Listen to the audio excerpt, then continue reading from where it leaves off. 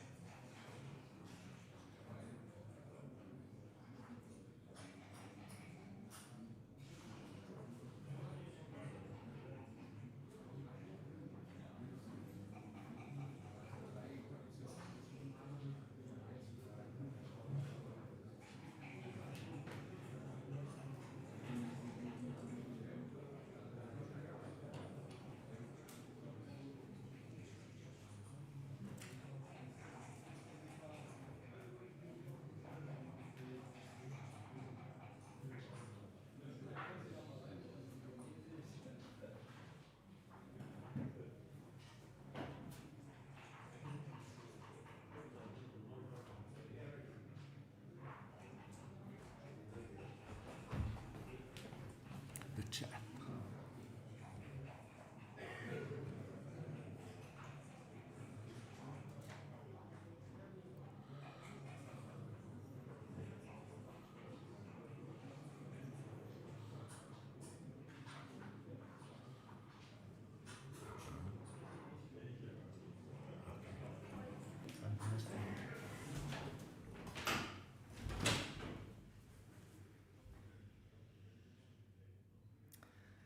Good morning everybody from Aachen.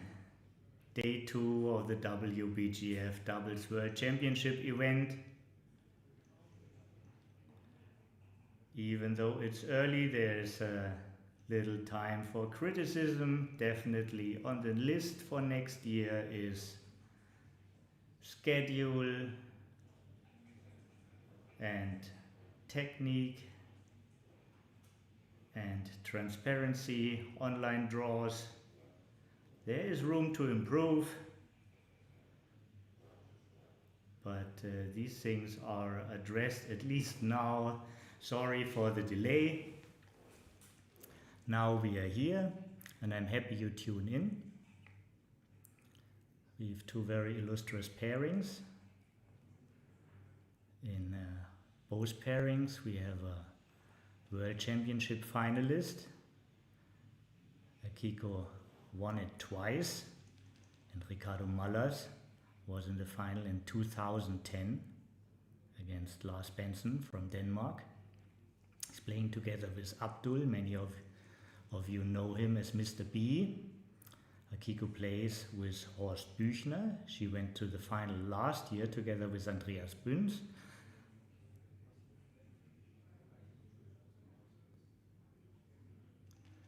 Don't get fooled by the names.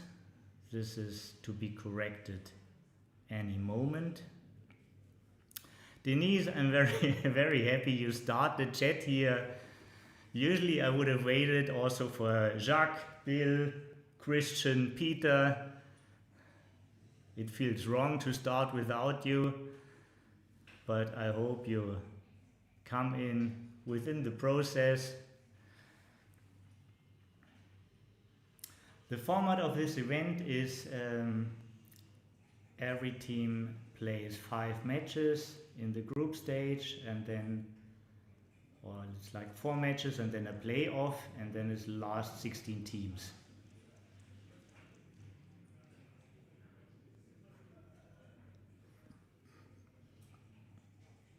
And with the last 16 teams, it's a knockout tournament.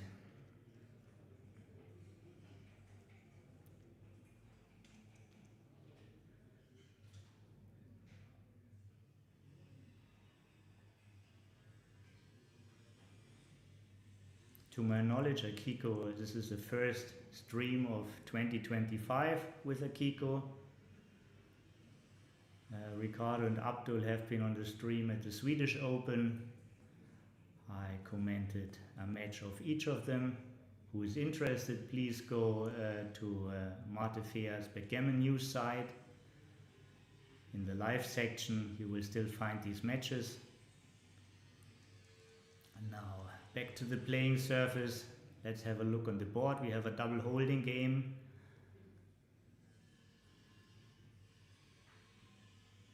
This is why we had some reason to talk about other stuff. Double holding games are usually not action loaded.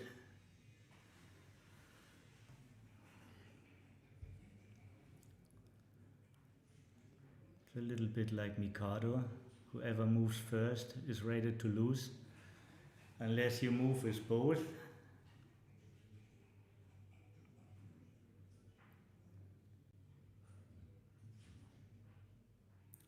For one, starting an inner board point is a good idea. Other options were making the higher anchor from 21 to 20, but this gives, of course, more contact, since it's obvious the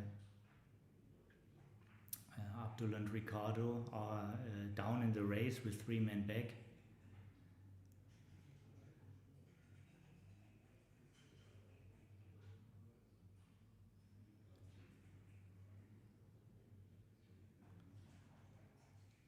Couple of different options here.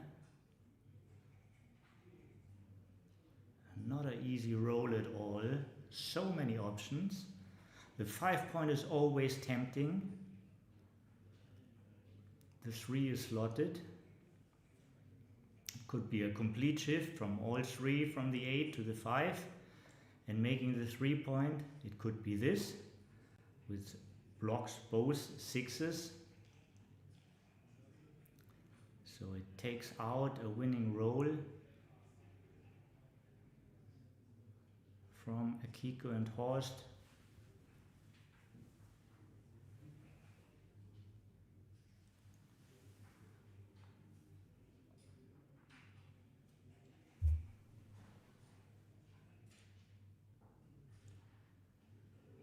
Let me please quickly report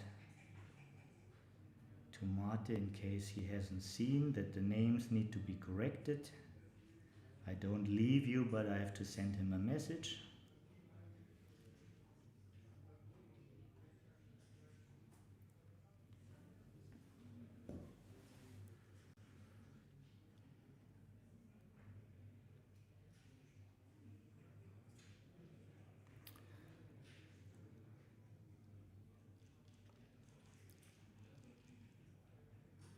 Now far more complexity than before.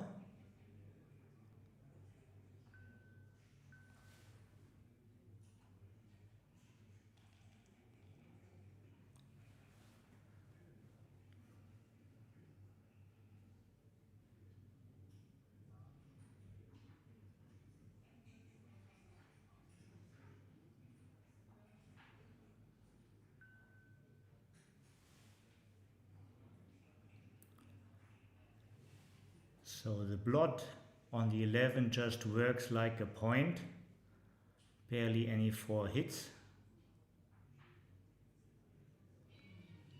or at least it comes for a high price.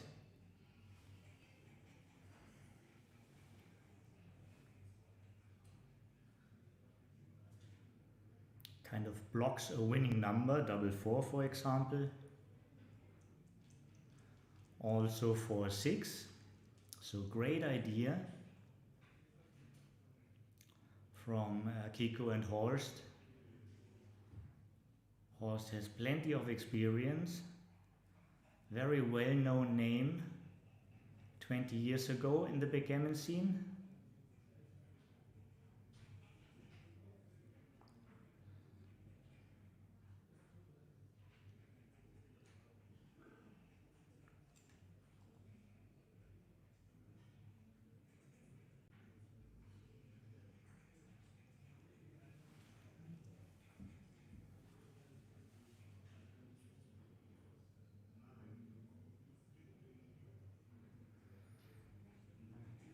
This is one idea. Would have been also possible to make the 4, keep the 5 slotted, so it's easy to make with the next 6.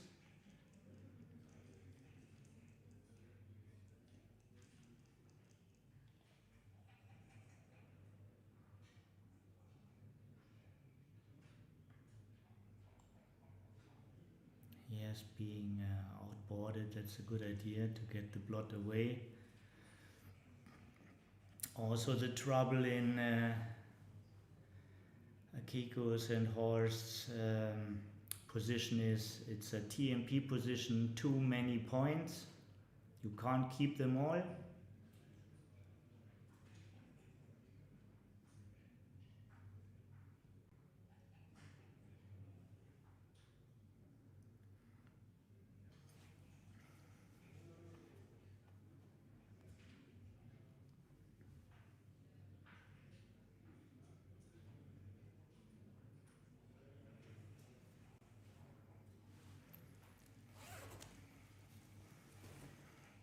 Ed, nice to see you in the chat. Thanks for showing up. That's always a big help for me to let me know I'm not alone here. I can't see the statistics, how many people are watching. I just see the chat here on my screen. So I'm happy for everybody who writes something. Makes it easier to relate, makes it easier to talk. And now we had a lot of action.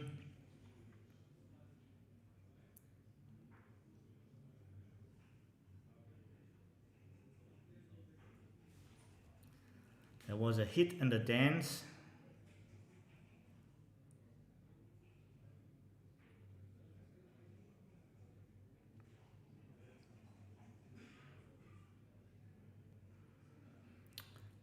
Horst and Akiko didn't take too long to find this cube. And now the question is to Ricardo and Abdul how they handle the situation. Steve, yes, welcome to Aachen. Hi back to Minnesota.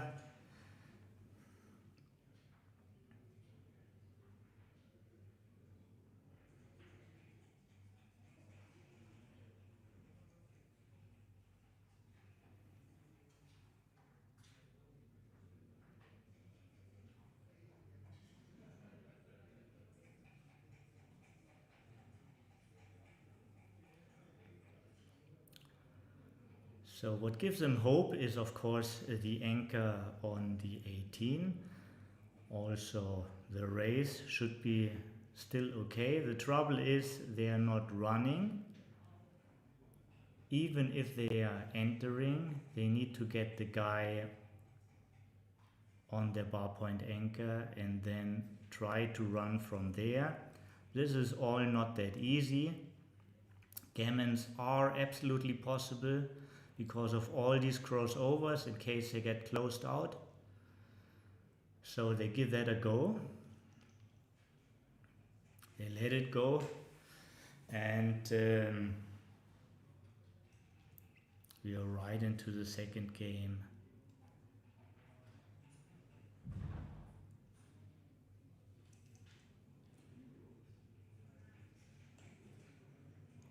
Ricardo is from Lebanon, but he has a flat in every beautiful city in the world. And Abdul is kind of a globetrotter too. He is from Dubai, but also have strong connections to London.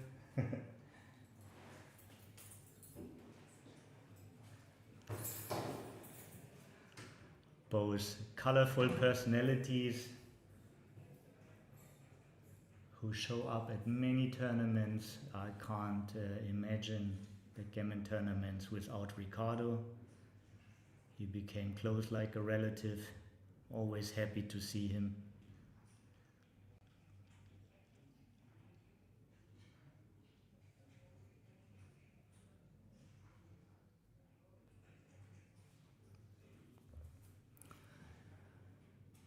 Yes, the owner outfield was craving for a point. And And of course you want to step up, because next time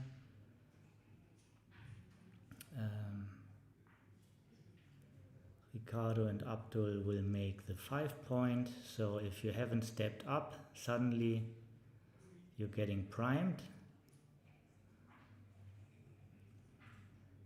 Great roll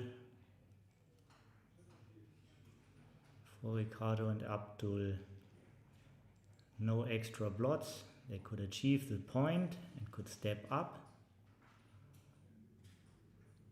Making the point was more positive. Stepping up, especially when they don't get hit, was of course of value.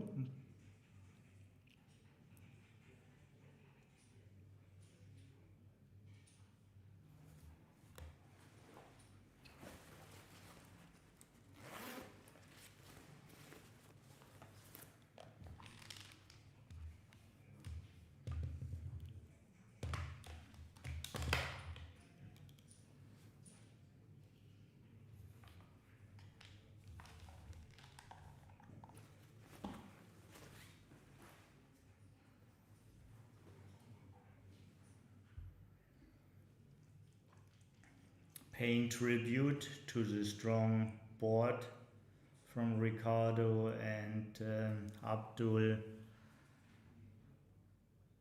they decided not to volunteer 39, but crushing their board. They will remake it with any 7, 8, 10, 11, or the easiest way with an ace. And now probably 4-2. This is a better switch, because a spare on the 6 is so important. Yeah, they have the same understatement. They're just looking at the opportunities.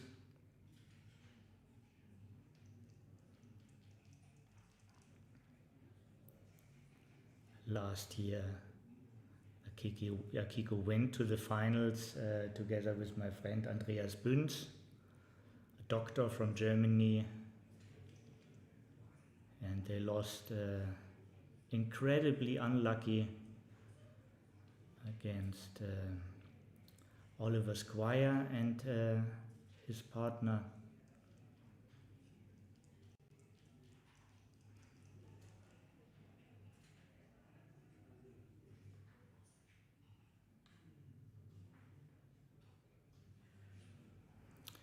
Killer roll, and we are getting nearer to the cube action decision. Nearer, but we are just not there probably.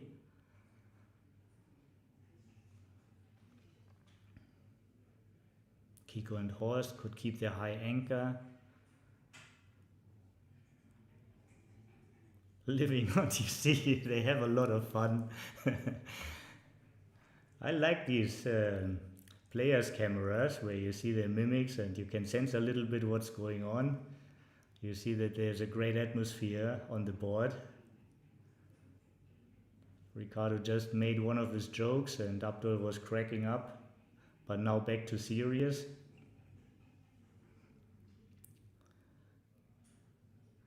Ricardo is well known for his pranks and great humor.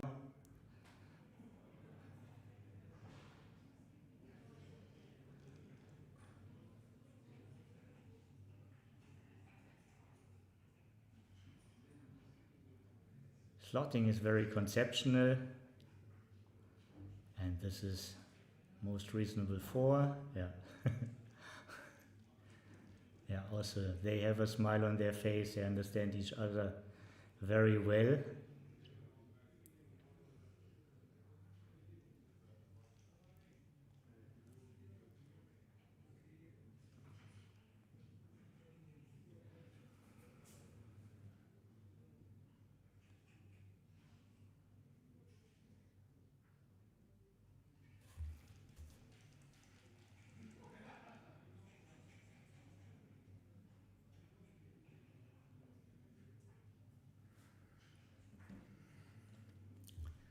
I will give this to the technical support. Thank you for the feedback.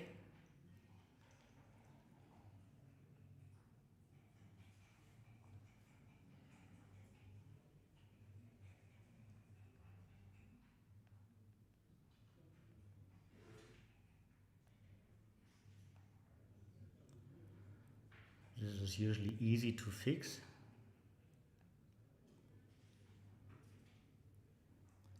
Please let me know about all these things. That's easy to take care of. Maybe also I take just the microphone a little bit nearer. Maybe this is the way.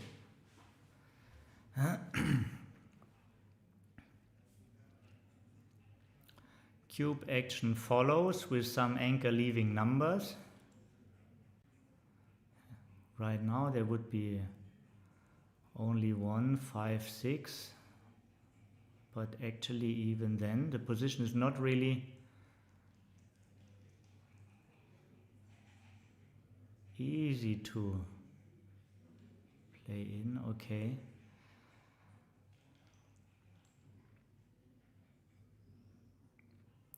Keeping the builder power, but giving up the best control point. Still looks like a good decision. And here comes the cube.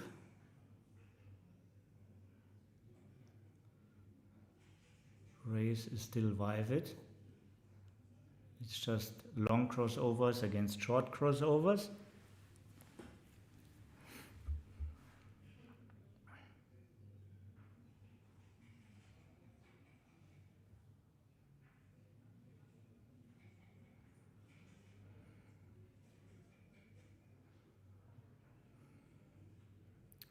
It's evenish, of course, very visible that there's wastage on Akiko's and horse position.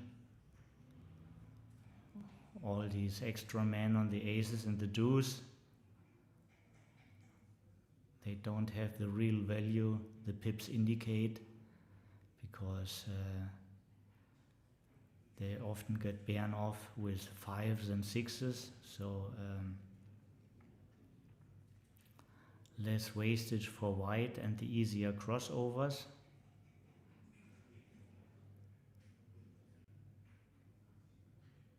But nevertheless, the race is very close.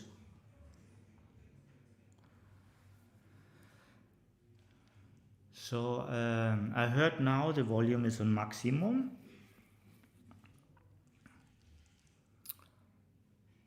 Please let me know if this is a little bit better for you. I'm trying to speak louder and I put the microphone a little bit closer.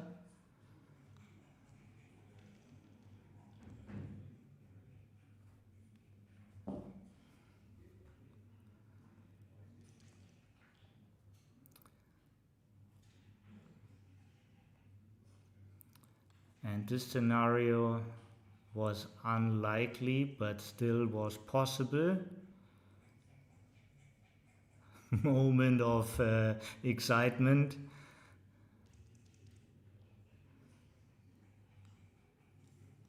And this is a decider.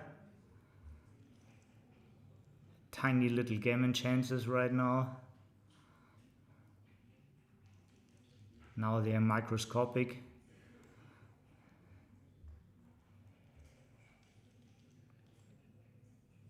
Now they vanished.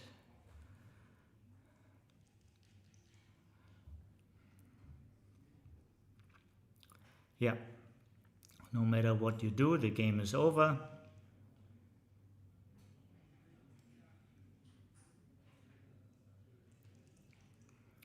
But Akiko has a silver reign. She decides when it's over. It's her on roll and nobody can tell her to give up. They just want to see what is the last thing coming out of the cup.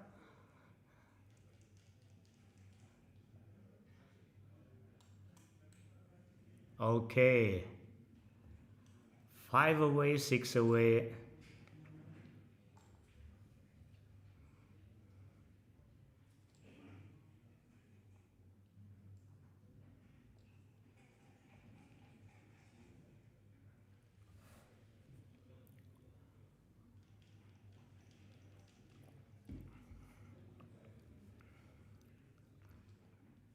Starting out of the pole position, 3-1 the very best. But now all doubles are activated.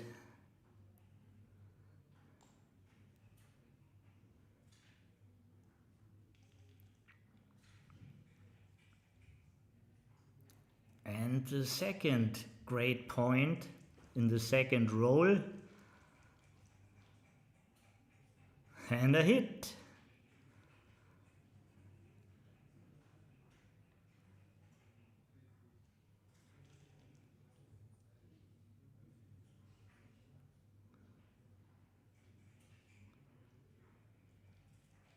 And out to the bar to oversee the field better. Good link between the 24 and the midpoint. And now this is a very serious decision.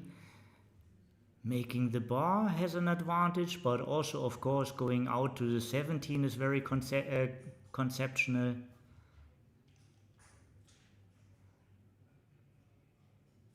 Not easy, not clear. This is of course best for the race. Also, it cuts contact against the stronger board.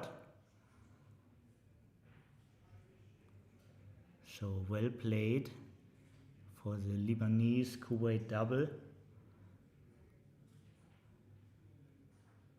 Two good friends.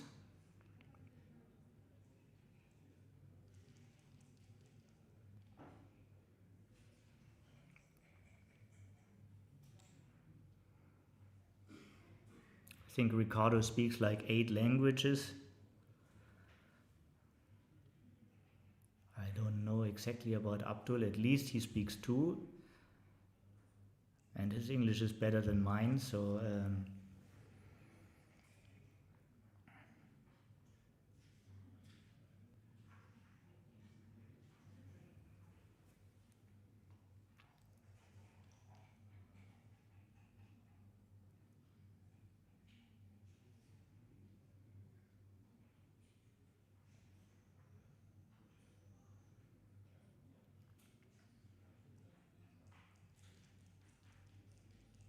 and Ricardo and Abdul are closer to decide about the cube than Akiko and Horst.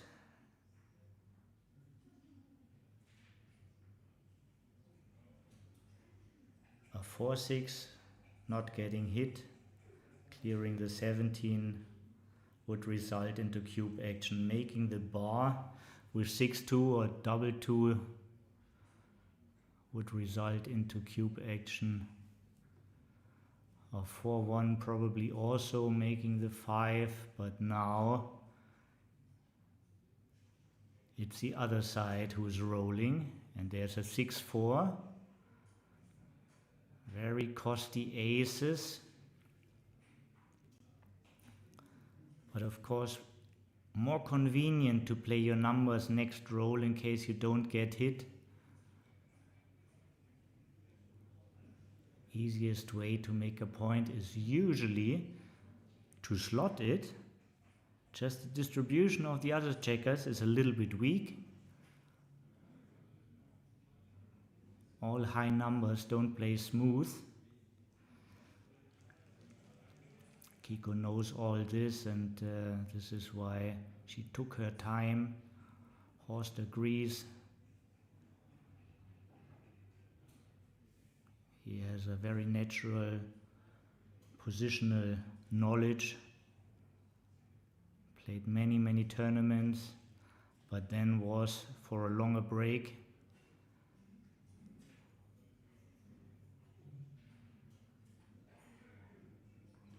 (13-6). Can't give up the anchor. Don't want to make the ace. And chuck.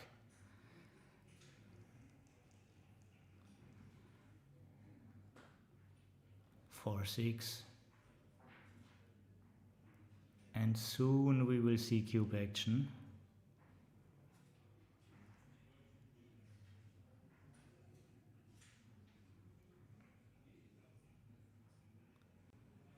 And if they lost their market, it's not that horrible for them, because you want to go to an odd score to be even away. So what's really important, to be in or under the 4-way distance.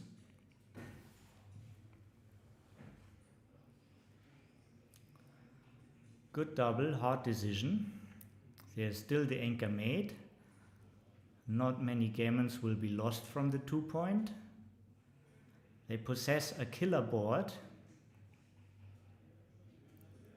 Downside is they can get primed. It's very hard to get into the race. Upside is that Ricardo and Abdul don't have too many numbers which do good things.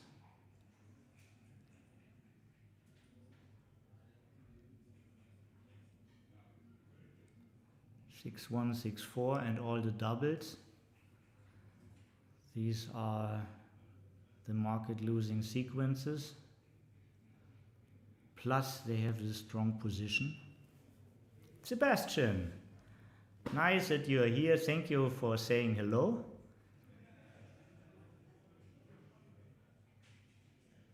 Yeah, we had a little delay in the morning. There is some things to be made smoother, but there are more days coming up. And they decided to take, and again for them it doesn't make so much difference if they're 3 away, 6 away down, or 4 away, 6 away down. But it makes a huge difference if they get to 4 away before their opponent, so they are really inclined at the score to go for the extra point if there's not a real gammon risk. And as I said, from the 23 there are not too many gammons. It's almost as many shots as from the 24, just you lose way less gammons.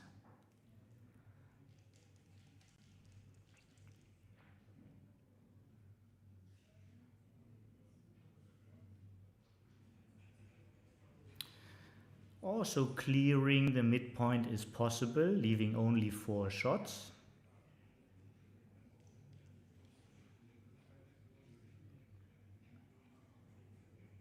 But why give anything if you don't have to?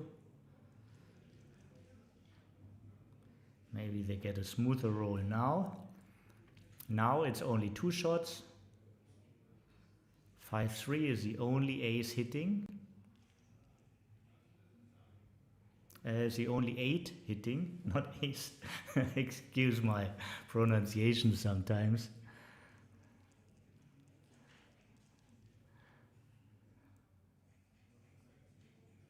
Fantastic roll. Yeah.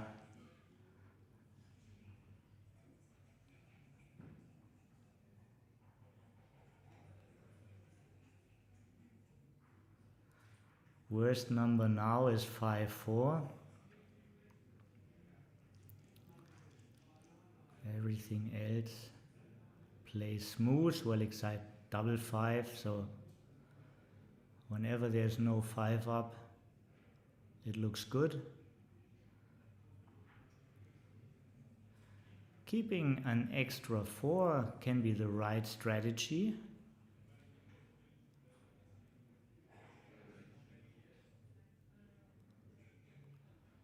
Saving them from the next 6-4. If they don't roll a 4, this is smoother in the later sequences. 6-2, nothing. 5-6, they have to leave. And some 6s, but this is a great number. 3-2, smooth pair in, bringing the checkers, the spares to the perfect points where you want to have the spares. So this plan B is activated. Plan B is winning the race.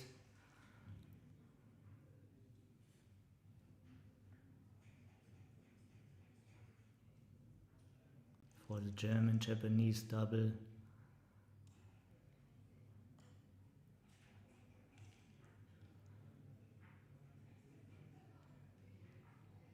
But they need to roll a little bit higher if they want to stay in business. They are 14 pips down so far, and now it's 19 and 5 crossovers.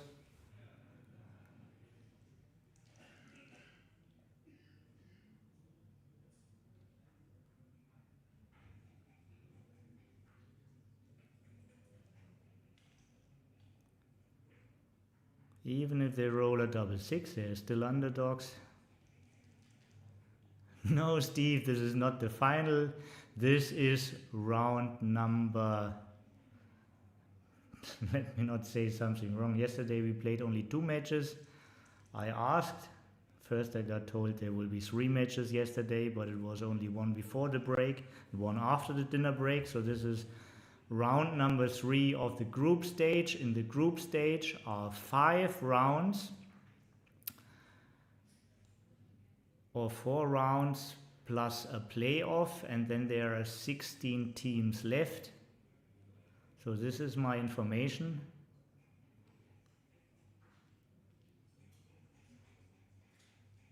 I'm always trying to get the best information to give it to you, but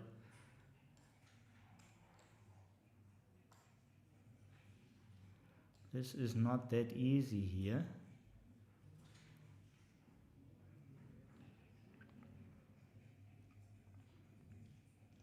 There will be online brackets in the knockout stage. They are not available now. Hopefully this is also something changes next year.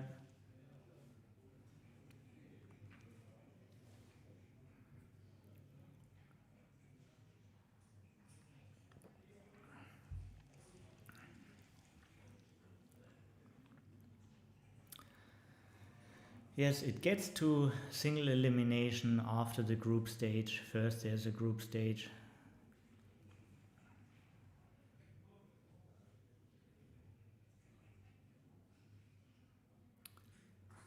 But I am with you, it's not that transparent. I wish it would be easier to understand and to follow up for me, but also for all you watchers at home, what's going on here.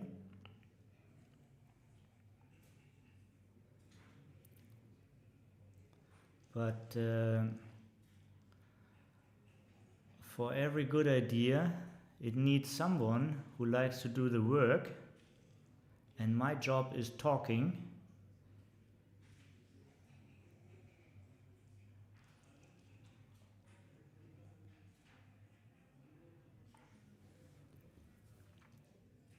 To 1, link up, seeing the safe spot. It's always good. Next 6 goes to a safe spot for Ricardo and Abdul.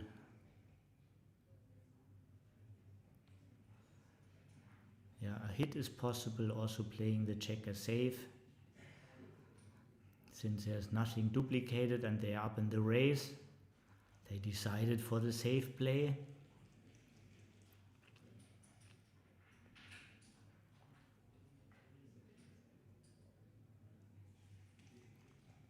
Good fast move.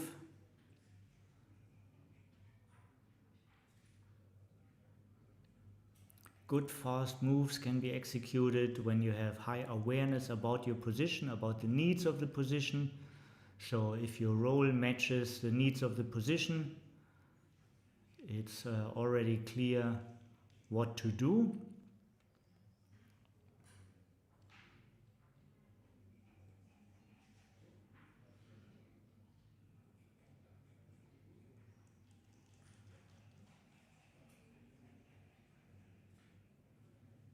Yeah, all other 4s are blocked, and this increases the efficiency of the board.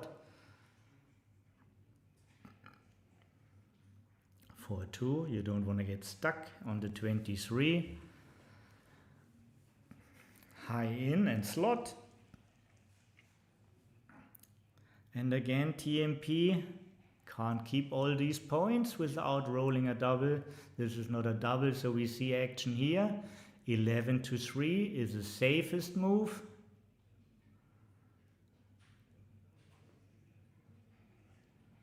Leaving only 6 numbers. Oh, this is the safest move. Hey, what I'm talking. Right. They show me. But the 8 point is still valuable. Don't want to give it up easy. Also, they get like 13 re-hitters. If they get hit with one of the 6 numbers,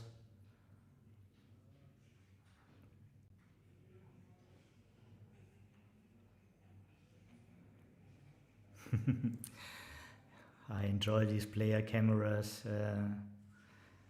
Akiko's cooling her forehead a little bit.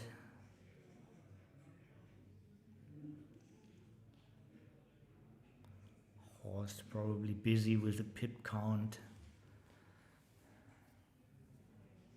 Always gather as much information about your position as possible. Think about the number of shots. Think about the pip count.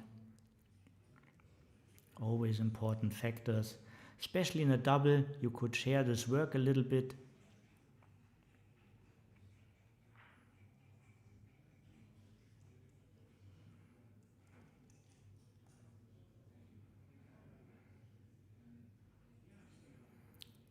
Making the ace.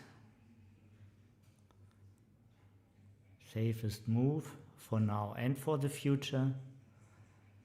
Clearing the 8 would be also safe for right now, but less safe for the future, because again, in this TMP position, it's easier to play if you have 1 point in your own outfield.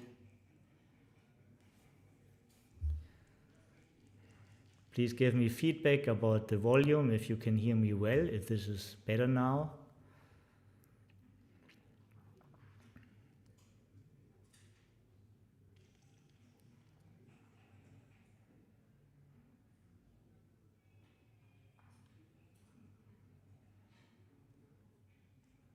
And the moment of truth coming closer. Looks like a 4 duplication, maybe, or a 1 duplication. Duplication is the right concept.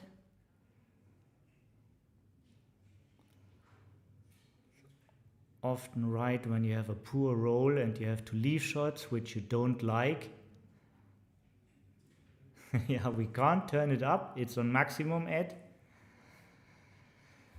I just can speak louder, but I can't really shout because next to me is a playing room and the streaming table for sure can't hear me, but I can distract other players.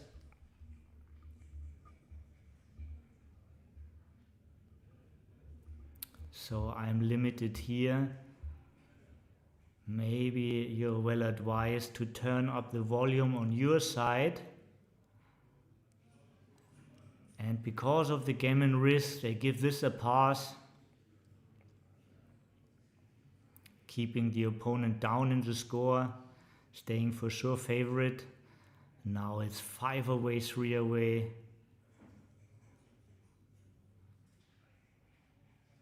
They change the roller.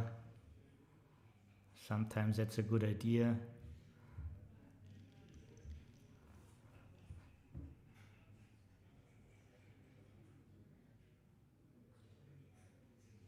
Just for the feel, you know, of course it doesn't change, it's not the one lucky roller, but this is human perception. You feel unhappy if you lose 2 games in a row, so maybe it affects your decision making too, so step back and let your friend sit on the table. Let your friend hold the cup.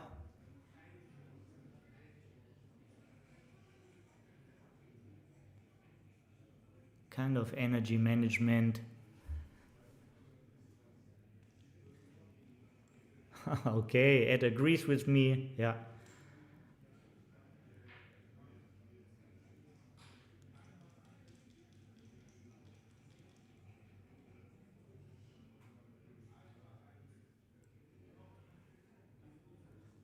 I already have the microphone next to my nose, so I'm really trying all to do to give you a clear sound.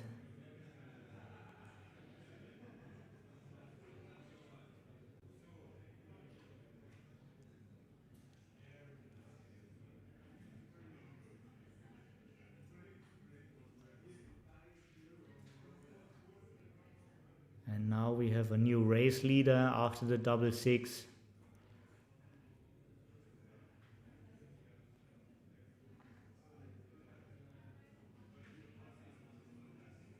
And since there's barely any contact, we need a count here. Maybe action is already here.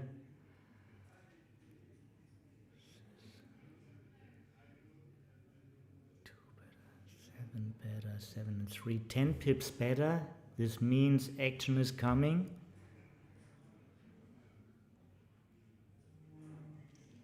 Ten pips up, one more shake, they say. 19 after the roll.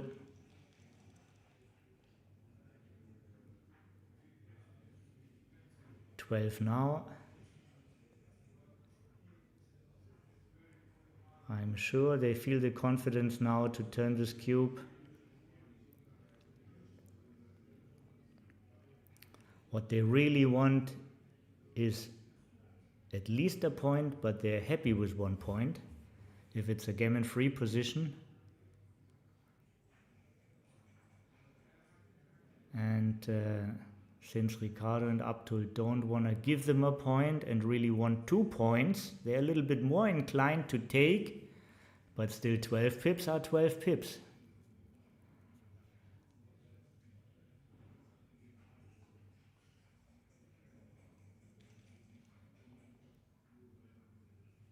And my explanation seems to match their thinking too. They want 2 points, so they take this cube.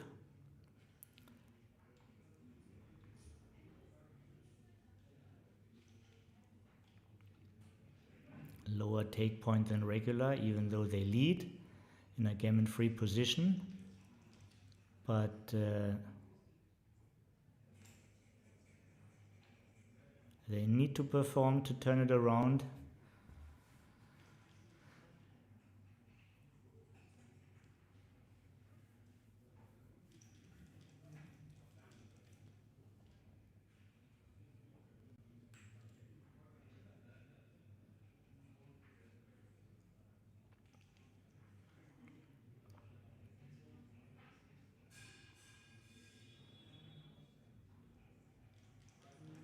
I think 25 pips down now.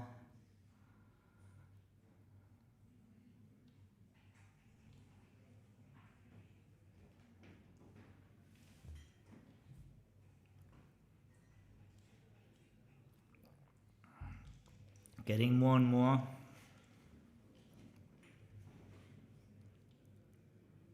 Now this is the first little break. First sequence. They gain ground back.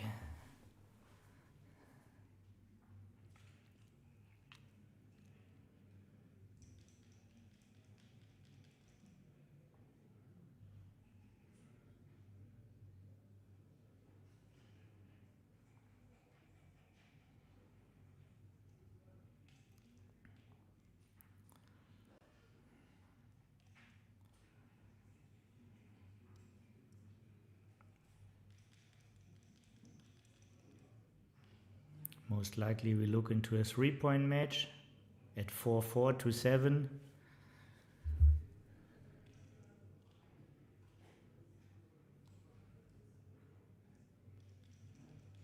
But let's be patient and wait.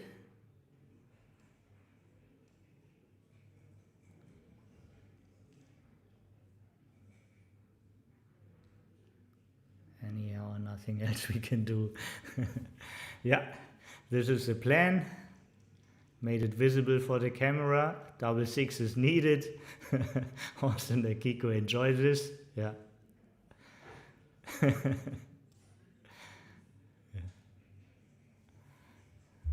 Hi Selim, welcome to the chat.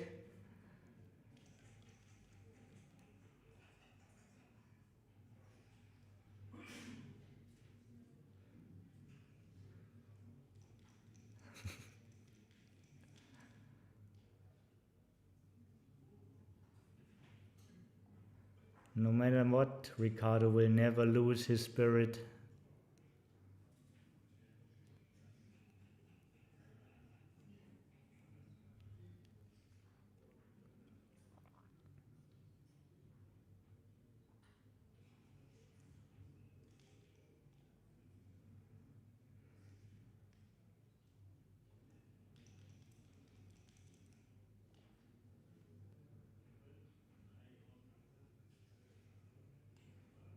And now it's there. Keeping chances alive.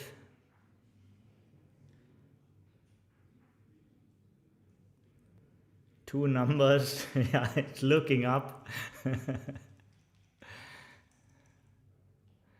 Two numbers, only double six, double five, and a six up, but followed from an ace. So yeah, 3-point match. Yeah, Kiko shows the heartbeat she had with the last roll. Yeah, sometimes backgammon is better than a double espresso. Jürgen is with us. Hello to the chat.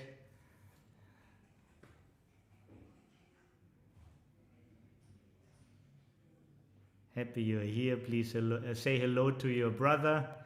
Maybe he will watch one day too.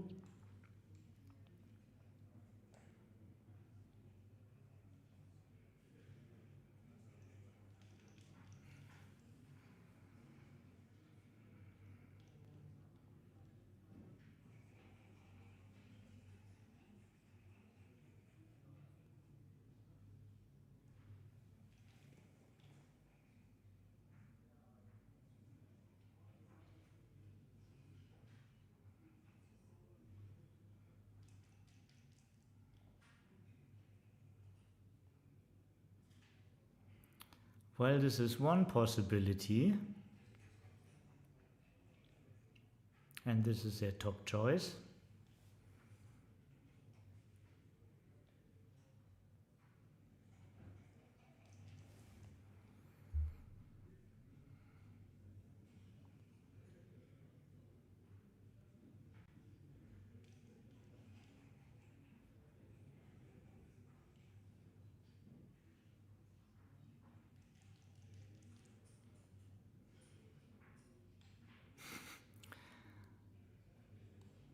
Best number by far,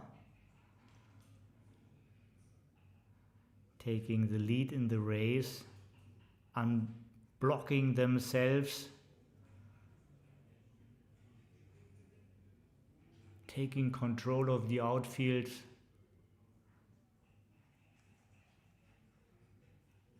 And this is very close to cube action.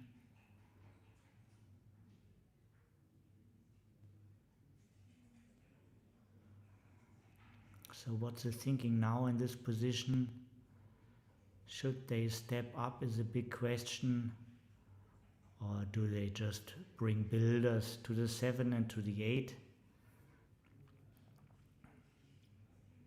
Not forcing the action. It's a big decision here.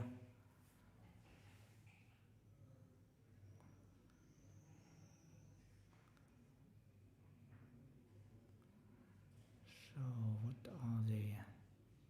Down. Down 5,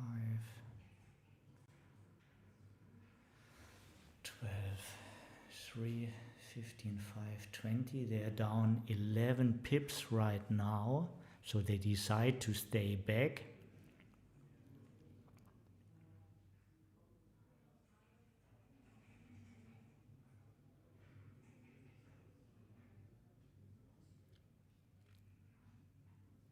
Being 11 pips up, having a forward position, having the way stronger board.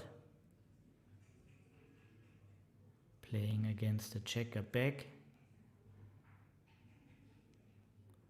All these are indicators to send the cube. This is a 3-point match. You want to send it a little bit earlier here. The battle in a 3-point match is who scores first 2 points. This is a real battle.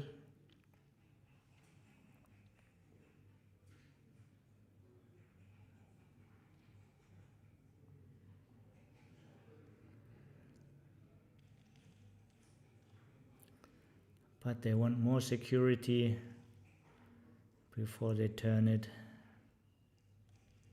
They decided to wait for another shake. 4-2 wasn't great. 5-2 isn't great either. Now there's a double slot. There are 2 blots in the board now. There's one more attacker. They lost tiny bit in the race, but not really to be bothered about. Still 10 pips up. Yeah. You can tell if you look at the mimic of Horst and Akiko. They don't feel too comfortable. They hope not to be doubled.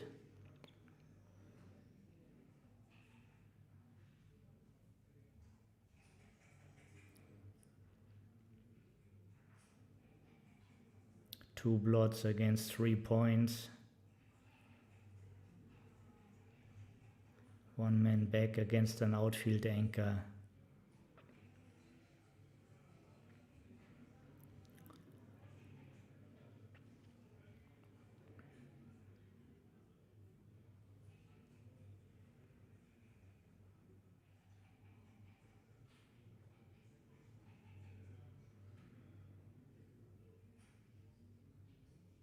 Do we see a pass here?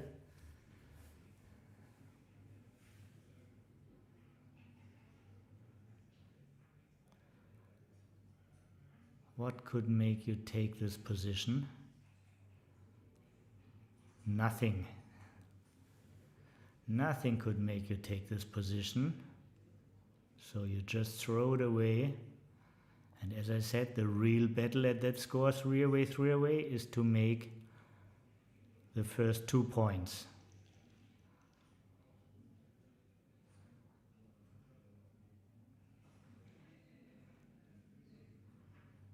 So now Akiko and Horst are more trigger happy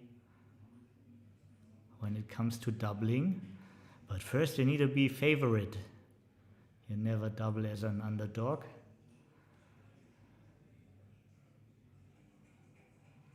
This is a step towards a winning direction.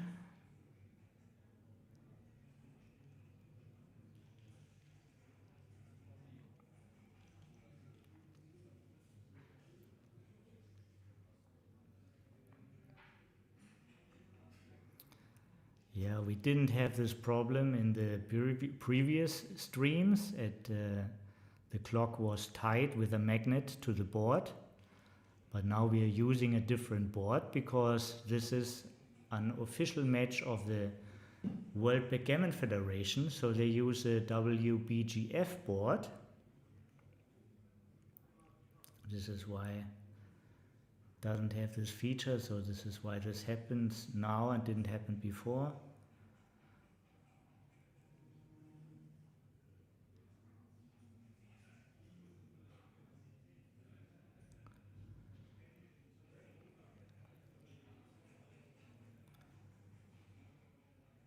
There is no super safe play. They have to blot always.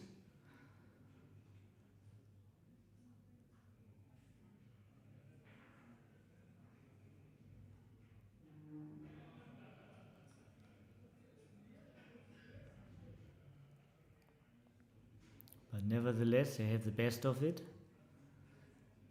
Being faster, which is easy to see. 3 men back against the already more advanced anchor on the bar, so this is nearly visible that they are up and they have a double. So breaking contact was one idea, But making points also helps to break contact or to play safer later. Right now the risk is very moderate. They only had a blot in the board. Now they have a point. Way more important to play safe now. But this is also impossible. Might just go for the slot. Two ways of slotting, the 4 or the 2. And this connects more checkers together and also brings an extra option with 5-3.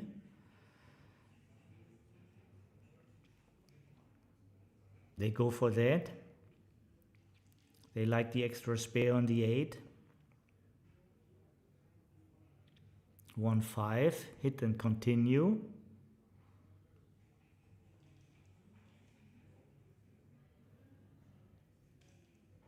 Now far away from any cube action, even further away of any cube action.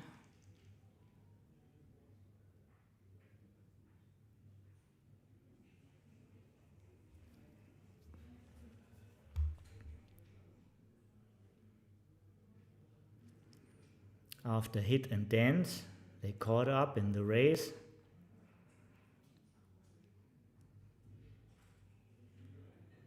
So for sure this is an idea to switch the 5 for the bar and bring the guy to the 14.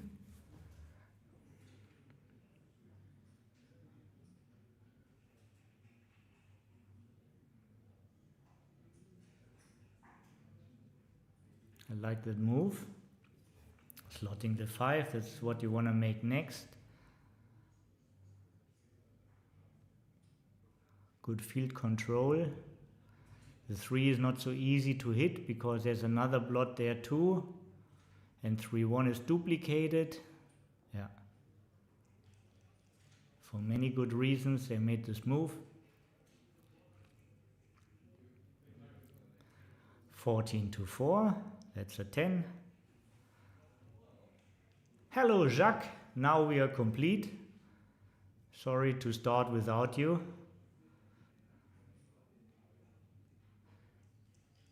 Glad you're here.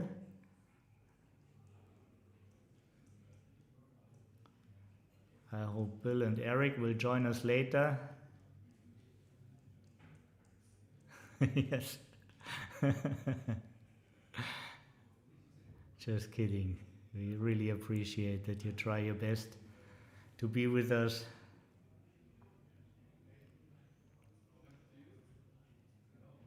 Playing safe against a stronger board, very conceptual.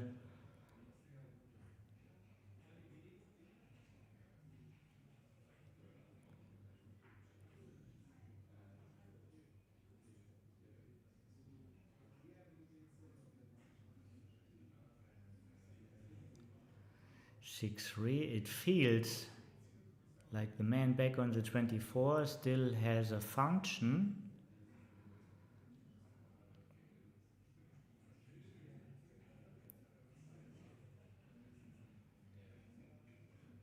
Very often this guy becomes a prisoner, and it will as soon as the next point is made, but as long as it's not made, this guy is a guard. No, of course you want to hit. Of course you want to hit. No, yes. Yeah, this is the position. Yeah.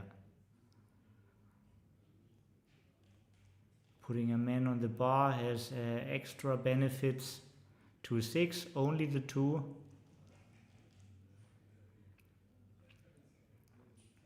6-1, pick and pass, no alternatives. Yes.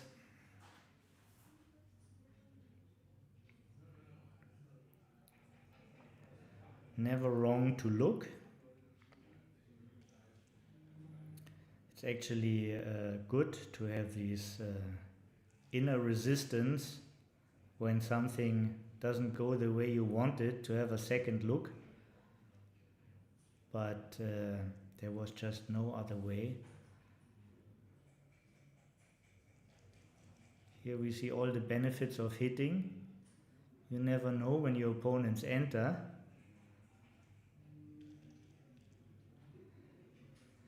Well, both teams have great spirit.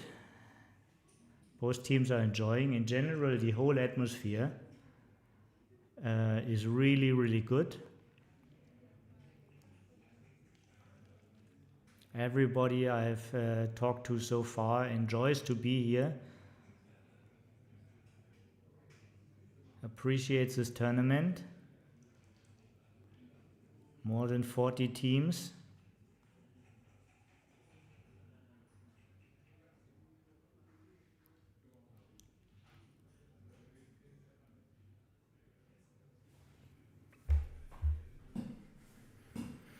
Yeah, don't overdo it with the flexibility,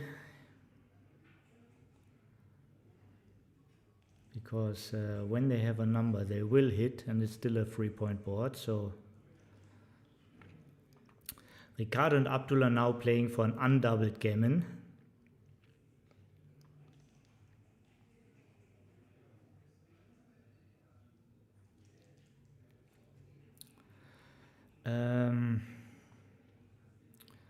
It's not so easy to say. Definitely they thought about it.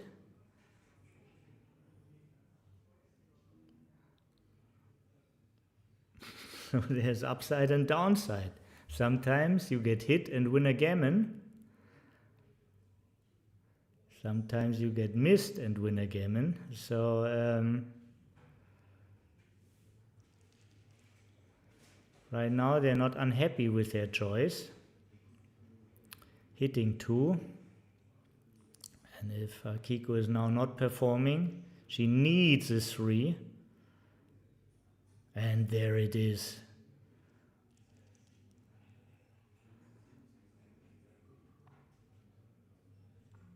More opportunities coming up. Very decisive roll. Look at Horst. Oh, expensive dancing. And this is a killer. Hits and makes a point.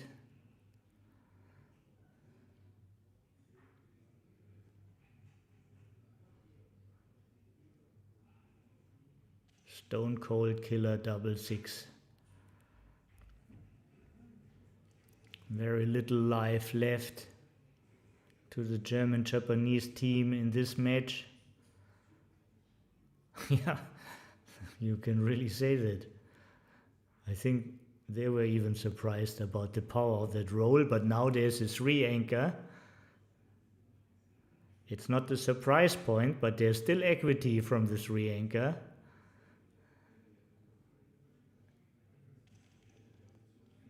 Hope is coming back. And killer board.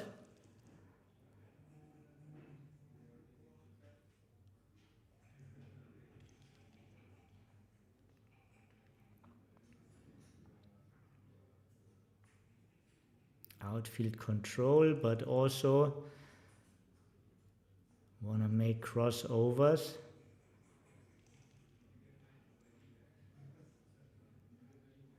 Saving the gammon, maybe target number 1. Stay in the match. Of course, if you can win it, you prefer to win it, but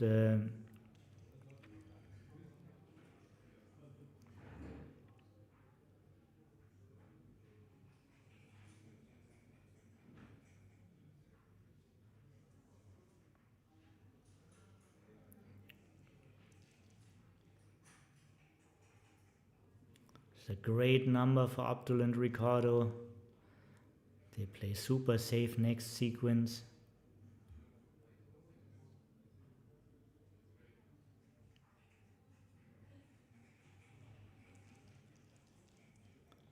Don't waste a pip, don't waste a crossover.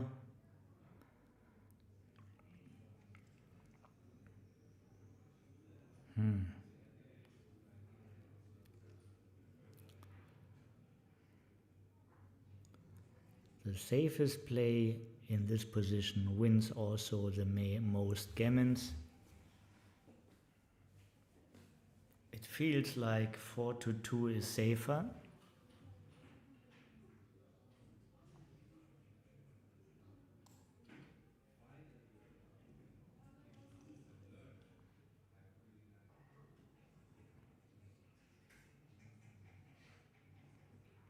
One crossover.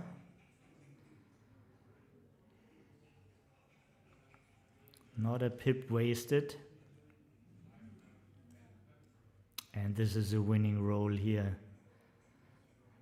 I don't see the sequences to get out of the gammon.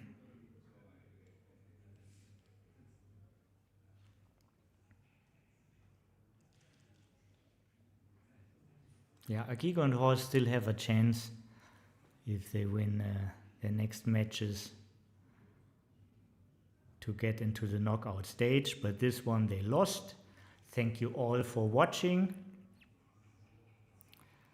Unfortunately, we don't have a real schedule. I would love to tell you the time when to be back, but I have to apologize yesterday when I said the next match is in 5 to 10 minutes, and then all the people were gone. Yeah, I'm not always getting accurate informations. I'm trying to get them, and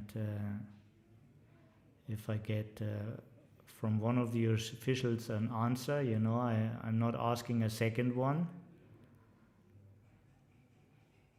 And I also don't like to complain to keep the good atmosphere among the team. So you just have to hang out, put the volume high, leave YouTube on, and as soon as you hear my voice, please come back and watch with us.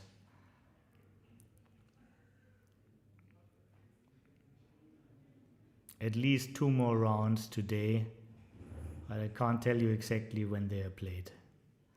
Jacques, yeah, okay, let's keep it like this. See you soon. Thanks for watching.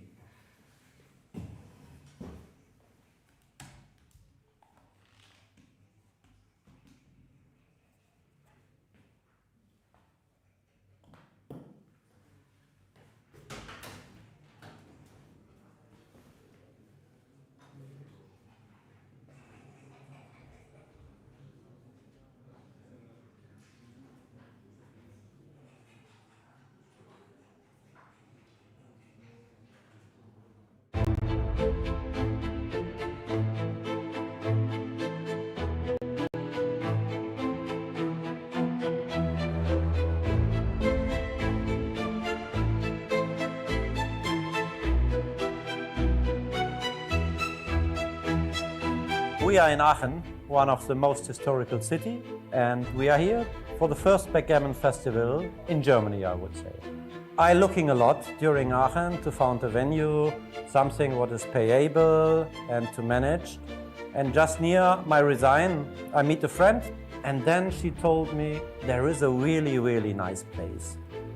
It calls Erholungsgesellschaft. Yeah, it's a kind of city palace. I checked it in the internet, I saw the pictures, and it triggered me.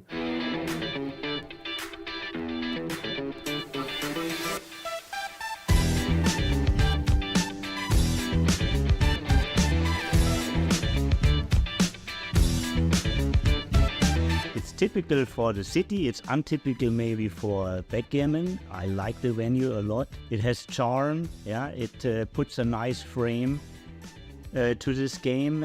It elevates actually the whole atmosphere. It's a new event and the venue is very beautiful. It's like a museum or like a city hall building from the 19th century. Very impressive tournament room, great venue. Maybe it's a little bit less comfortable that this is not a hotel, so people cannot stay at the tournament place, but I think we should have tournaments of every kind. I really like when we are not playing in a hotel hall, but in a traditional place like here. This tournament is supported by the city. That's why we got a great venue, really located in the center of the city. Very convenient, very pleasant. I'm very happy to be here, really.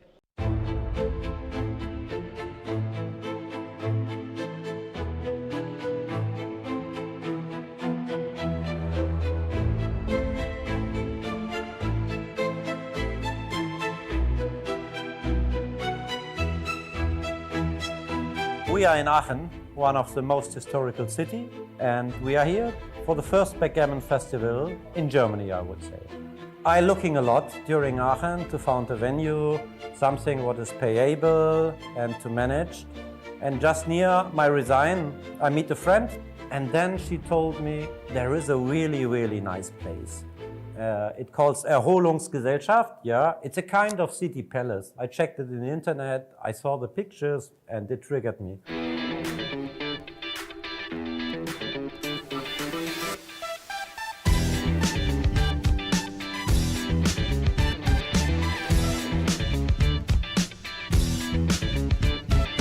It's typical for the city, it's untypical maybe for backgammon. I like the venue a lot. It has charm, yeah, it puts a nice frame to this game. It elevates actually the whole atmosphere. It's a new event, and the venue is very beautiful. It's like a museum or like a city hall building from the 19th century. Very impressive tournament room, great venue. Maybe it's a little bit less comfortable that this is not a hotel, so people cannot stay at the tournament place, but I think we should have tournaments of every kind. I really like when we are not playing in a hotel hall, but in a traditional place like here. This tournament is supported by the city. That's why we got a great venue, really located in the center of the city. Very convenient, very pleasant. I'm very happy to be here, David.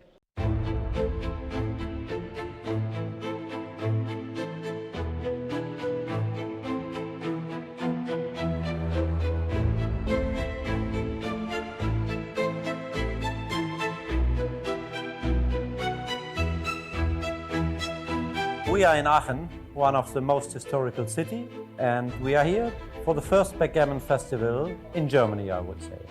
I'm looking a lot during Aachen to find a venue, something what is payable and to manage. And just near my resign, I meet a friend, and then she told me there is a really nice place.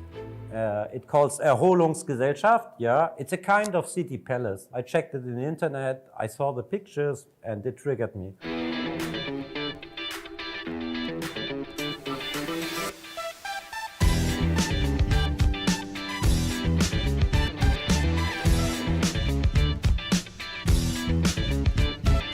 It's typical for the city, it's untypical maybe for backgammon. I like the venue a lot. It has charm, yeah, it puts a nice frame to this game.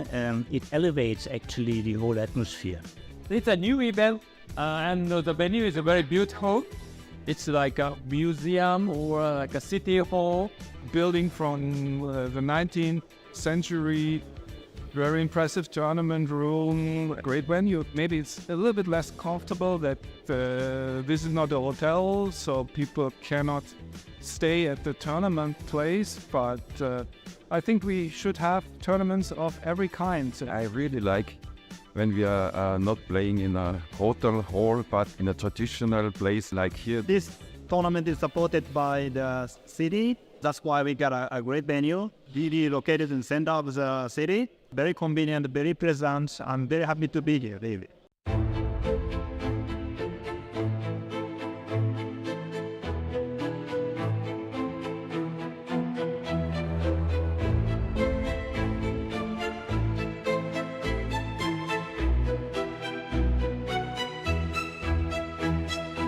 We are in Aachen, one of the most historical cities, and we are here for the first Backgammon festival in Germany, I would say. I'm looking a lot during Aachen to find a venue, something what is payable and to manage. And just near my resign,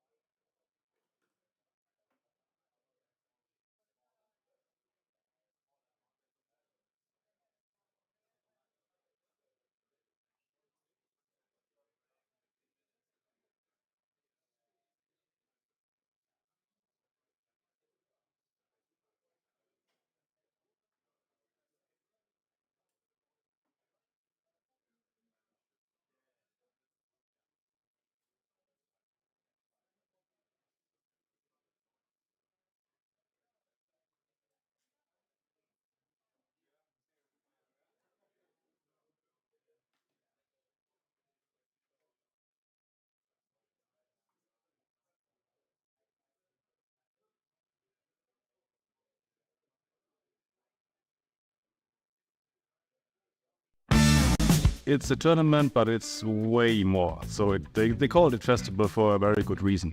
We have lots of additional action. We have doubles tournament and we have a pro-am doubles, which means we have an expert and a not so experienced player. There is a lot of historical places, a lot of sightseeing. It's a very nice city, and everything is close, everything is nearby, so it's really a convenient place. It's like an experience to feel entire city. It's a backgammon holiday. You can do backgammon the whole day if you want. Starts at 11 with the seminars and then tournament and until late night. So I think I need a rest now from backgammon next week, I guess. The organization and the program is so full of things like learning and exchange, which makes it a special festival or backgammon tournament. What I especially like about this tournament that they put emphasis on introducing the game to new players. So we have a beginner's room and lots of events for rookies. That's a very nice way to promote the game and make it more popular, and it really gets media attention. I'm very glad we are here because Andrea Mills, the State Secretary of Sport, came here and made the opening ceremony with us. So backgammon has a very good standing in Germany, and this is also something very important for the future in all the nations where we want to have the next events.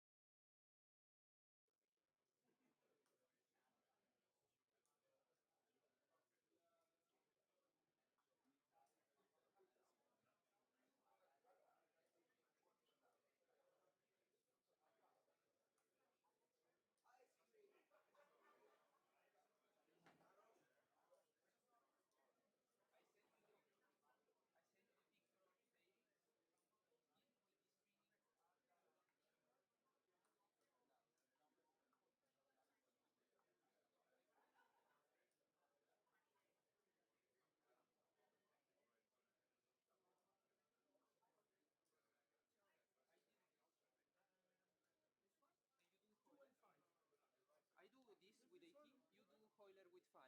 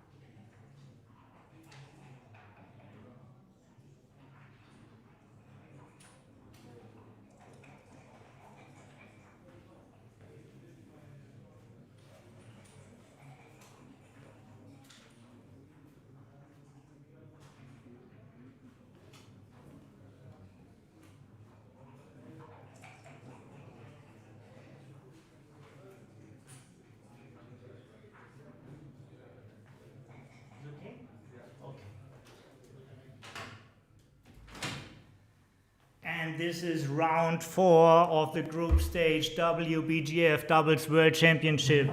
Thank you for watching. Please come all to the chat to let me know you are here. We have a Argentine double and we have a double from Denmark and Hungary. Fernando Neumark and Kojima Bonansinga from Buenos Aires. And on the top, Daniel Sørensen and Katalin Westeli.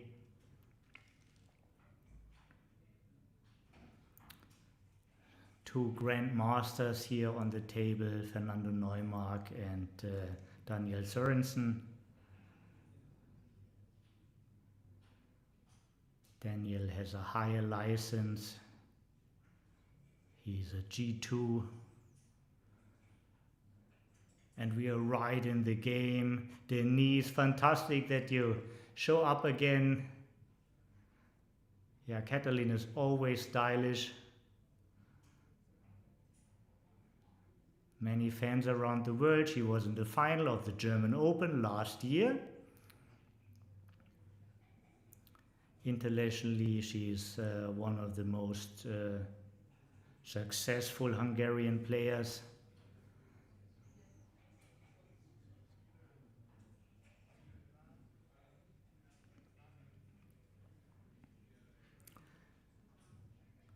Daniel and Katalin play the first time together in this constellation.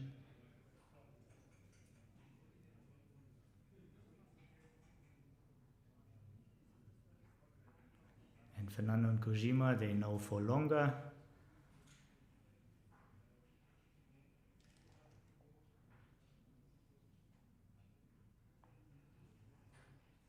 The Argentine doubles play a 3-point holding game.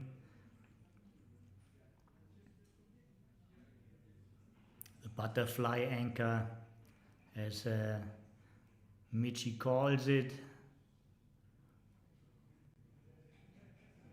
Butterfly because you're always ready to fly off this anchor when you can and when it makes sense. I know from 2 doubles who found their partners just here at the tournament, Jacques. And but I'm not sure about Katalin and Daniel. I think they had communication before this tournament, so I think they were looking to play with each other. Private communication going on about cube action here,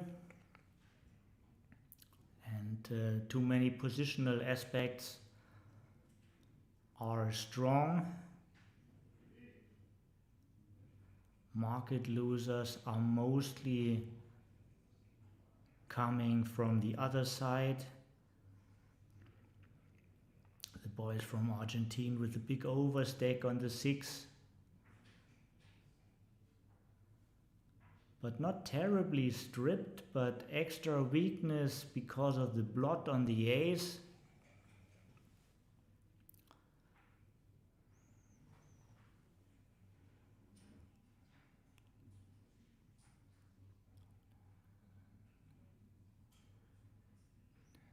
$12 pips down.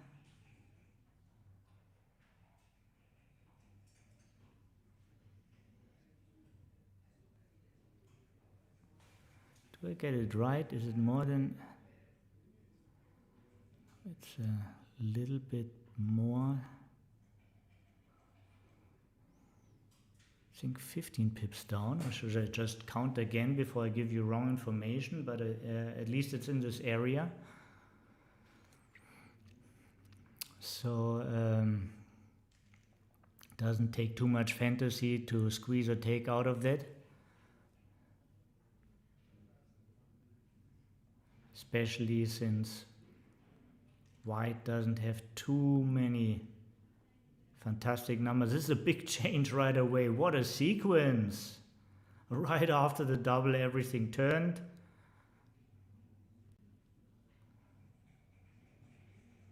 Hungarian Danish double were buttoning up on the bar, and and just the Argentine boys flew off their butterfly anchor, taking the lead in the race, and now they got the contact completely. What an amazing change here. This would be the only way to make 3 crossovers. Well, in theory also it would be possible to keep the midpoint and still make 3 crossovers, but this of course makes the most sense. You want to cut the contact, more flexibility by 6 on 3, well moved, and we might see a 4 cube, but double 4 puts Katalin and Daniel back in action. Not much gain to keep the contact on the opponent's bar. This is well positioned for the bear in.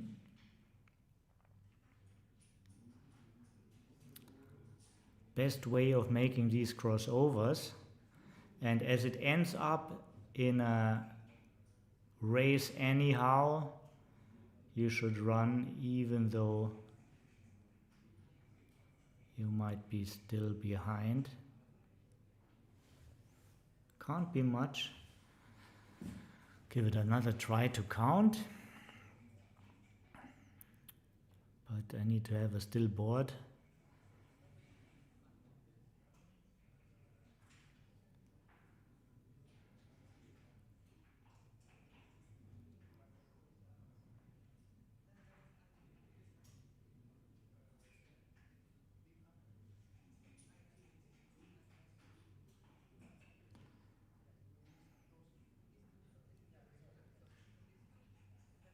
Right now I'm too distracted. I need a little bit of when they stop moving, I try to do it again to give you more insights.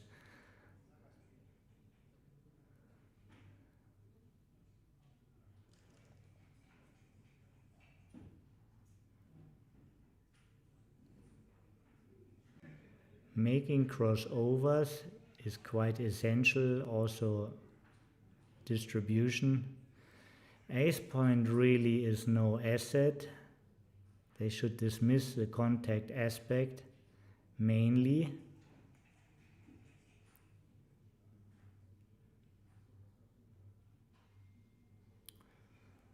Okay, let's do the thing again.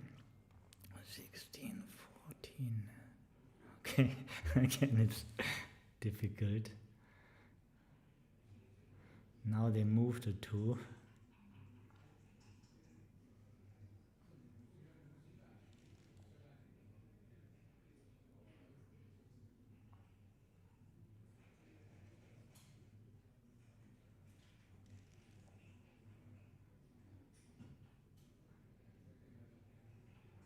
Yeah, bring them all in. That's what you want.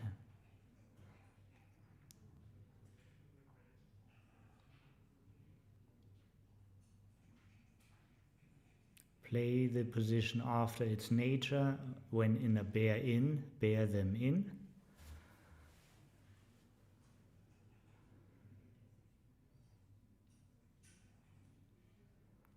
Saving a 6 can be a good idea.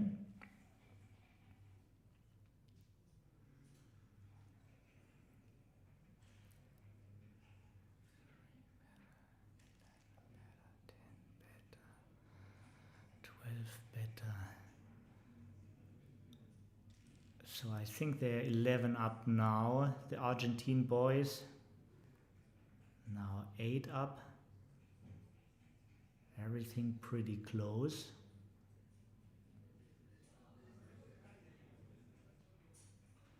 Eight up, but very long crossovers for the Danish-Hungarian double.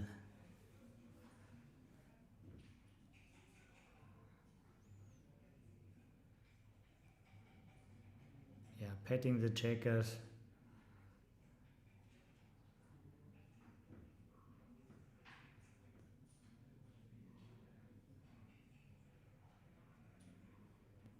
8 pips up and having access to the cube means they really should think about, if they don't turn it now, when do they want to turn it? There are 2 crossovers better.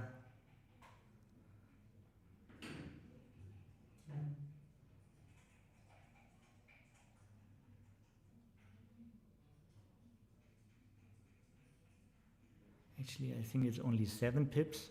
So the mental shift works like this. You give the 2 white checkers on the bar a double 4, then they are equal. So 16 down, 3 less because they moved already 1 up, so the outfield would be the same. So it's 13. And then you need to make a 4-2 in black's inner board, which get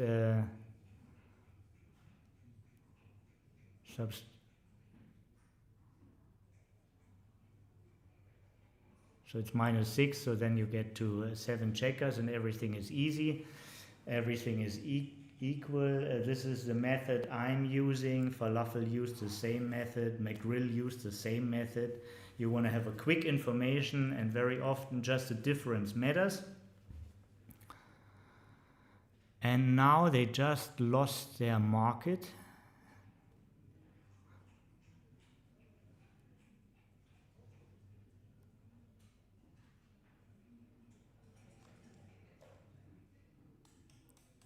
Very quick turnaround.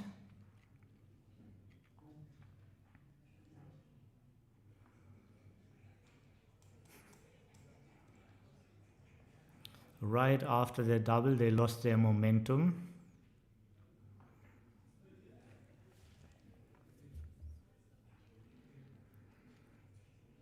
Too bad we can't see the score, but I let you know. It's 5 away, 7 away for the Argentine team.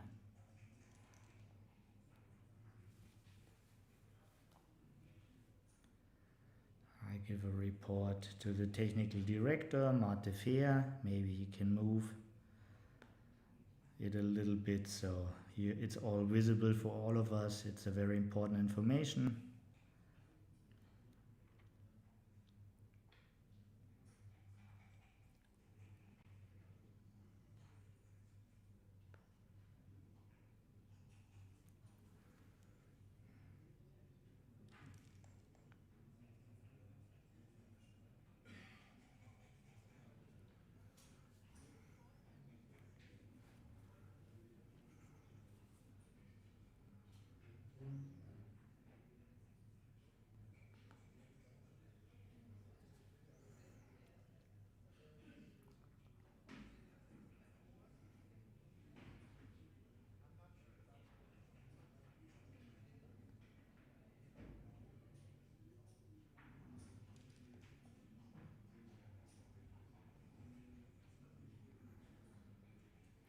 And the Argentine boys just want to rush into the outfield.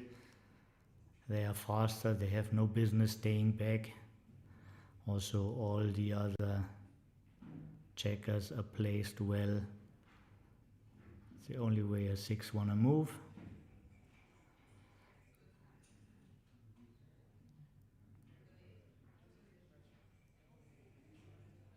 Hey, Toddy! Thank you for saying hello. One of the regulars in the chat, very happy to have you here. It's too early for the Americans. I think they are coming in with match number 5. When it's about the playoff. So this gives you more overview of the action, holding both 5 points, very strong. Extra asset of holding the 5 point, your opponent can't make it. Only one team can make the 5 point. Yeah, now this gives them room. This gives the Argentine boys room to make it. 5-1 is not a perfecta. trouble is not over in this particular role. Yeah, charming smile from Katalin. They're happy about their decision. 20 numbers. A little bit extra, but if it works, this is a position they want to continue with.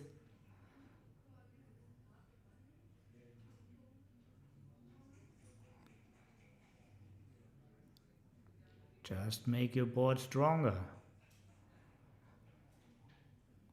Raises the efficiency of your future shots.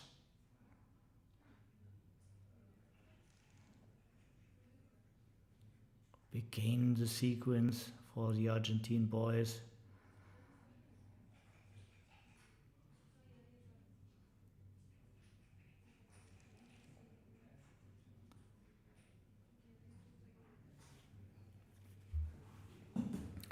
To the 2 or clearing the 11.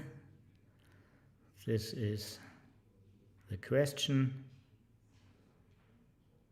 A point to be cleared is a point not to be feared.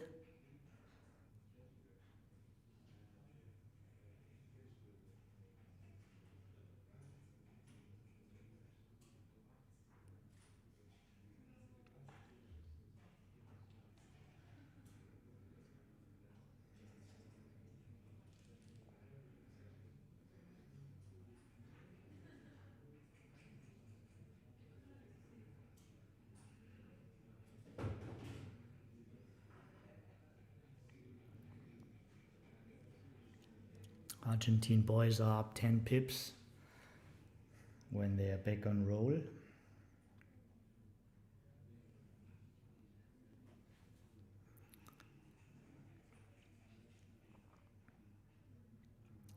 But at that score they become more conservative with their cube handling.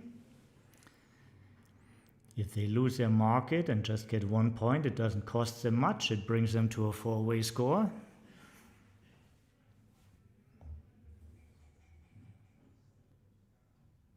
And what they really don't like is getting dangerous 4 cubes.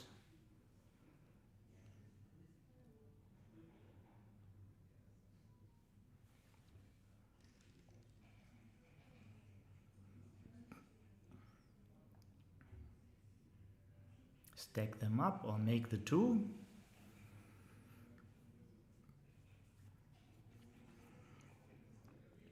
This time the stack is not that horrible than often in other positions. Gives them a lot of play to have spares on the 6. They stack it up. They also have a nice spare on the 5.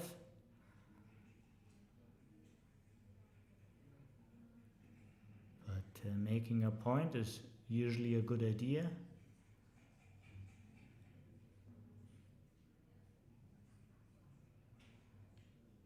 Don't see that the equity difference is big here. I would also give this a slight preference.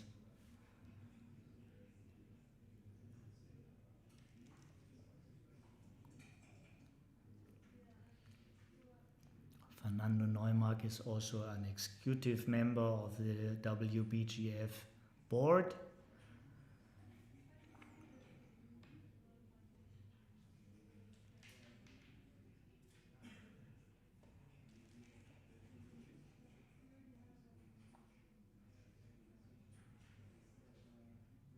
Backgammon is a big part of his life.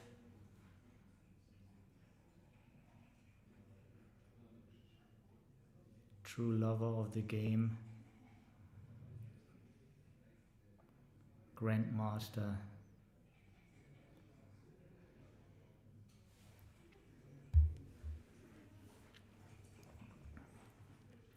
Two-point or stepping out.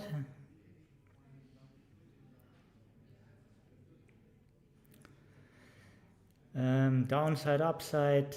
You don't want to get hit. On the other hand, the third man wants to run at a point and it's not easy to roll a natural 10 or higher.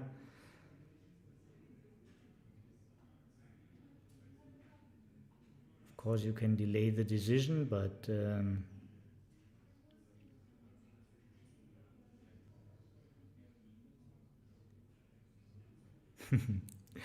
Hi Pete, here's another Grandmaster, Grandmaster level 2, just like Daniel Sørensen.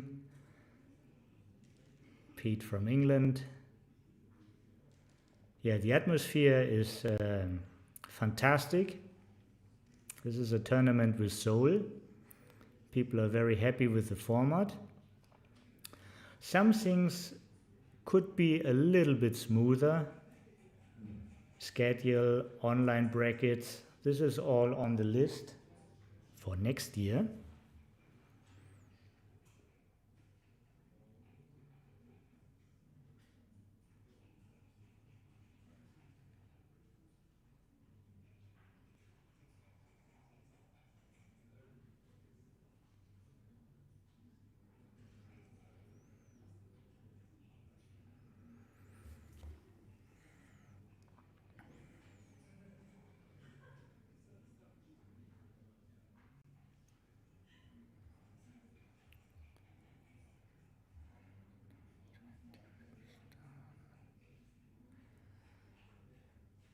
$16 pips up for black.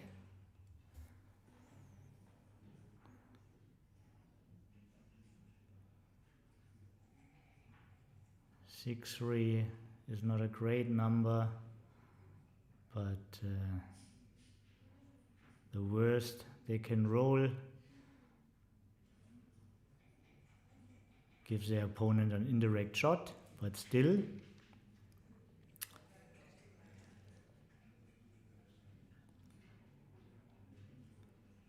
They're not enough up that their opponents give them the desired point.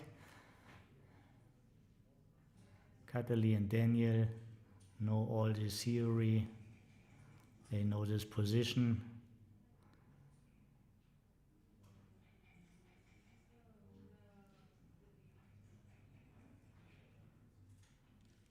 Mihai is with us, strong player from Vienna, also joined the chat. Happy to have you here. Many people wanted you to see at this tournament. I know it wasn't possible, but hopefully soon you make more international appearances.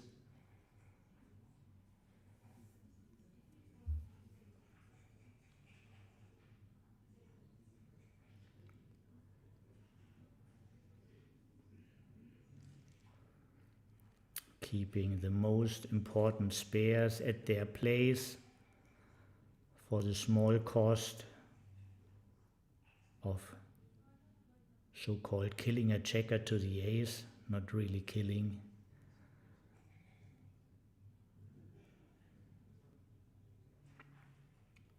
Now counting shots.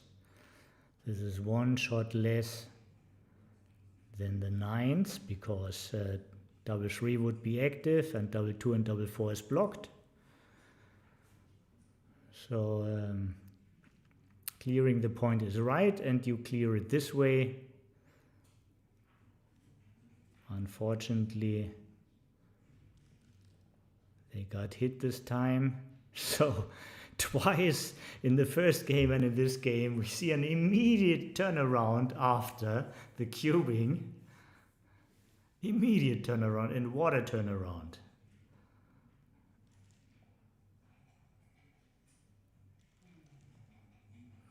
Katalin and Daniel just lost their market.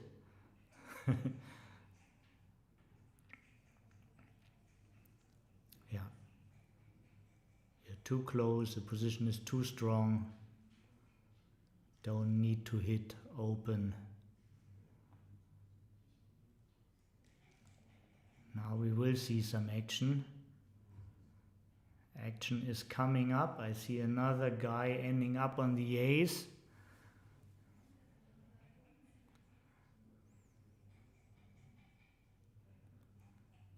Nobody wants to dump a checker. There's just no other way.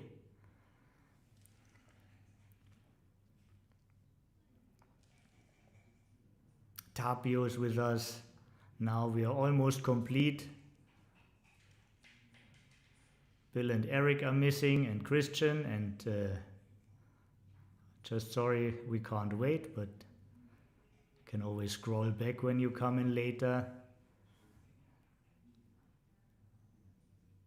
Or rewatch what you missed in the breaks.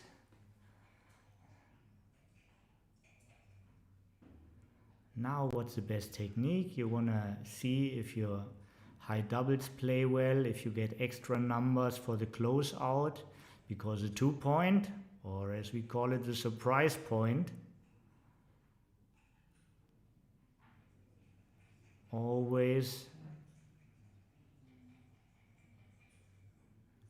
leaves opportunity as long as it's open.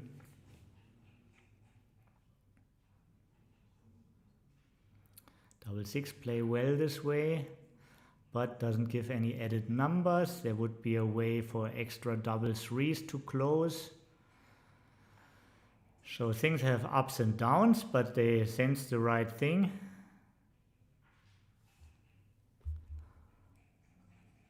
What a turnaround. Hit, re-hit. Yeah, and now they're playing for the gammon.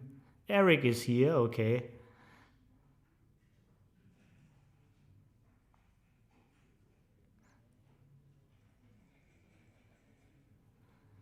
Yeah, so first they doubled, then they got hit.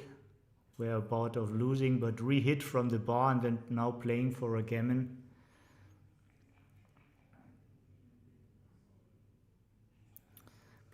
Pre-clearing is often an idea, but only if it's safe.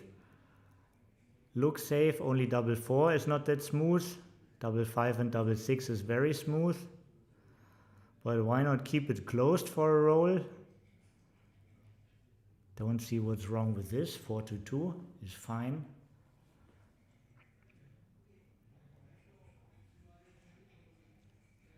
Equity difference between the variations can't be big.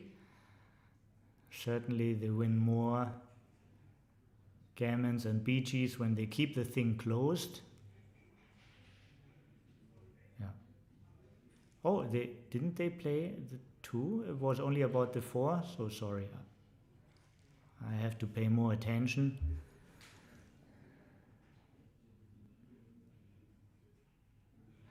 Super safe. Still very safe, but a guy off. And there are some BGs in the room. They win only a little extra by it, but practically it's a whole match.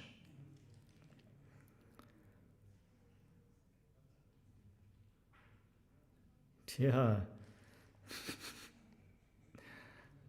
Don't leave gaps, make it hard for them to enter.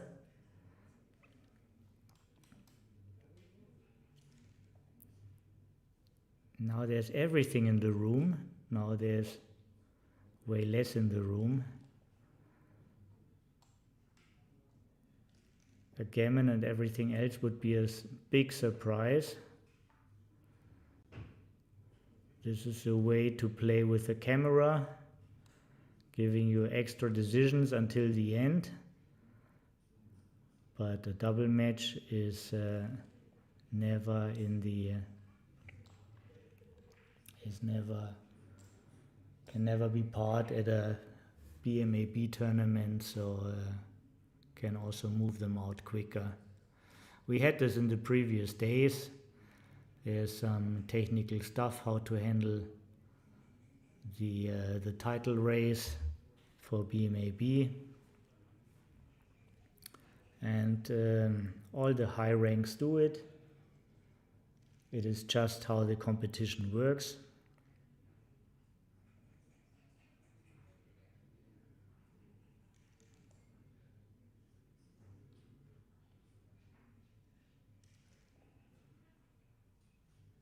Chaba, great to see you in the chat.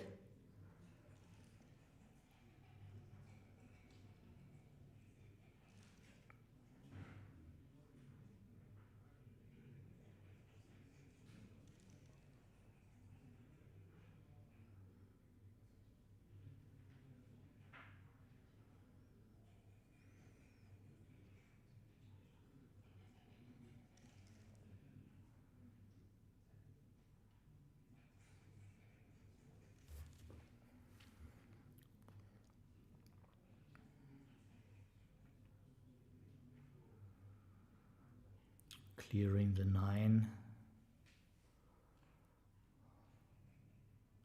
See also the super blotting play is a alternative. 6 to 1, 5 to 4. But then your opponent is just inclined to run.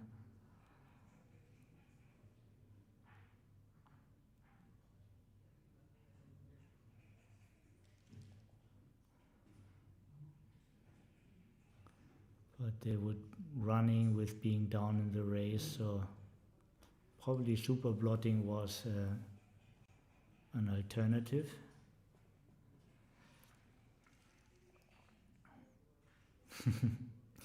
Yeah, very essential to take breaks, very essential to be fresh.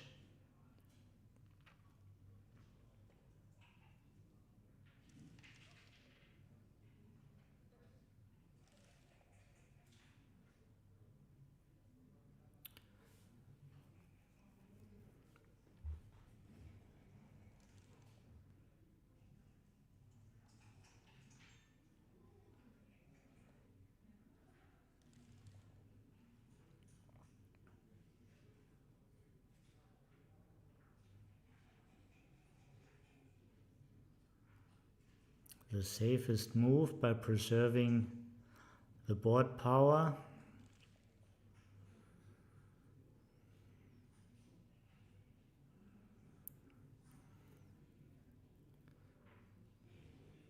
Six, 3, strengthen the board.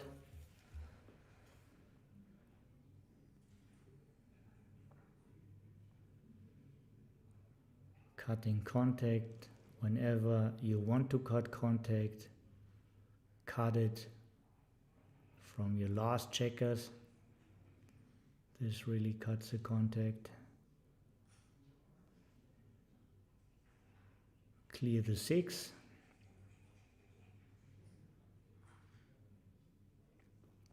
Safest move.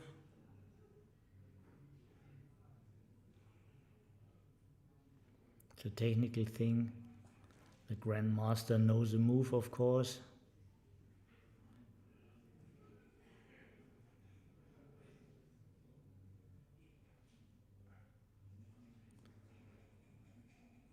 They want contact, so they have to keep the opponent's bar. They can't give up this 6 point. So from the mid to the 6.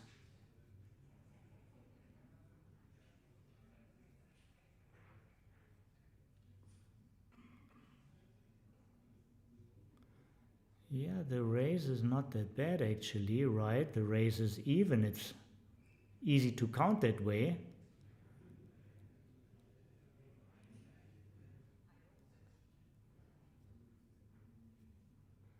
The race is even, so they don't have to, but downside, this is more shots. This is 17 numbers. Oh, this is also 17 numbers.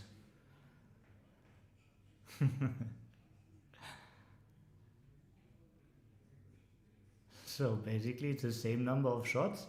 It's the same pip count. Downside with having the same pip count, your opponent is on roll, so you are down in the race.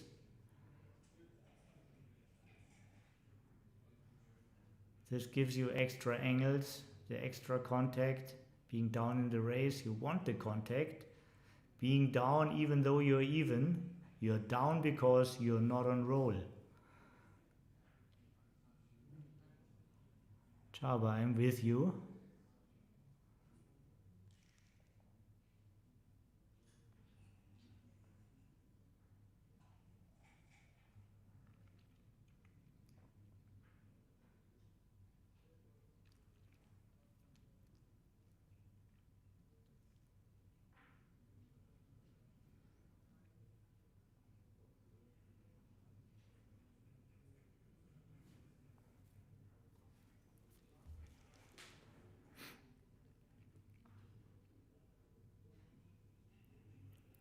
Straight in. Now you are down, but you don't want to expose extra blots, do you?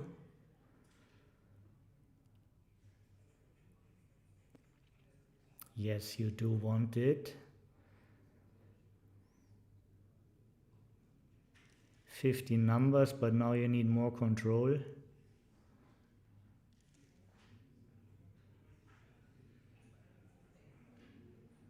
Yeah, can't touch this. MC Hammer stays on the 19.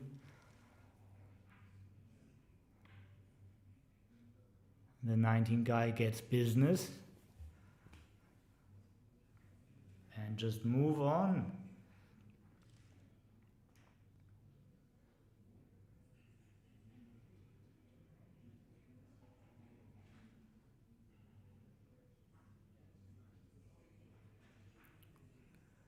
Three down, 12, 15 pips down. After the roll, only 6. 6 pips down. Downside is that the Argentine aces are picking and passing. So aces are usually small numbers.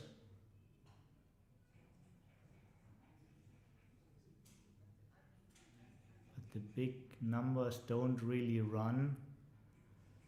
Staying back looks conceptual. You are down, you can get more shots.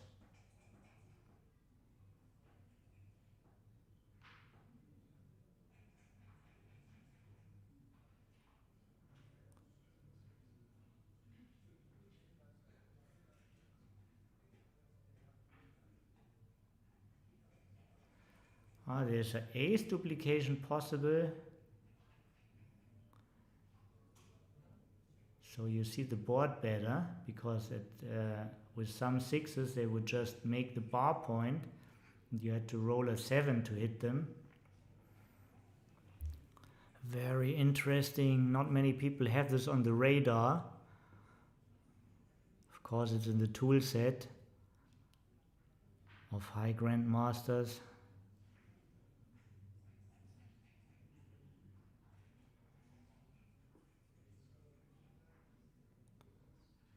Duplication for board control, 13-4.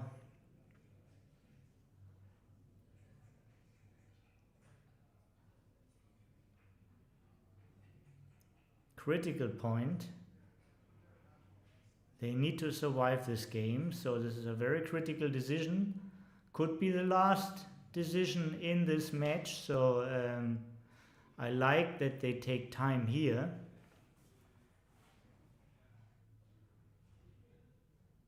And they decided that the most equity comes from running. 12 down before the roll, now equal, but with the Argentine team on roll.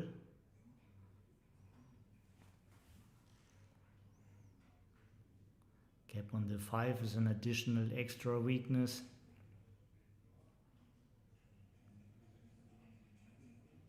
But one double and all is good.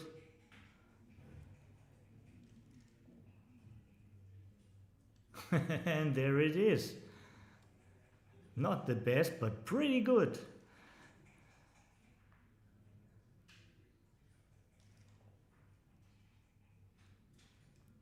Oh, thank you, Chaba. Thank you for checking. So they found the correct move. Very well executed. Before they got hit with a 6-4. They really performed the best play. But now let's pay attention what's happening. 7 checkers for white, and now this is likely the winner. 2-1.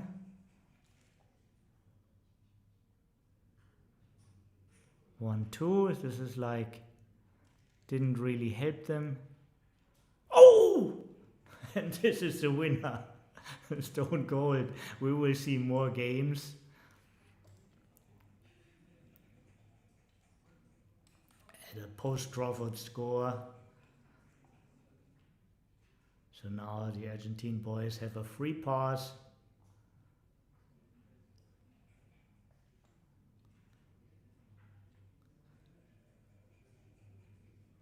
Catalin will send the cube as early as possible. At the first legal opportunity, the cube will be sent. And since they are favored in this game, they take also.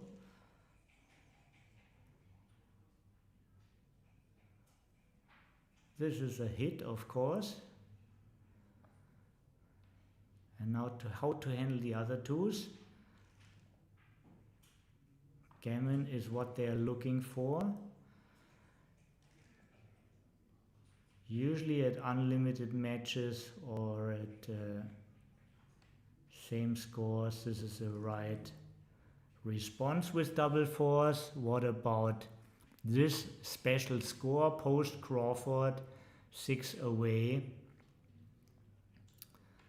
Sometimes, believe it or not, it could be also the inner board point, but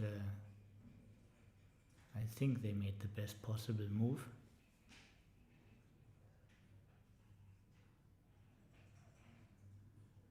Duplicating sixes. Wow, this would be very tough for... Oh, it's a second checker on the bar. Due to bad lightning, I didn't see this. Yeah, it must be the right move, of course. Very well done. There were 2 checkers on the bar after hitting, sure. Yeah. Make the prime. Make the prime. There are enough checkers back. Now lock them up. This is how you want to handle this. One checker wants to be hit, many checkers wants to be primed. Of course, the opposite is true. They don't want to be primed, but this is how you handle it. If you have an option, priming these guys. Yes, you are sending the 4th man back, even though it gives them the ability to make a second anchor. You're just winning more gammons.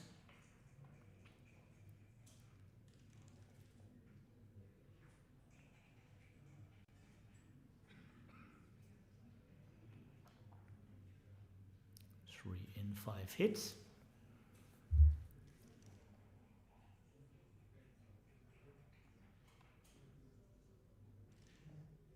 Quick exchange here. You really don't want to bust. So, because this is like your top 1 priority, not busting yourself. This seems to be the best choice. More flexibility. Bar 21. Counter priming is also right.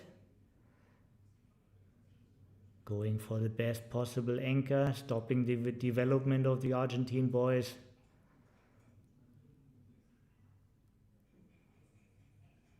They just do the same, bring a 3rd man to run from. Just step on the anchor. You want your 5s also be good. And you want to preserve the anchor. It's a big asset. Nice technique. Ends up the same way, but this is how you do it.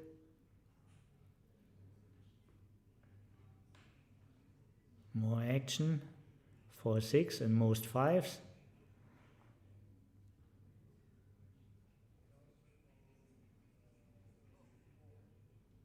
Let's see if there is an alternative. You don't want to anchor indirectly behind the prime if you don't have to. This makes them very flexible.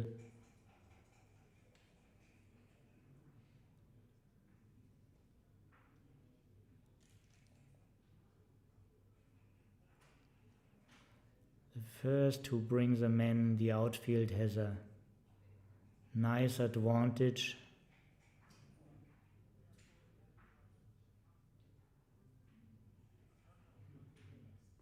Right at the moment, still Catalin and Daniel are a little bit better off,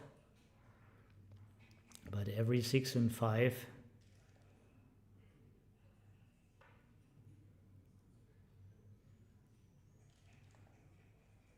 bring a change.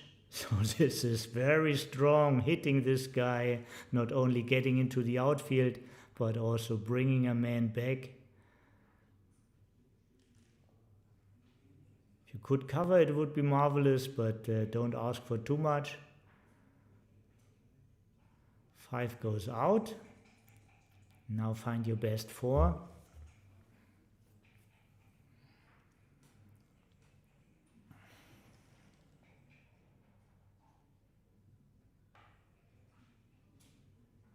Not quite as good as the 6-4 has been on the other side.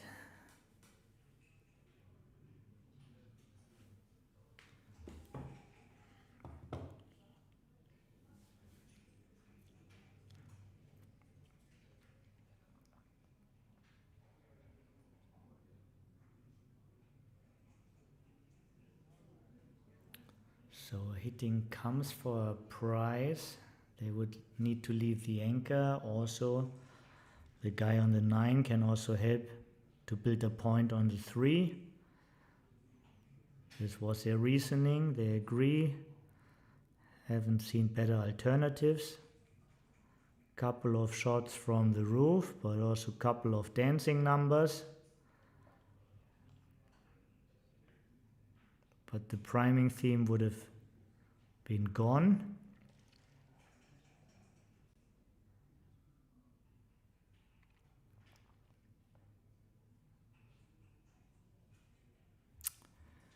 Yeah, this is not an easy decision,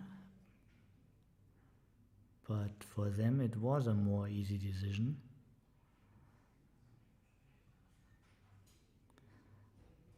I would have thought about that move a little bit longer.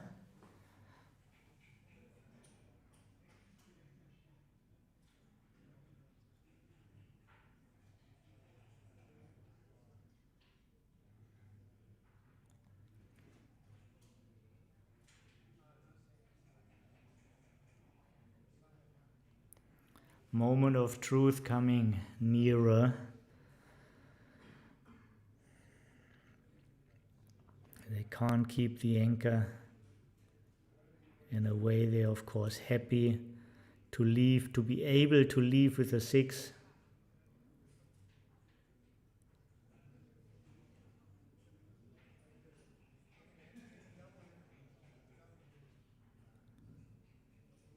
Now counting the shots.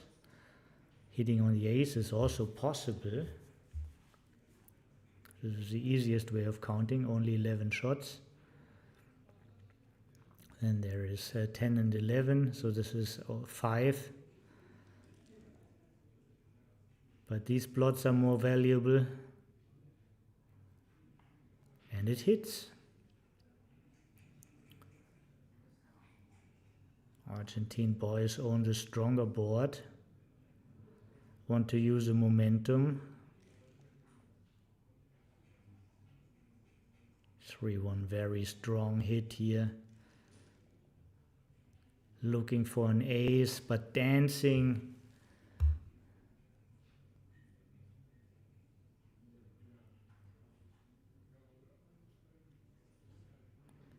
One guy goes to the 5, and then you remake the mid. It's very difficult to find alternatives for this move.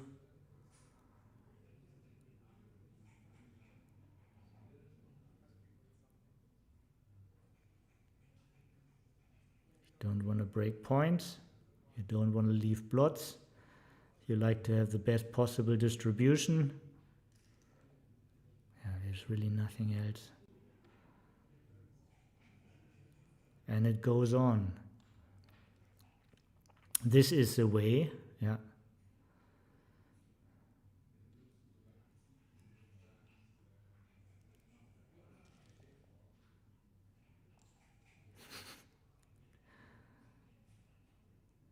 Double 1, good number, not the best. The danger is getting stuck, but great to be in. 3-1, heavy anchor. The question is how much business the guy gets back on the 24. They roll a big set. They're happy to escape with all 4.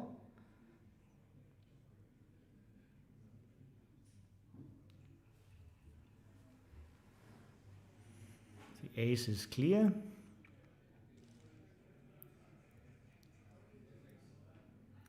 A3, they decided towards control and building power, but this only lasts for 1 sequence. Can fire back anytime. 4-3, 2 point or to the 5. Oh, you can step up, of course, but where's the 3 then?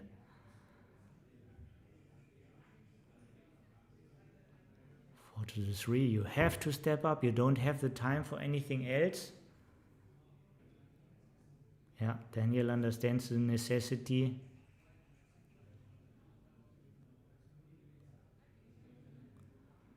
Catalina, programmer from Budapest, finalist of the German Open, sees the position the same way. Yeah, can't make more out of it. That's a perfecta. Making the anchor, making the point.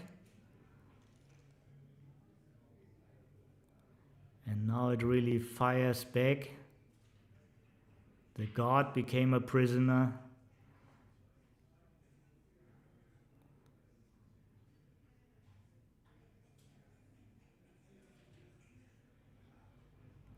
Since you don't want to make the anchor, I think you want to go in your opponent's outfield.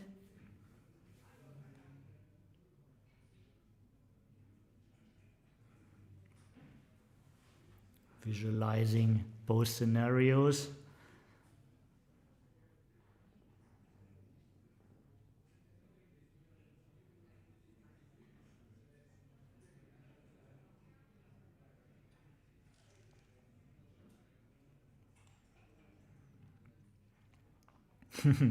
For 6, very good number.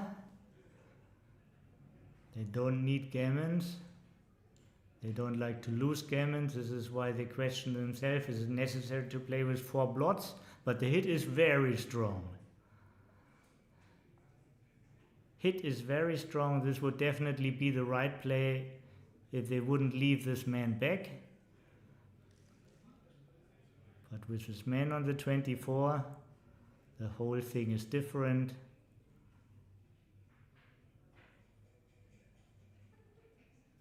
And what a killer roll. May the force be with you. They are. A combination 4, a very strong one. Double 2. Re-enters, also strong. What a game to watch. 6-2 is another hit. No alternatives. Yeah.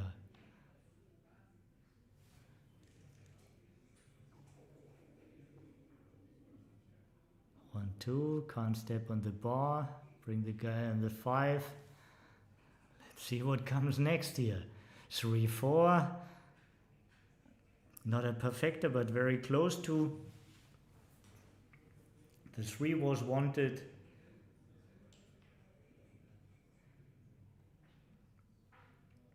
By far the best play if it works. And I think you have to try it. Can only work if you do it.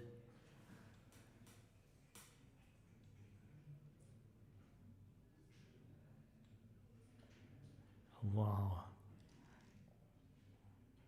6 all the way.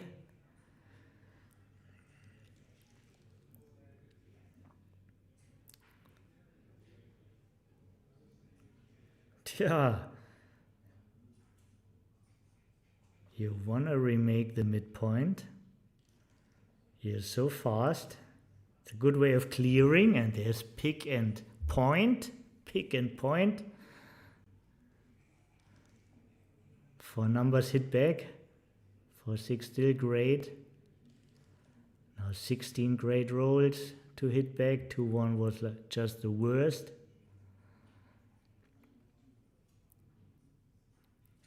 don't think you look for contact, just cut it. Yeah. You get less often hit when you just move to the mid.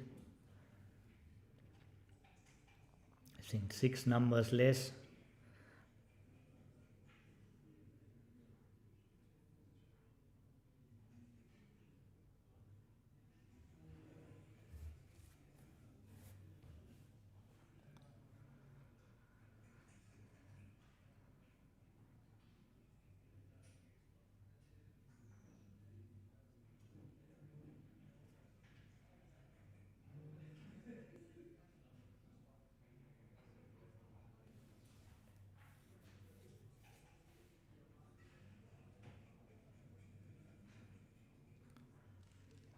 Okay, so since he made a perfect decision on the 6-4, the difficult 6-4,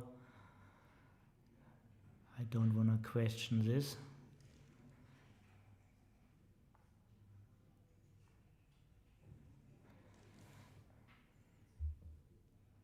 Maybe the contact was positive.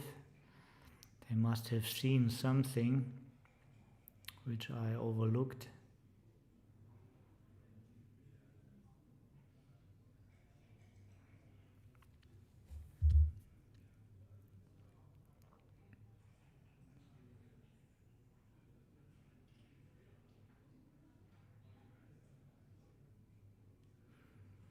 Only a small detail.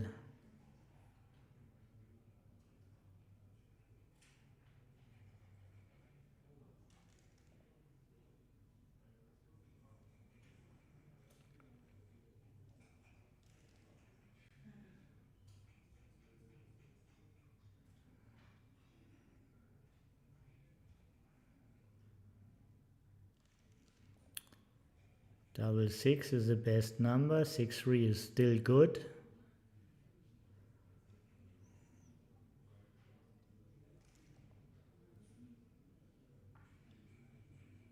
No shots, no hits. 2 off.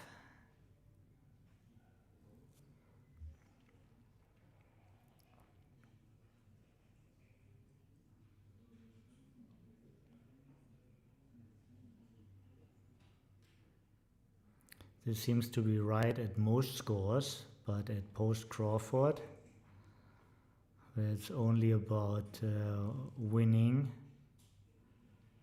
and you are basically already off the gammon, because even if you're blot, you take a checker out.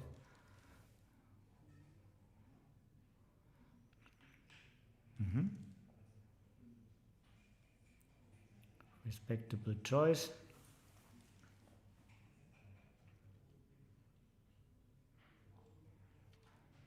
This is a killer roll.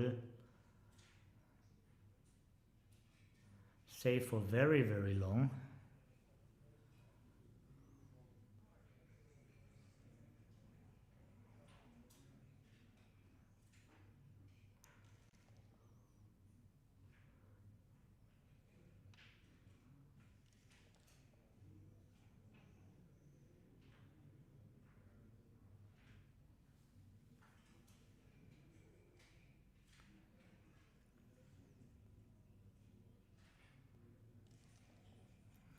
This is a distribution that most numbers cover.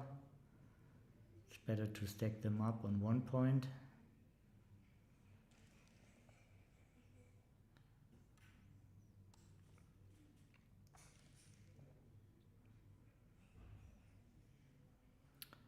Every 2, but double 2 leaves a shot.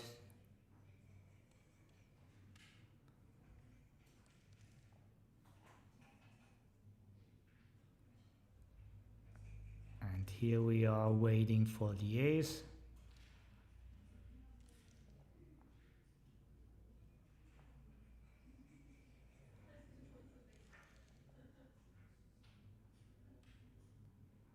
There it is. Too often it comes, especially when several abilities. And this is a handshake. Victory goes to Argentine. Big congratulations, and There's another round coming up, but I don't want to say anything because I really don't know the time. It's hard. It's a little bit sad. I want to give you more information, but I just can't. The last round's very late, and let's wait till all rounds finish. My prediction is in about an hour, but can have your prediction too. Okay, keep the sound on, and as soon as you hear my voice or the dice, please be back. Thank you all for watching, and see you for the last round of the group stage soon. Bye.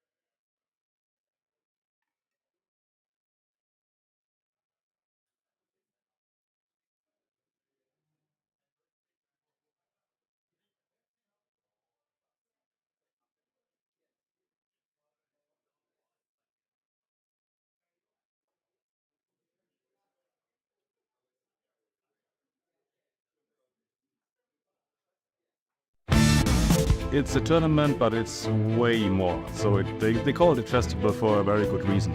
We have lots of additional action. We have doubles tournament, and we have a pro-am doubles, which means we have an expert and a not so experienced player. There is a lot of historical places, We are in Aachen, a lot of one of the sightseeing. most It's a historical very nice cities, city, and we are here for the everything first is Backgammon close, festival everything is in nearby, Germany, I would so it's really a I'm convenient looking a lot place. during It's like Aachen experience to find a venue, to feel something entire what is city. payable It's a and to Backgammon manage. holiday. You And can do just near Backgammon the my whole day resign, if you want. I meet a friend. Start at 11 and with then the she seminars told and me the there is tournament, a really, and until really late nice night. So place.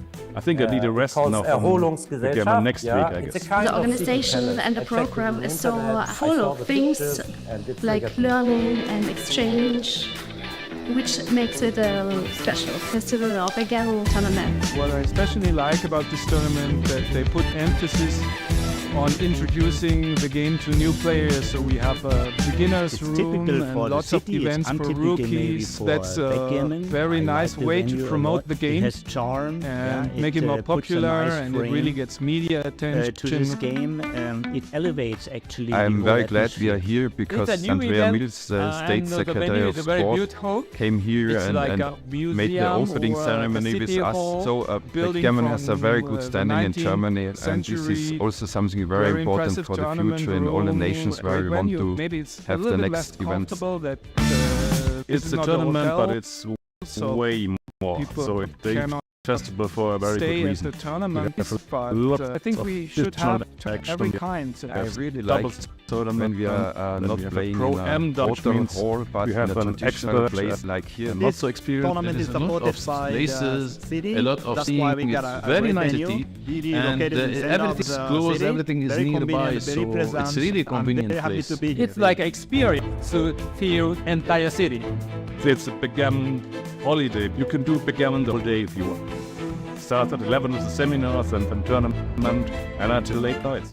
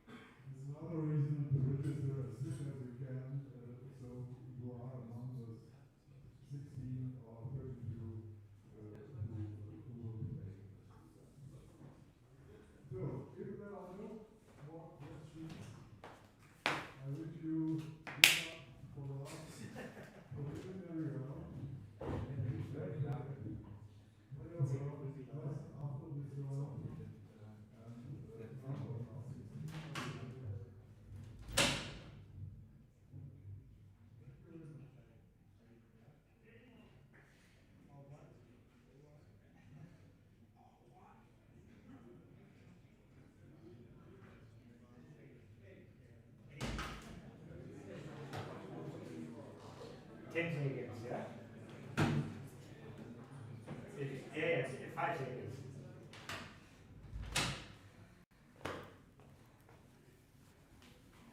And this is the decisive round who will enter the knockout. Some teams are already qualified. They play for the ability to get a bye. Other teams need still to qualify. It's not 100% clear for me who is at what stage. There's more information at the video description. There's a link. So go to this and have a look.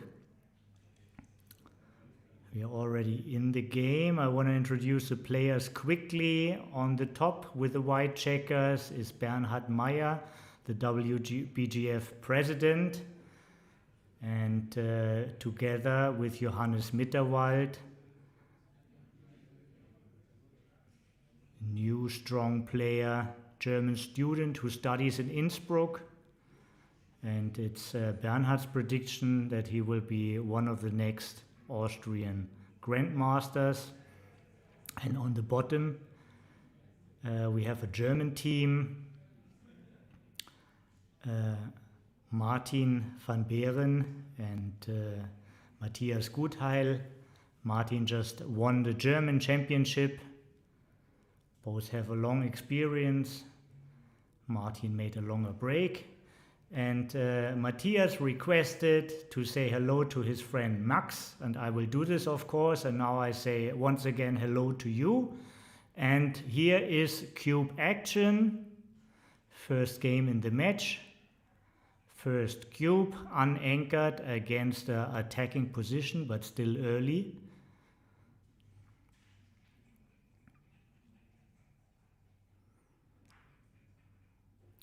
So the Innsbruck double is unanchored with a weaker homeboard and being down in the race. But it's not that fierce.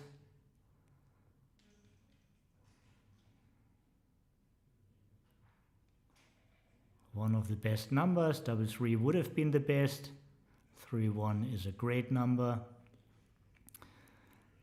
Any 3-1-5 is also nice. Yeah. Enters, hits and duplicates the 5s.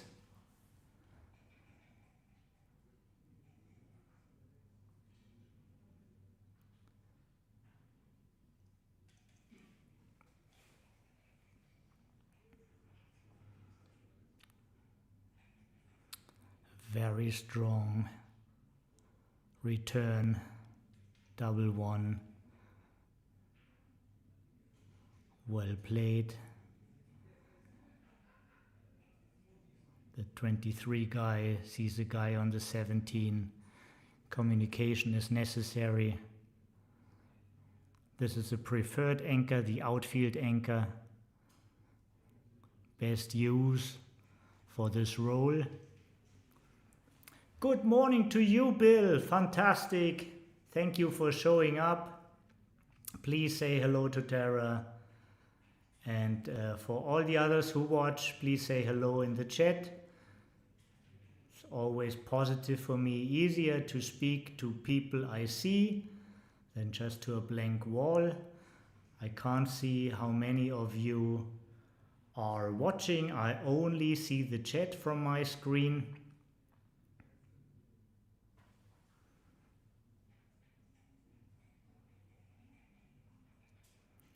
Now 17 anchor against 18 anchor.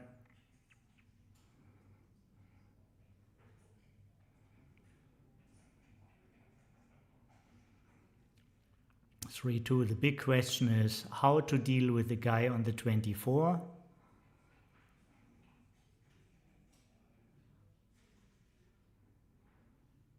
The three candidates is either stepping up, going 13-8, or slotting the 4. This probably does the most for the position, takes care of the biggest weakness.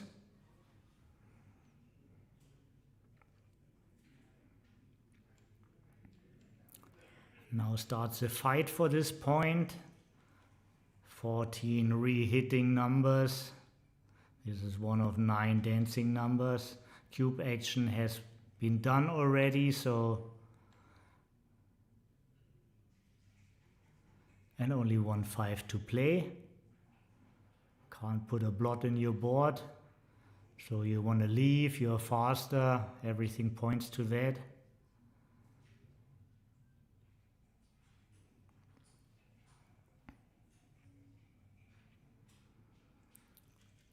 Martin is working for the university in Hanover and in Cologne.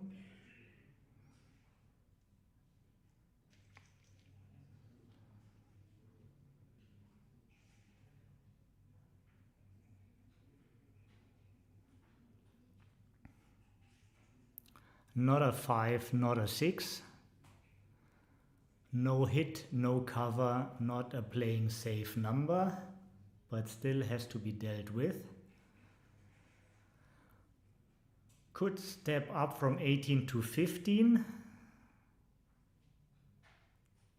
Blind spot for the 17. This is one way, and then you could save the guy on the 7. What are the other options? Let's have a look at the alternatives. You could leave the 6s duplicated and just play a man in, but it feels that this is too much with your great racing lead.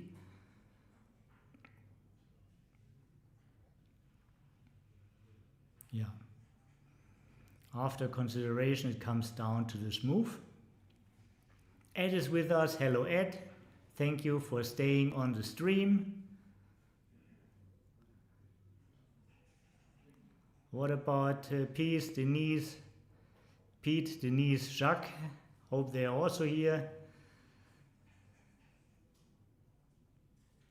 Whenever you come to the stream, please show up in the chat.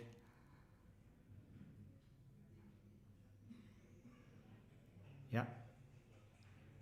They already made the decision. They should also press the clock.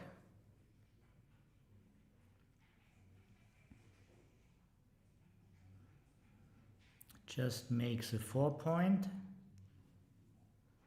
and probably slots a 3.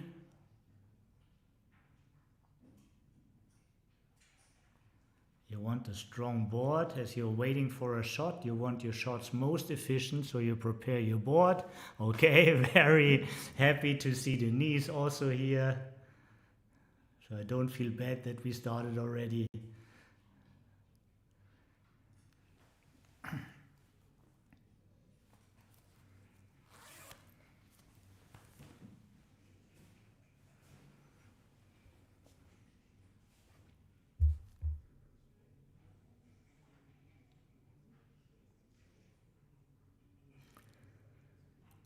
This feels a little bit stiff. Here you really want to look at alternatives. This is for sure an alternative because it provides a lot of gammons if it goes well. But also bringing the man just from the 15 to the 10 is very reasonable. The 17 point is an asset and it goes when it hits. Hey Andy! Very nice to see you here. Ruhullah Amiri Andy, everybody knows him from the tournaments in Istanbul and Cyprus. The guy who transcribes 1 million matches, always happy, always friendly. A soul body, a really spirit guy. Christian Peter is here, the easy beaver.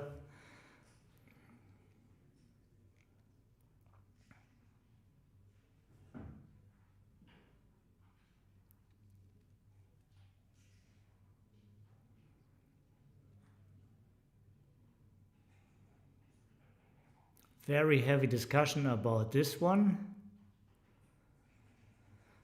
It would surprise me a little bit. It doesn't look so organic. You don't want these two dilly builders on the 3.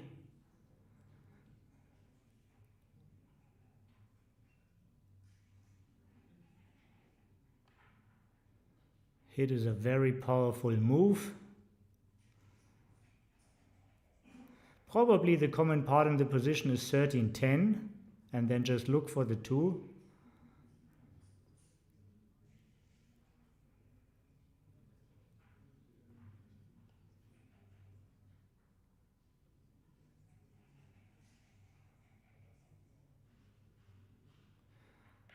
I mean, the counterplay of the Innsbruck double is not that Innsbruck is the capital of Tyrol, where they both met, is absolutely there, making the 6, 5 and 4 point. There's always counterplay.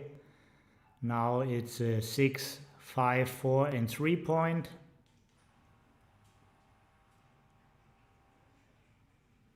Two, 4, all safe.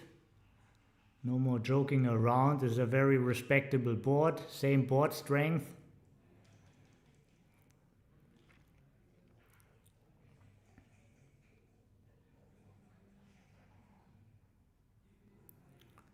Double 3, one checker goes to the bar. This is a common part, and now let's look for the other 2. You could slot either the 2 point or just bring 2 down from 13 to 10.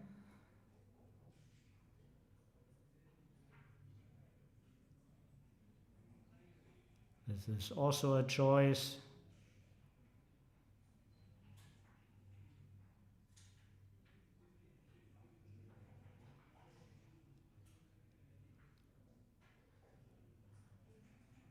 You can't really keep the midpoint for very long. So this is the consideration if you want to clear it now, as you have 2 great points slotted, the 7 and the 8, but they decided different and put a spare on the 5 and the 4. Double 3 just cuts contact. That's all you want. You're winning the race.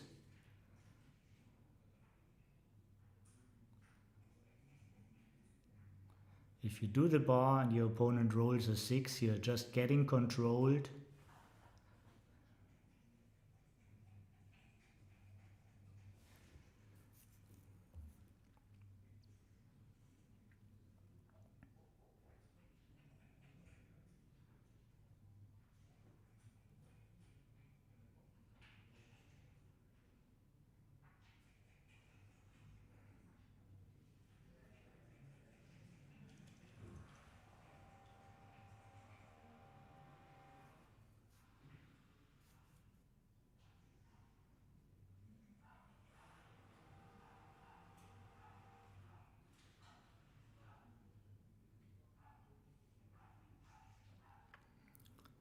Well, this is one of the rare times where you don't want to run with one man out.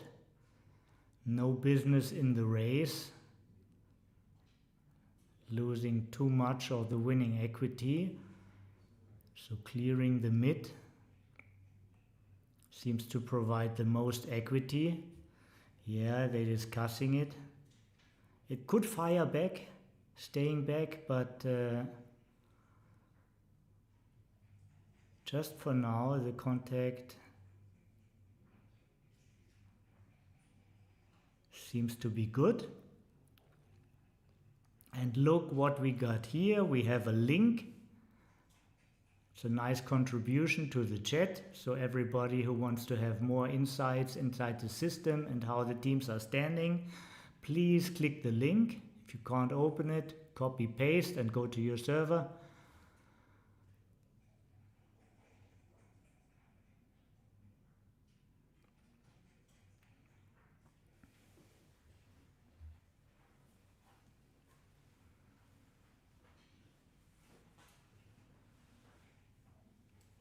According to my information, in this round are only playing teams who either have qualified and trying to get a bye, or teams who can still qualify.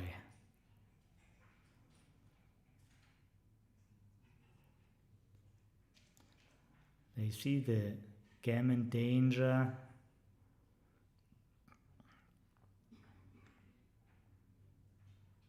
as too much of a risk, giving up wins for saving the gammon.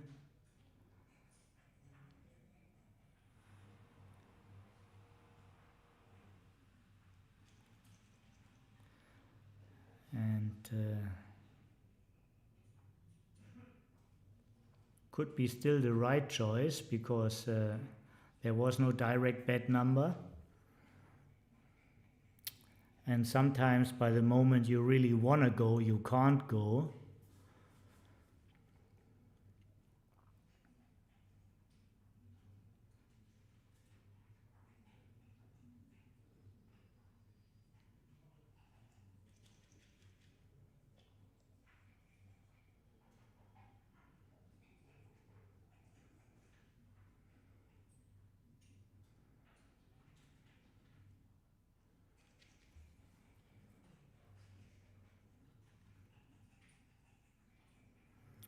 So, and with a lead of around 30 pips, already yesterday's paper, and now it's only half of it, with a lead of around 15 pips.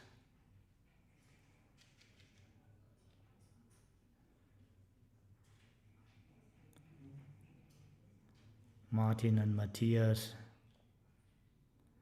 are big favorites to win that. Why not make the crossover? Could save you a whole roll.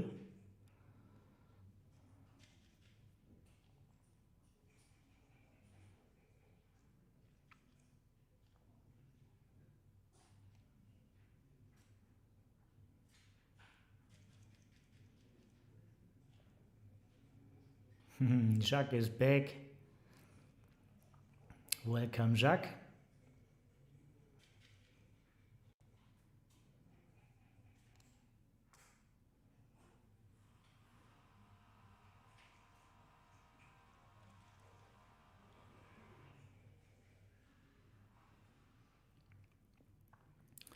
Jacques, I'm in good hope responsible people read what you write.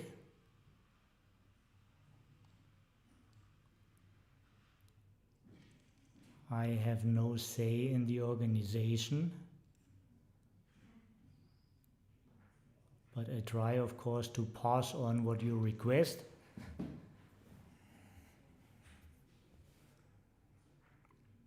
For sure, it enhances the joy of watching when you know what the win is good for. Yeah, asking is free, right?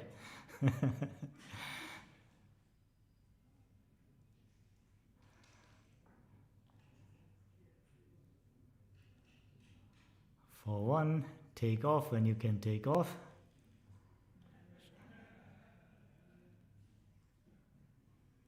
Usually right and hardly ever a blunder.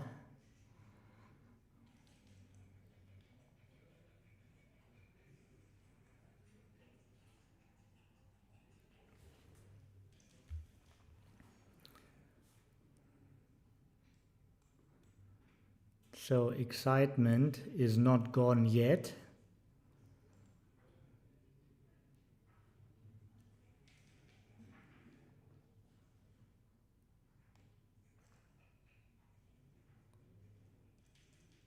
Show us another one.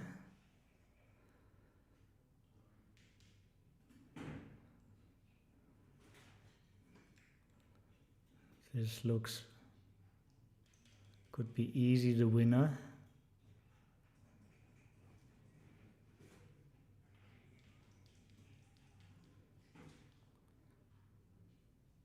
Yeah.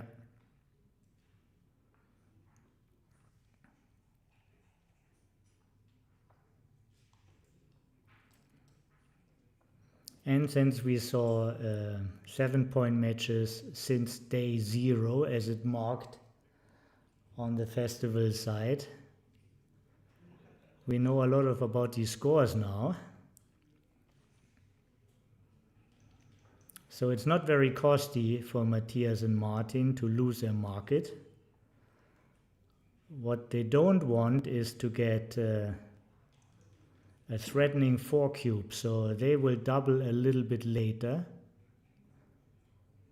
And Johannes and Bernhard can take way deeper as usually, especially when there is a chance to win a gammon for themselves.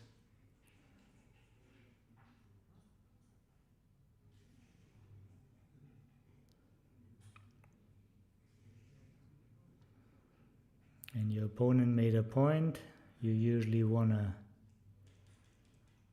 split.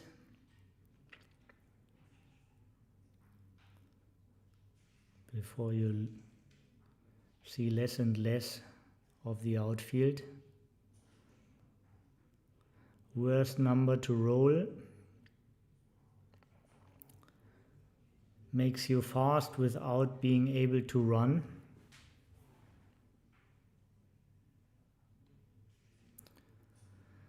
Slotting is an option.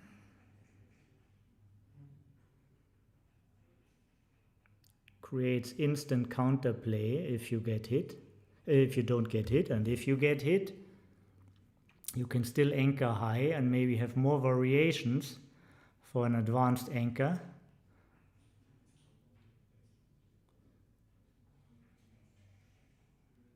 So many men in the zone often doesn't hurt you much to lose one, but this is the point you want to have. So back, this is the position.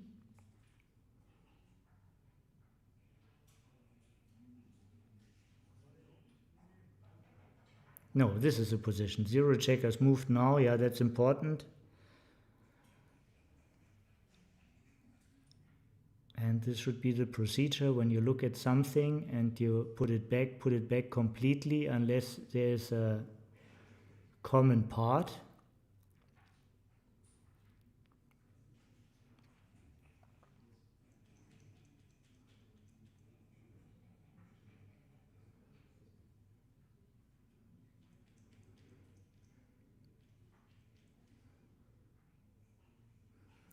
The 4 is not enough. The hope for the 4 is not enough. If they have a 4, it is enough. Double 3 is super strong. Not a hit, but very likely a winner. Taking the control of the outfield.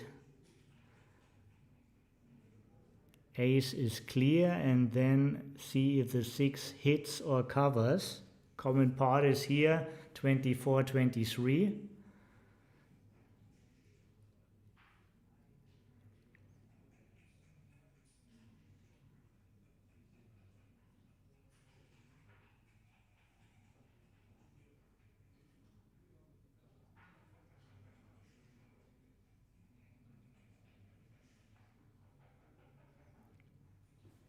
They decided for the 6 first.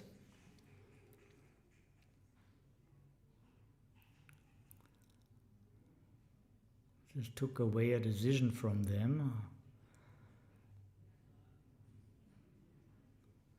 Both ways, the ace is the same and the ace should be clear.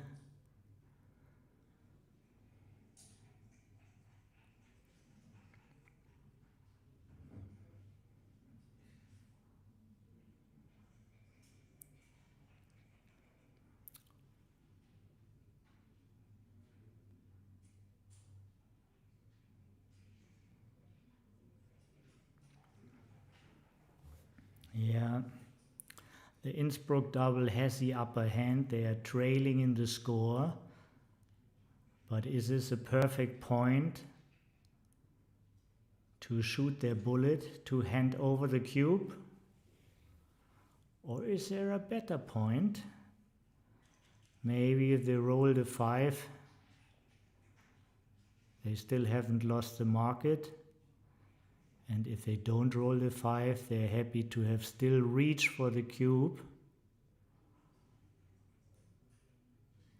Only 4-6 and 6-4 are hitting numbers. That's pretty safe.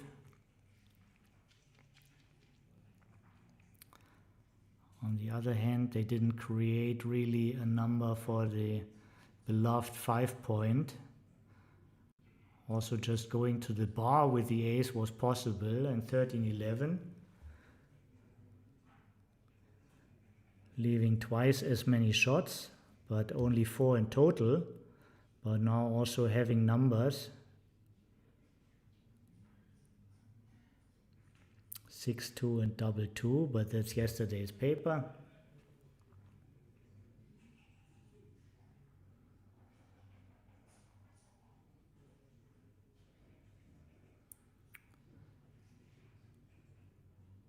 Of course, you like to unstack from the 8, but maybe your biggest problem are these two people. And now this is, of course, Bernhard doesn't object, but this was a little bit against the rule. They pressed the clock already, since it's responsible moves. They could use their claim that the roll was finished by them. You need a lot of discipline in every sport. They don't insist. This is not their style.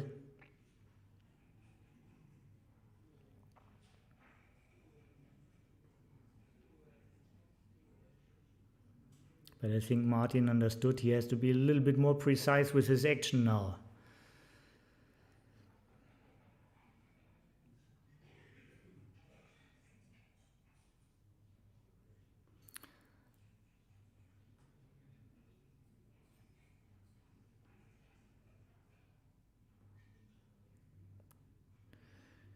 Two, 1, 1, 2, 4. 5 numbers to make the point straight and a couple of them to hit. And if they hit, they most likely don't get hit back. Small favorite not to get hit back. These are 70 numbers to hit, 9 numbers to dance. And now there's a hell lot of covers. Johannes and Bernhard are very happy with their double now. They love their position. Maybe they are so strong that they have to even lift the checker on the bar.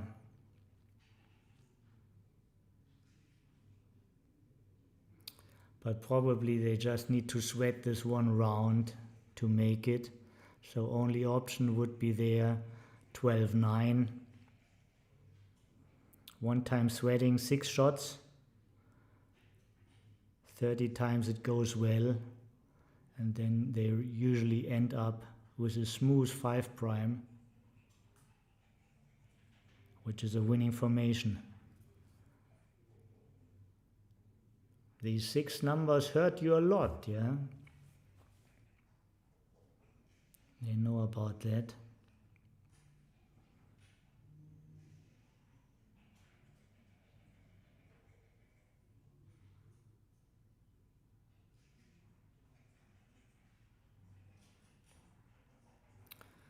If you lift it, you want to remake this point, so it's probably 13-11.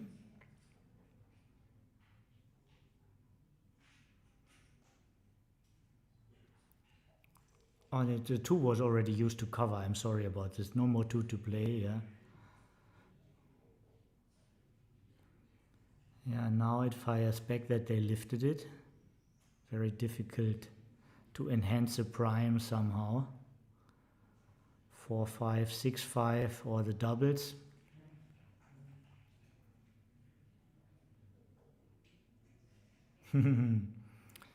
Yeah, for sure you want to make this point.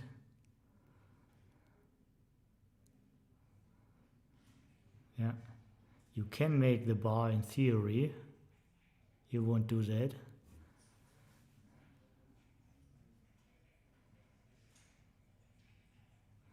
You can do this maybe at a DMP.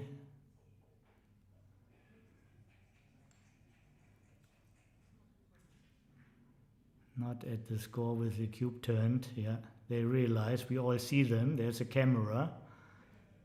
Can't just do funny stuff. The whole world is watching.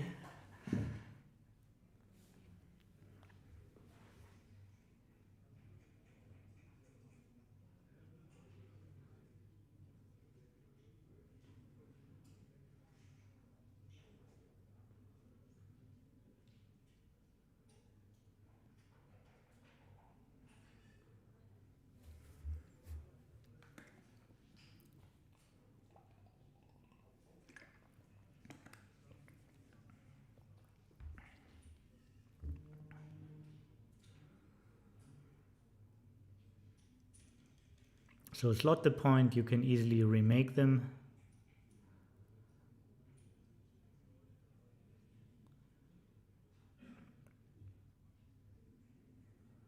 But now is the time to leave.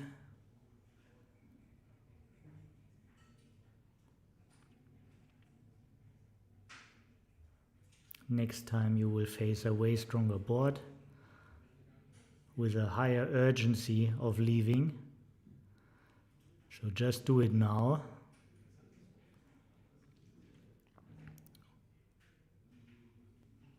This is super strong, making the 4, making the 2, hitting. Fantastic roll for the German double.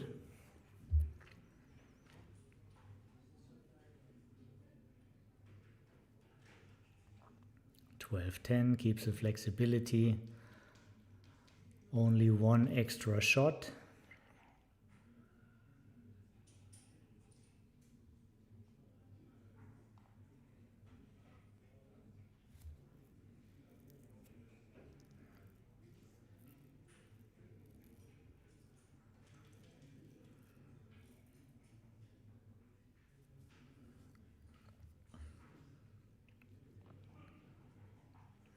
Good news and bad news. You're still stuck with one checker. Good news. You enhanced your prime, and this one checker sometimes also gets an opportunity.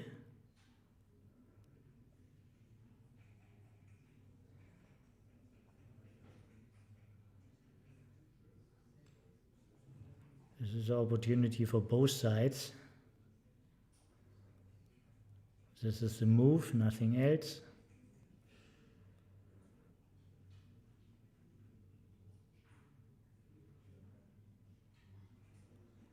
You have less covers and going for the weaker point. It is possible, but it's impossible that this is the call of the moment, or it is. Okay.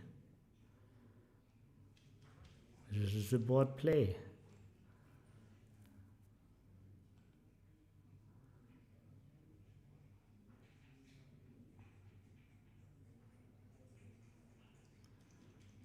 Didn't catch what's the thought behind it.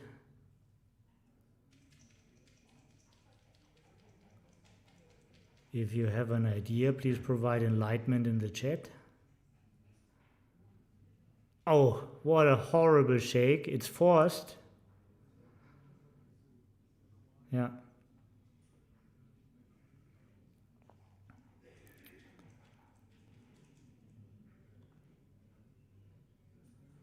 Wow.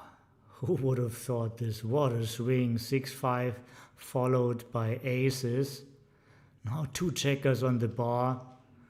6 prime mate.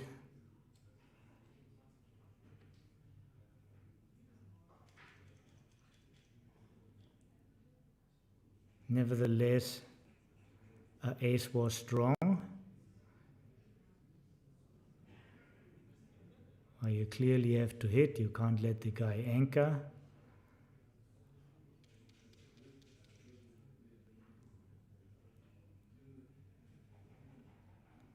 Aces equity up, but far away from turning the game.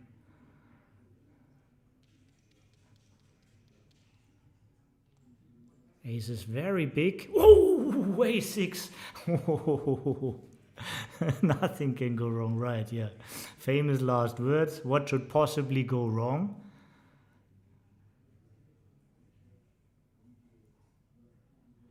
Oh, 1-6, they had an extra checker on the bar. I understand. Okay, I thought the 1-6 would have hit the next guy. Black on black is not so easy to see.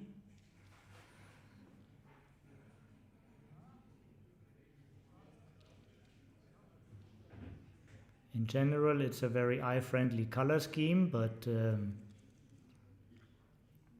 black checkers on the bar are not that easy. Yeah, thank you for not stacking them up also.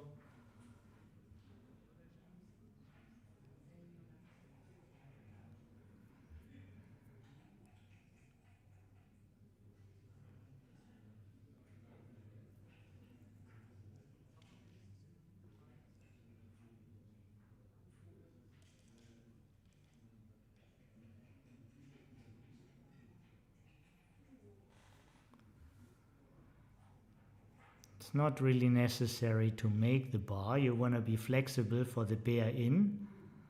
But I like the idea to connect this position with sixes, so to move on to the midpoint. Because after Martin and Matthias entered with one of them, you don't want to leave the joker 1-6. Yeah. Good technique to keep the sixes connected. Basically everything covers once they roll an ace.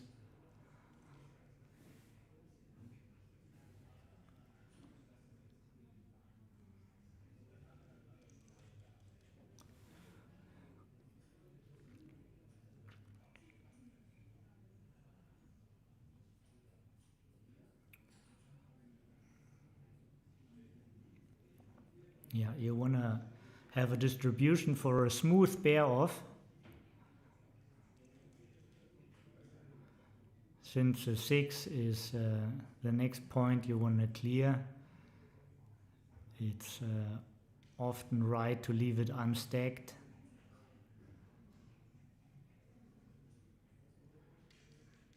Just have a look that all doubles play safe, that sixes go to a good spot.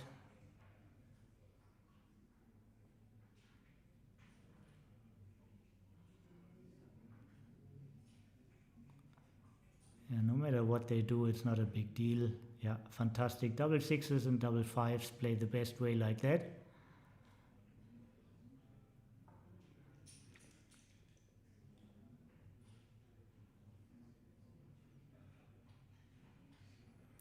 And now you stack them up at the 6, or just go to the 2.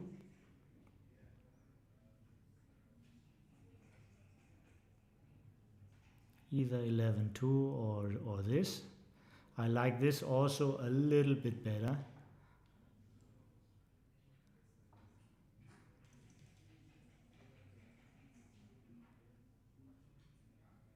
Five is easy.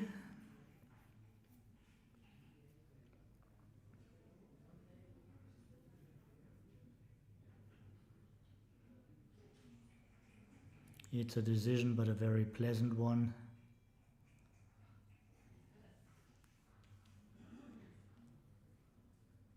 Yeah, they put already a stress ball on their side.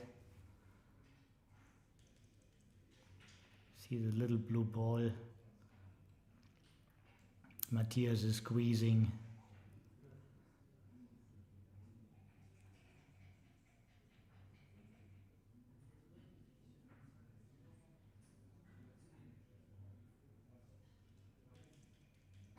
Mice. Well, I think this is probably just misspelled by Mate. I actually didn't see it. Thank you for pointing out. Unfortunately, I have no more battery on my phone, otherwise I would write him.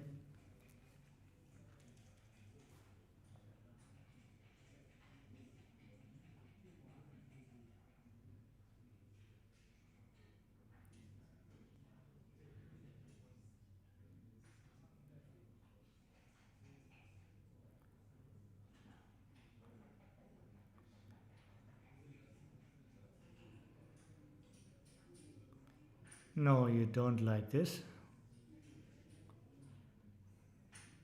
This is not a position where you fight for the backgammons and you win the most gammons when you win the game. This wins the most games. Big flexibility. 1, 2, 3 goes to the 6, nothing wasted. All plays to the right spots.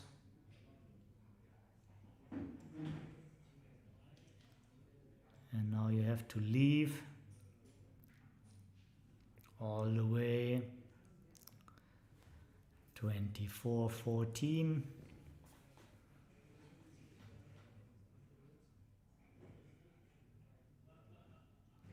Yeah, now you see the stress ball again.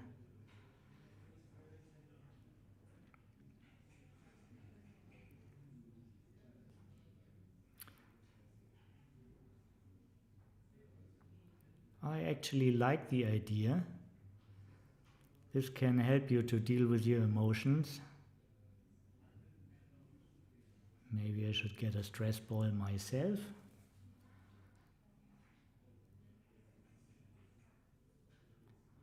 Especially in a double, this can help when you're not connected, when you can't move the checkers but just have to watch.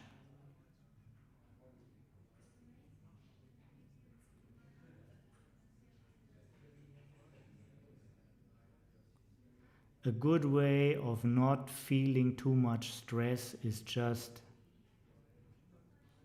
not to see you winning or losing, but see you as the responsible person for your checkers, like the government of your checkers, looking for prosperity in your position, doing responsible positions.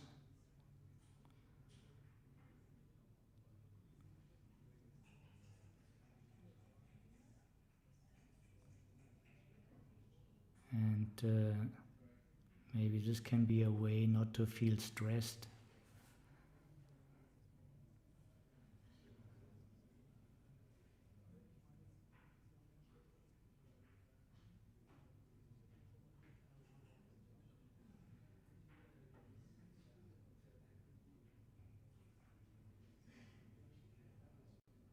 Interesting, Jacques, yeah.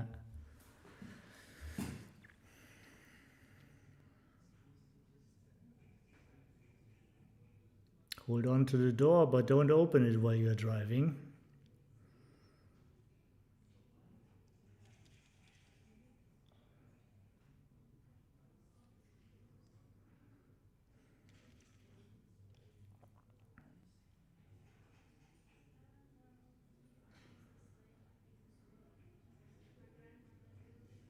Yeah, there's no shot coming. Good idea. This is the play which saves the most gammons. This is the most efficient crossover he can do. Another good move.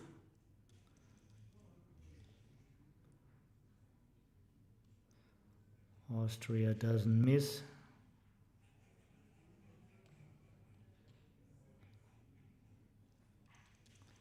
Double 3 or better. That's not it. And this roll would be the only missing numbers for the Germans. They don't roll it. 6-4. We're looking into a 5-point match.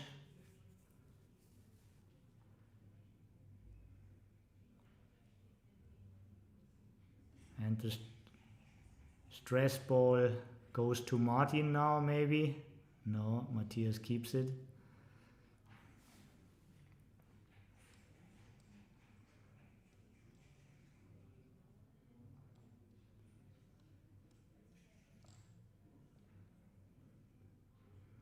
Johannes and Bernhard, they have some pre-consulting, maybe for the score or little feedback about the last game.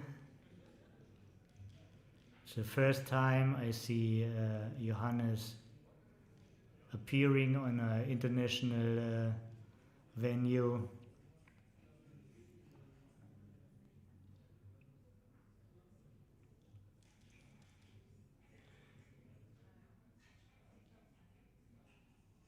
He's very happy about this double and this event. He enjoys the team and the tournament.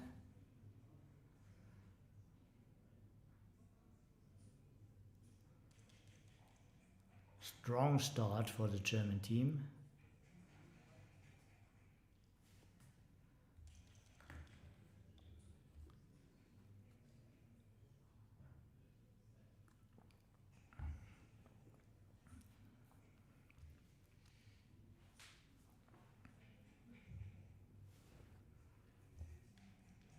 Hitting has more equity than the higher anchor.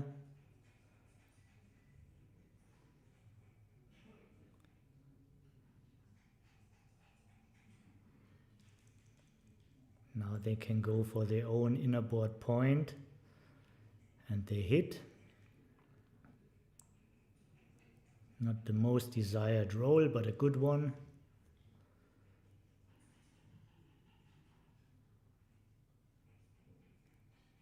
The hitting continues.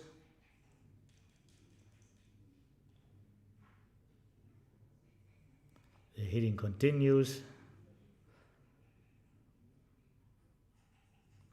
Let's see where this ends. If there's not a huge amount of gammons around, you can wait with the cube.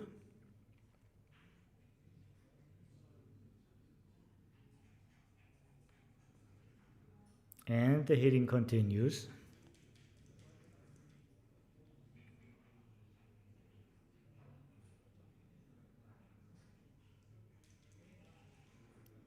Refreshment of the time after the dice were cocked. This is like the worst. They had 4 dancing numbers, they just rolled it. It's not enough. Of course there's some gammons, but yeah.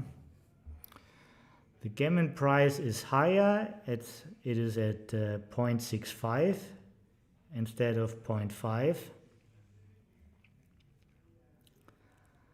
But the regular take point is way lower. 8 checkers in the zone only. The third point is a deep one, but 2 checkers on the bar.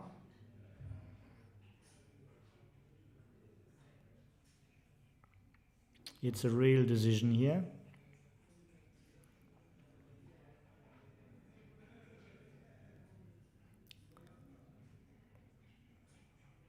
They have an inner board point themselves, but a weak one, if they would possess the 5 point instead of the 3 point, it would be way easier to take that.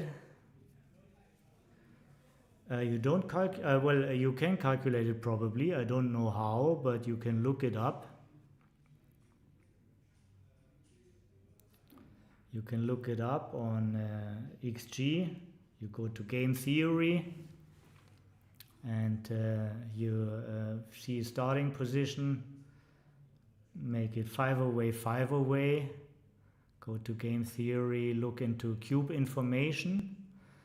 And then there's a column called gammon values. You put the cube on a 2 level and you see this says 0.65. This is my reference. This is an important number to know.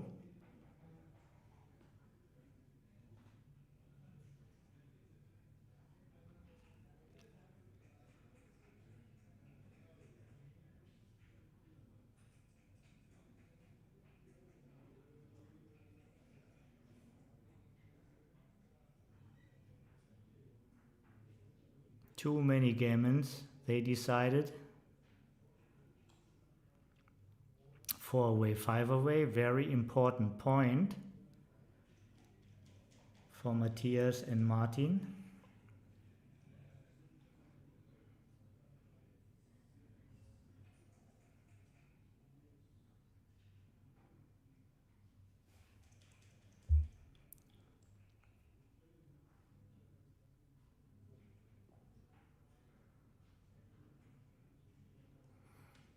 Yeah, I thought it's a borderline decision. Christian Peter, the Easy Beaver, provides us information here.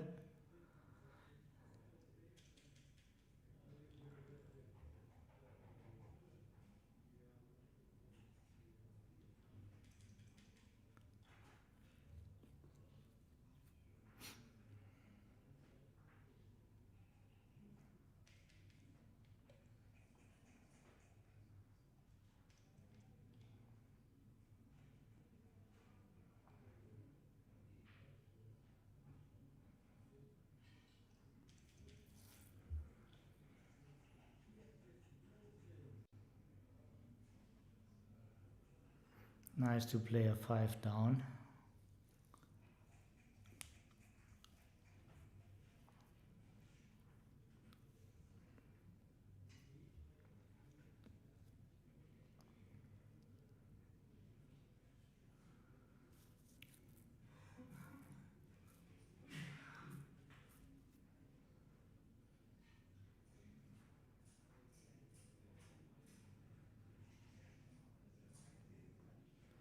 Okay, he sees there is no common part because you could run all the way. If this is his second choice, then he is right not to set up the 13-8. But for me, the common part, my candidates were 13-8 and 21, or going to the 5. So I had a common part here. I would play the 13-8 first.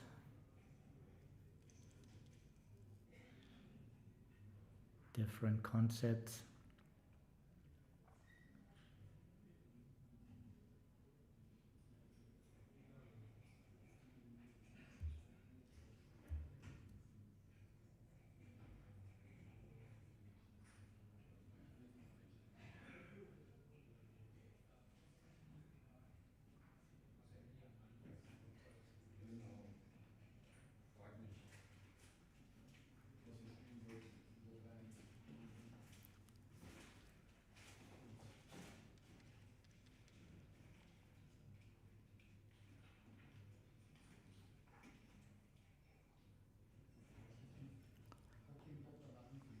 Six, 4, just another point.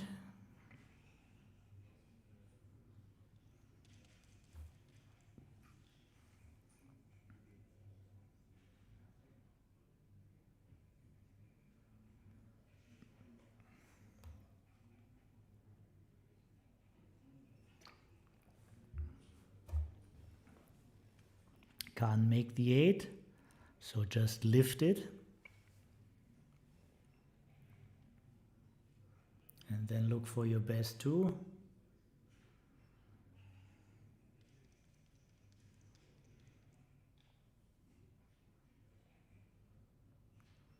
Nice one.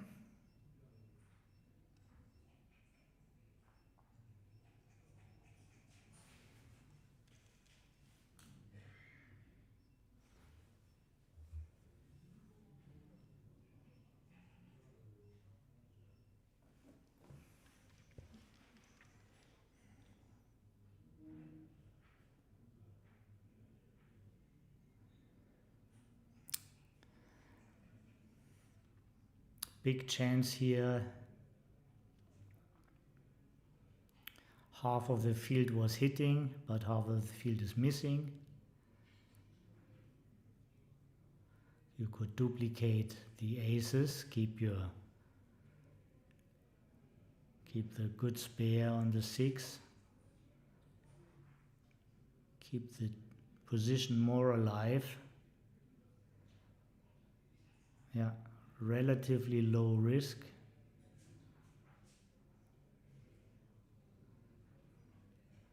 And now you benefit from it. The 3-point will be made. And now you have a double shot suddenly.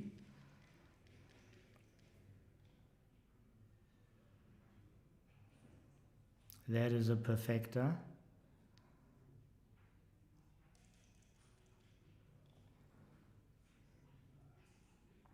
One, 2 straight in.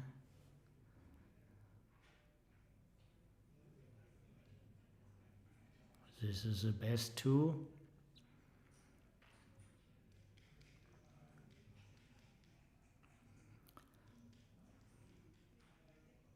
Black has the upper hand, but not enough. Not enough threats. Just a good score and good position.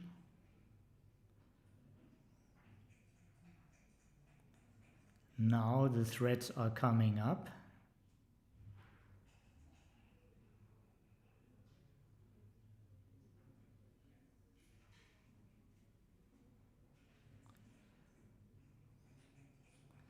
The only real 4 I see is 24 to 20, going towards the right direction.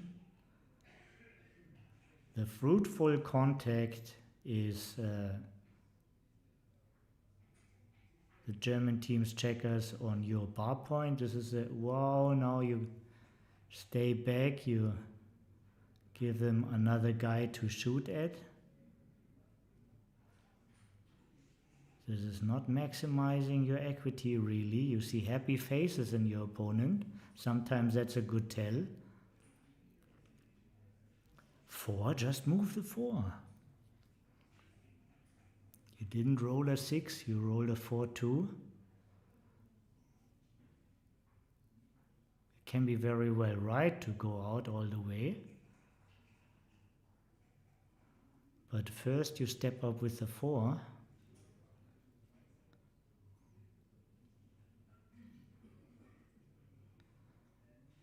Yeah, it's nice, but it comes for a high cost. 15 numbers.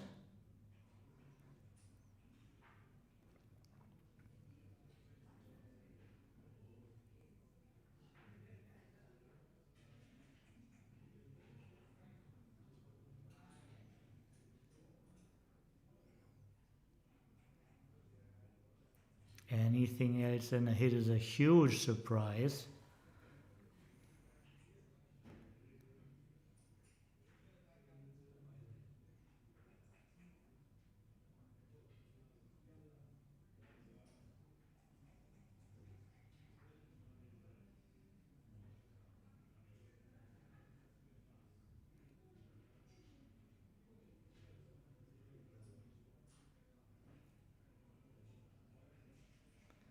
Four two is the weakest of all 4s.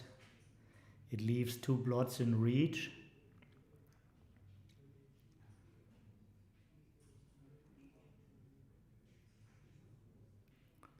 Looks like 8 numbers from the roof.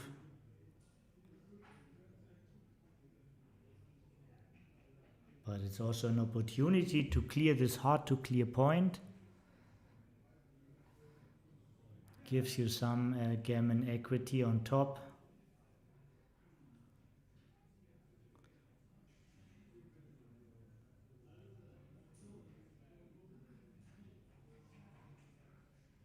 And this also comes for a prize.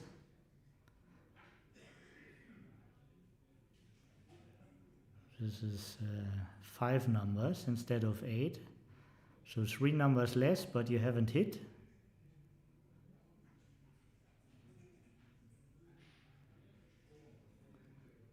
Looks like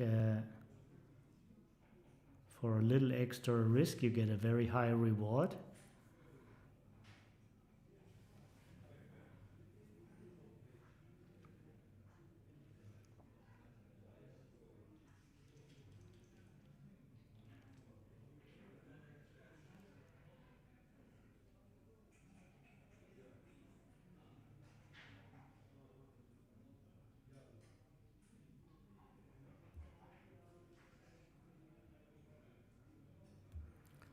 All 3 down and 5 to 3 is one way. Gives you a lot of flexibility, saves a lot of gammons.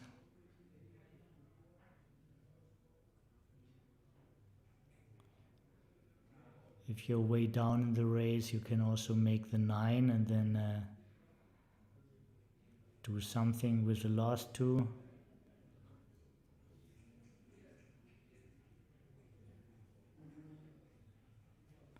This is for sure the common part, 1-2 down.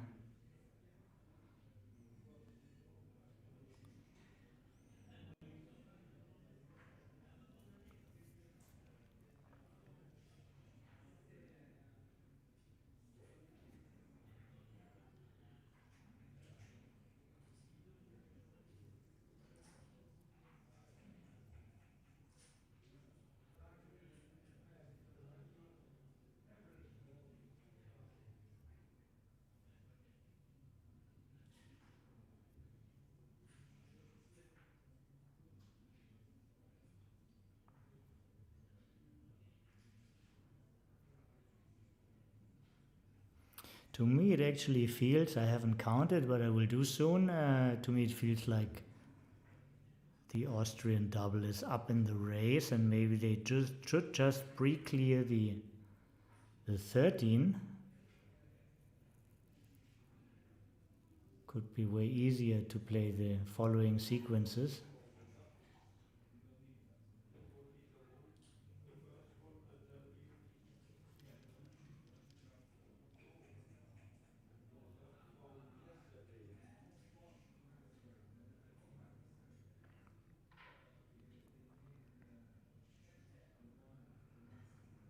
At a certain point you might want to hit.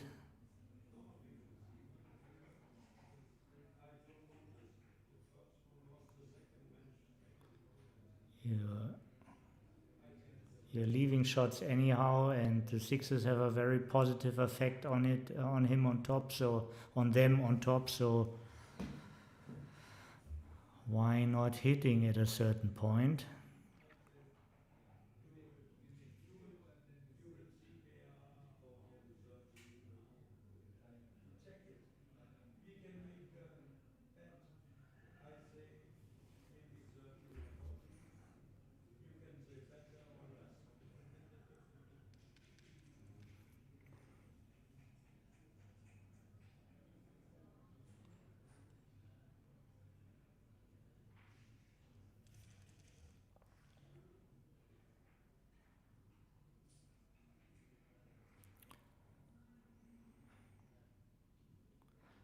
And another shot, good news and bad news, all about the ace.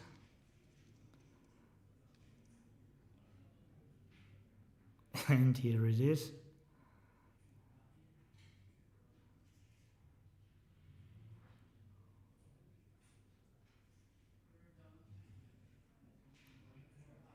Could bring it in to have some closing numbers. Hello Alex, good morning to LA.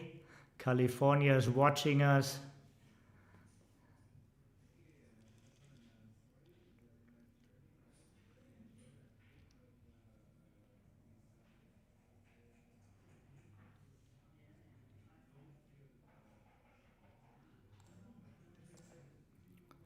Five away, three away.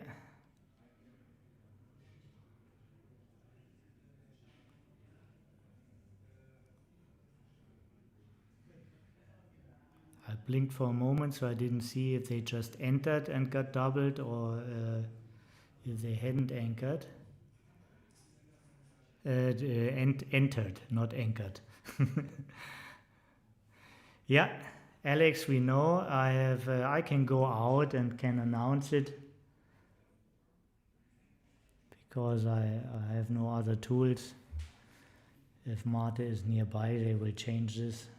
But we all know, of course, Bernhard Meyer, top celebrity of backgammon, president of BMAB and the World Backgammon Federation, also owns the WBIF.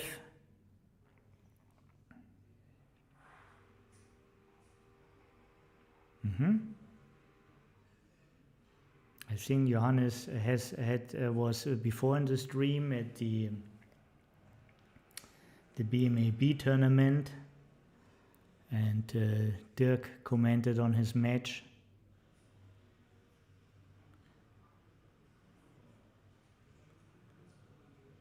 I think he played Tanya Klimova, if I get it right. And we could see that he has a lot of potential. He's also a very likable guy. We talked a lot in the last days. And let me see if we can fix this. And if not, keep on telling the people it's Bernhard Meyer, of course.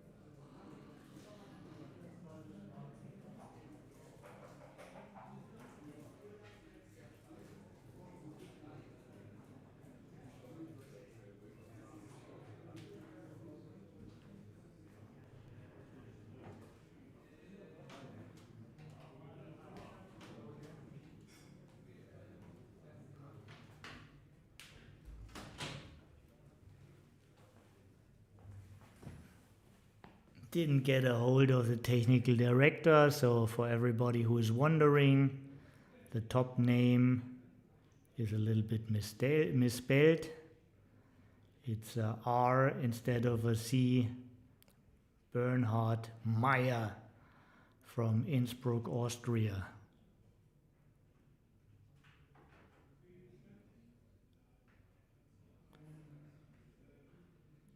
Owner of the tournament organization WBIF.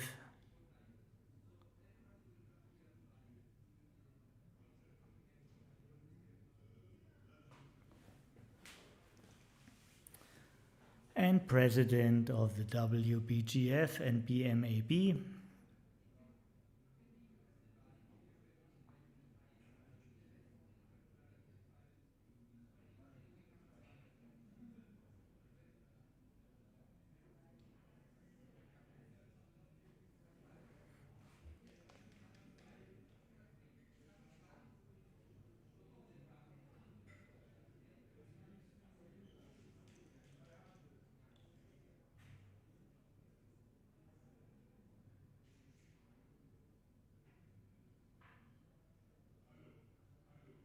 Time to split.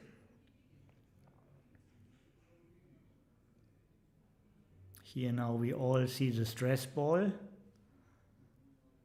in the glove department.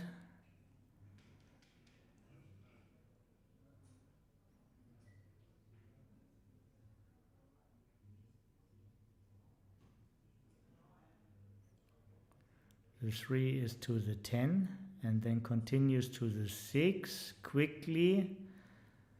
Could have volunteered also because many shots anyhow, and the 10 point has value.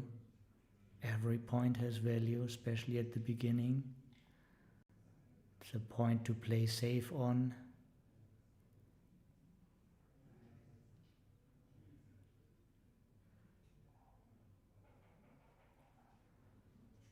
Yeah, they prefer the super safe moves.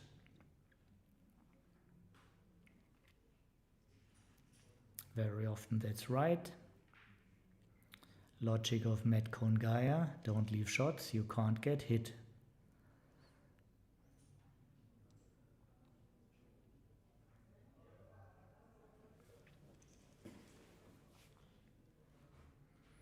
A 2 is needed, and the 2 came.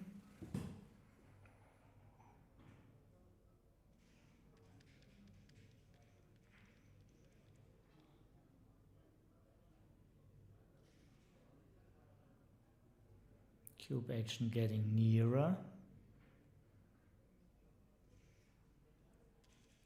Very strong roll, the double 3. Great point.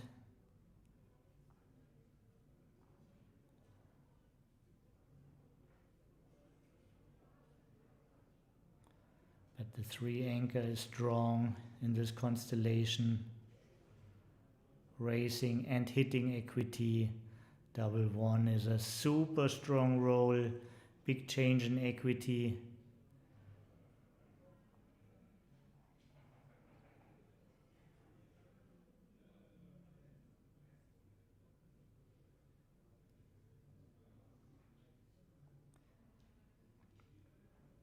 There's no number for direct shots here. Some leave indirect if they want, but more or less everything plays safe. They give that a go. 2 away, 5 away. This is a way better lead. Unless it's a dead cube position, it's hard to turn the cube for Martin and Matthias. But it's very easy to take a cube, especially if there are not too many gammons on it. Have a very, very low take point.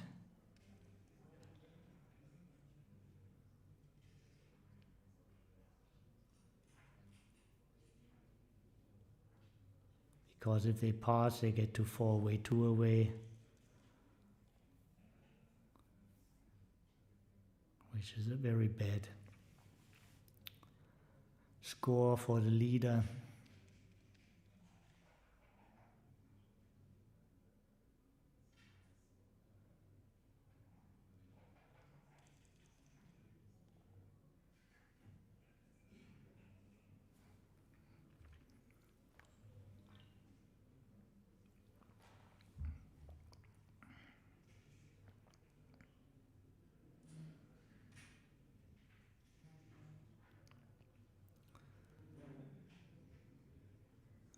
I don't know the record of Martin and Matthias, but I know Johannes and Bernhard, they need the victory to enter the knockout stage.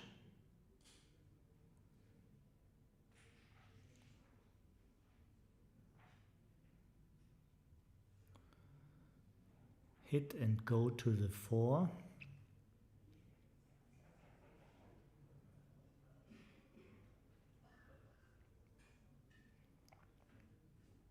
Can't let them anchor. Also, you get a nice bonus if you win an undoubled gammon.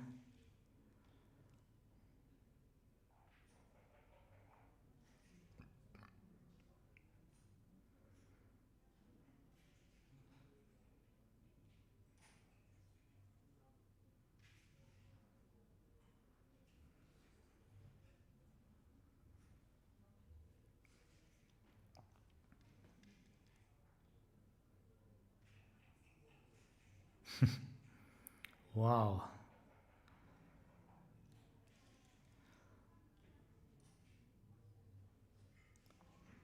Now, yes, this is the call of the hour. They understood the position, no consulting was needed.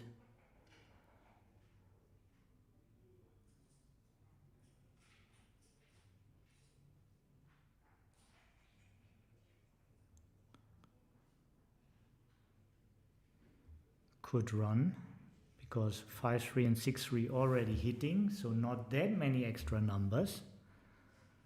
Great outfield coverage, could help you to establish more good points.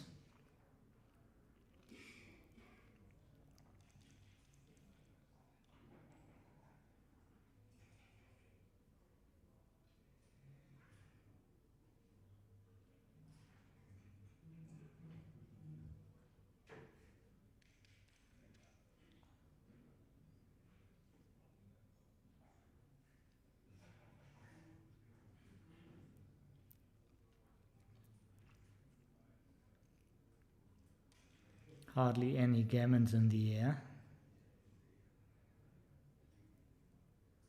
The bar point is needed. You have to work for it. You have to work for the bar point. Could be another the 3 down too. But maybe it's too much. It's fine measuring. Fine measuring.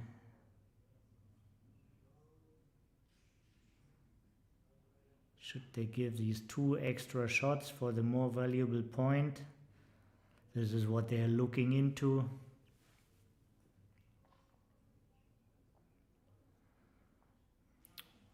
Both silently compare position pictures.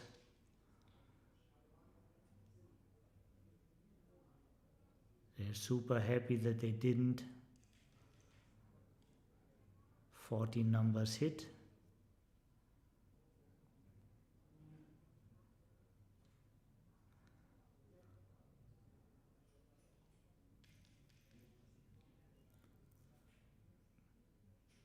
The double six is a good roll if it's followed up by double five, otherwise it's not.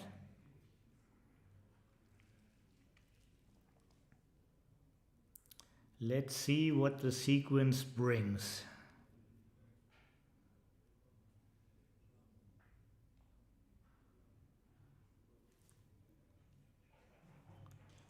Five, six, and double five. These are the swing rolls.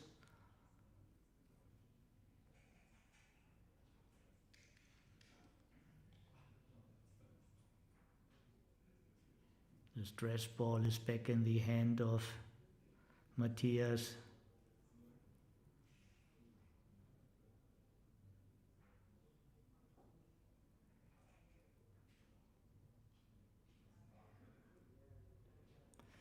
After the hit, the 8 point is better than the 9 point.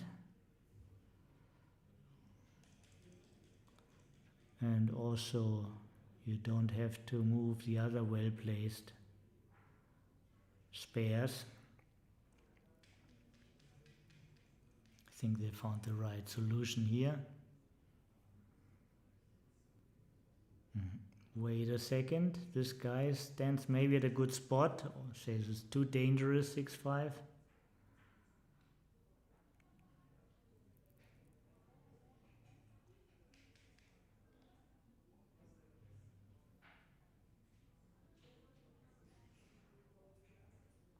Five, yeah.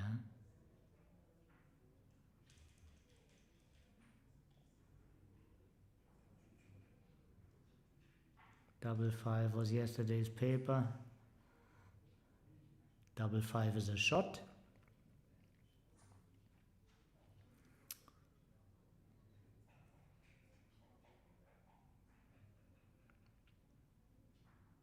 Keep a 4-point board. Well, maybe not. Maybe not. You know, reducing shots is very, very valuable. Also, it can help you to have the 6 points slotted. You could remake it with the next two.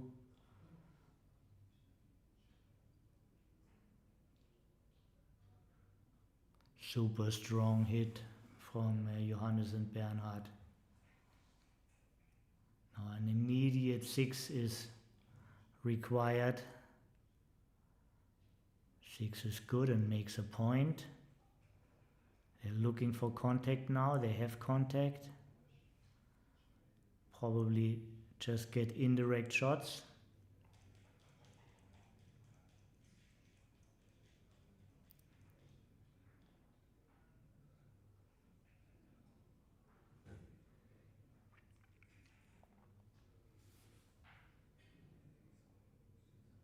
And 4-2.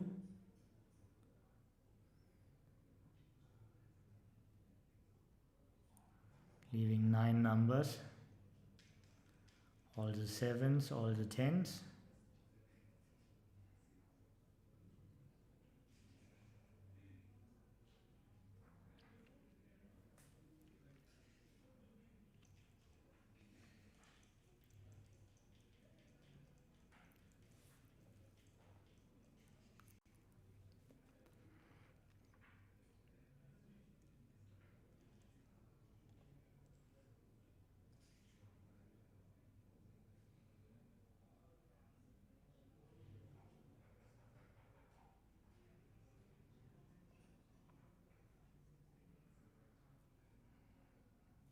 Extra numbers, but now a little bit also more pressure on the ace hits.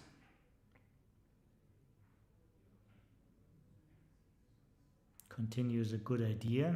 All other checkers are placed well. Having reached for another blot. Only 30 numbers hit from the bar. All the threes plus 6-5. 6-4. It's very close, but no cigar.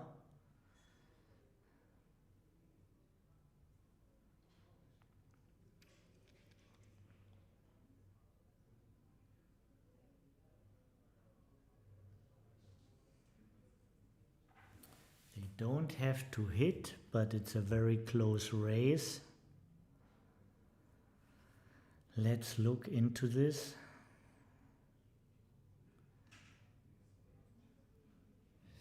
15. 5 pips up only.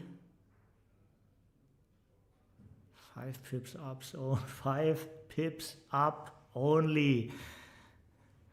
This is not much.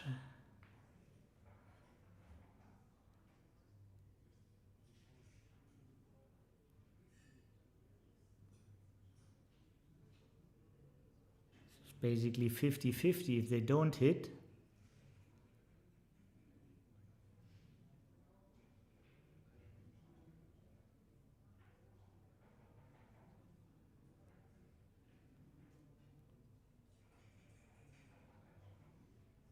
This is true, good aspect. Thank you for pointing it out. Alex Ashragian said there's more wastage for white. So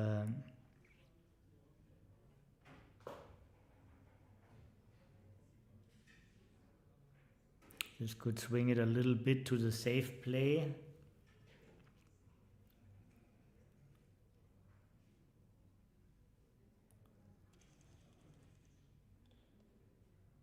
Still a difficult decision.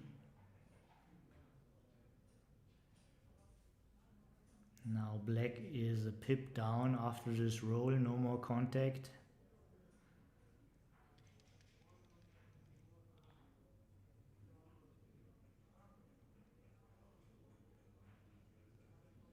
Five-two was a good roll. Double four is way better.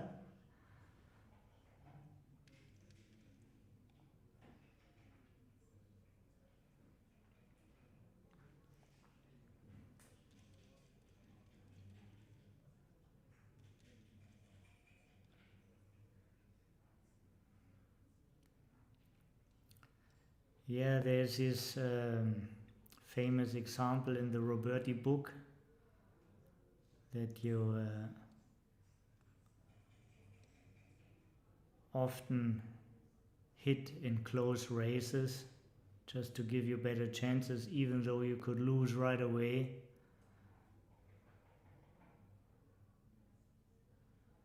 And in a gammon-free position at that score,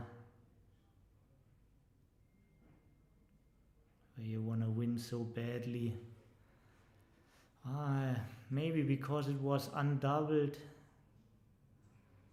at the score 2 away, 5 away. Maybe you don't like the risk when it's undoubled.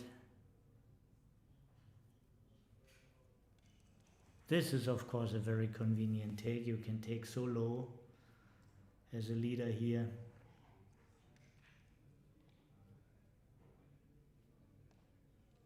Take point can be as low as 17% depending on the position. Here there were no gammons, so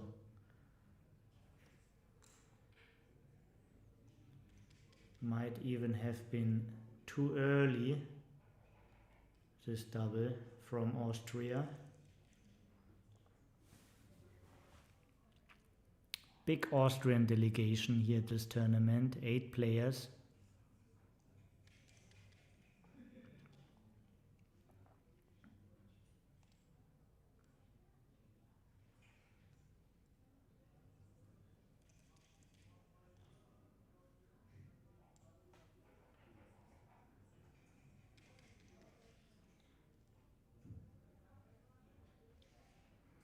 Yeah, Mihai confirms. Thank you. We have the detail. It was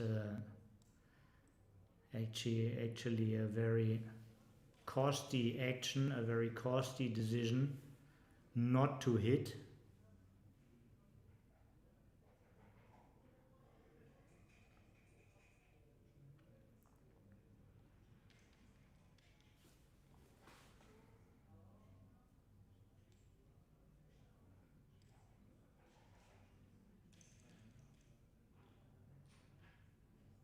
only costed them equity. In real life, it looks like they won. 34 good numbers. Only 2 numbers are missing, and this is the overkill. Snowflakes are enough. Yeah. Martin has a hot streak after winning Germany's biggest tournament, the German Open in Frankfurt. He is now in the playoff of the Double World Championship WBGF version. And you see this very often when there's respect on the board, players discuss a position, or they're just setting up the board for others.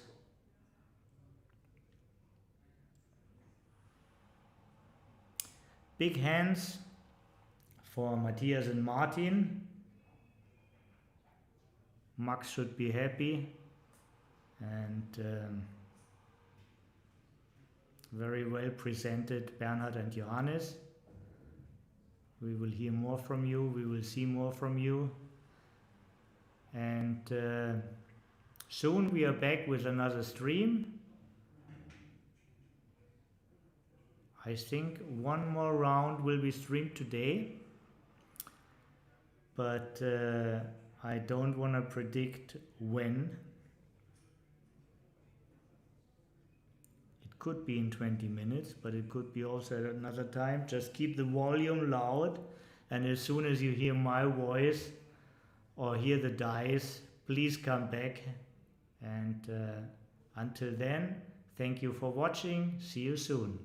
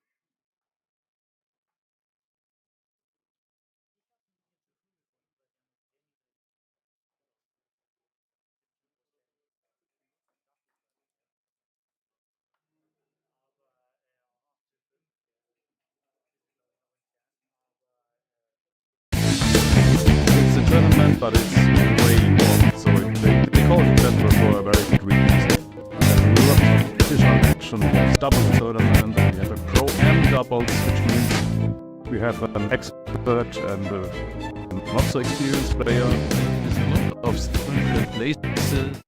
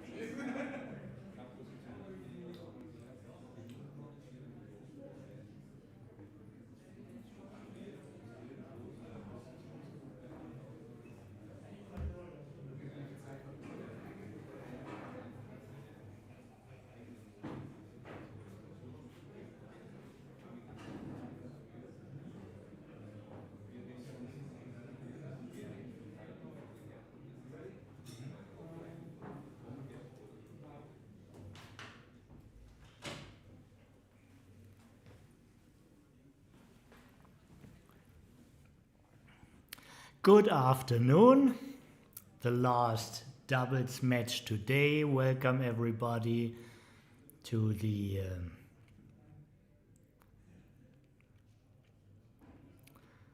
last round of the day of the WBGF Doubles World Championship. And many of you asked, why don't we see more from Dirk Schiemann? The answer is simple, he's busy playing. And Dirk is playing with his student Sarah Maga from Trier. They are moving the black checkers, and on top you see Noda Gagura with his friend, and I actually don't know his first name, Mr. Shirokov. They already came 6 in Sweden in the doubles. It was a 2-life system in the doubles, many rounds.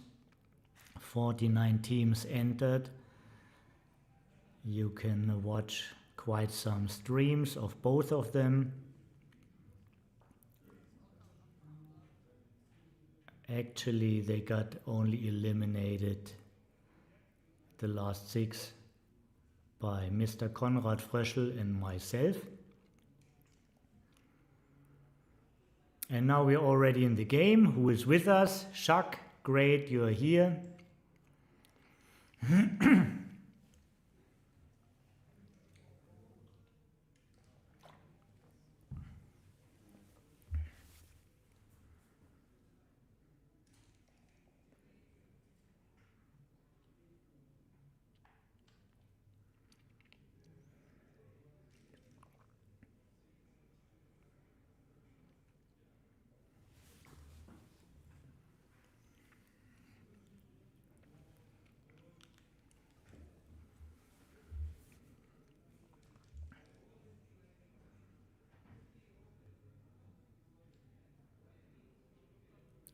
Starting a new point. Need to have some counterplay when Sarah and Dirk are leaving the anchor.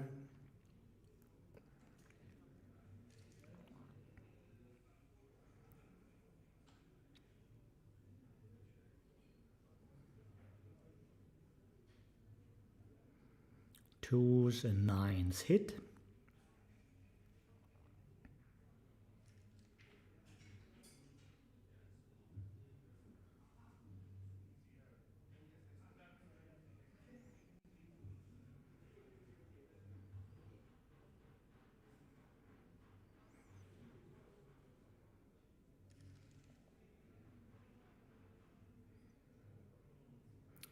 Bringing 2 down with a hit, clearing the midpoint.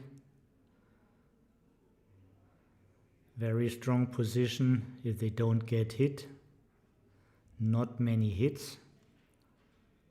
Very powerful, not very dangerous. For 2, they have to go where it hurts.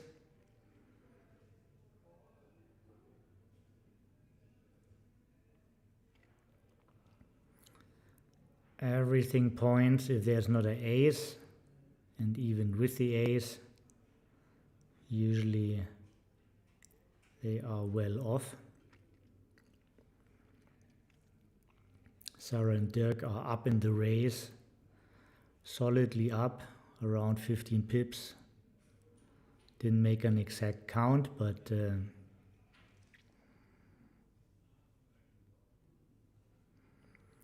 this is the worst pointing number because they lose 2 good points to make 1 better one. Many returns.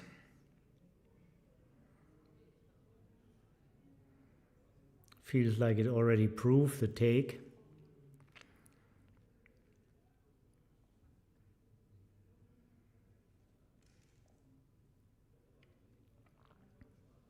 But these plots protect each other also.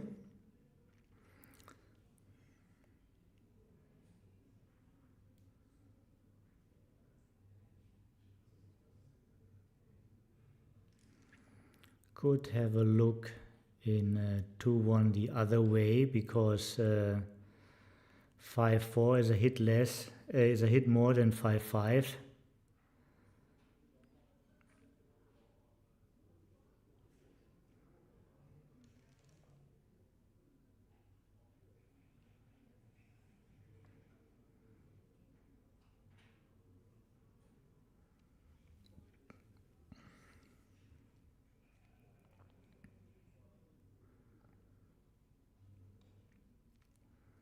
The race changed.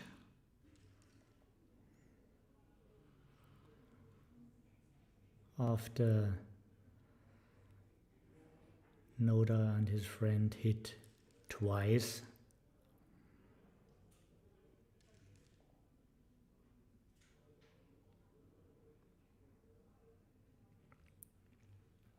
$11-8.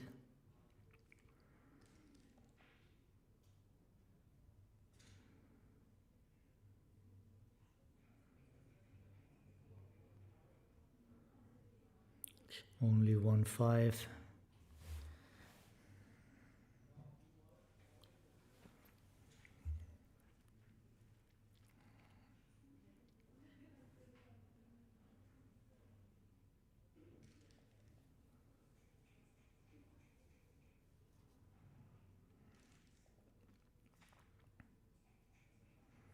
Cube action has happened already.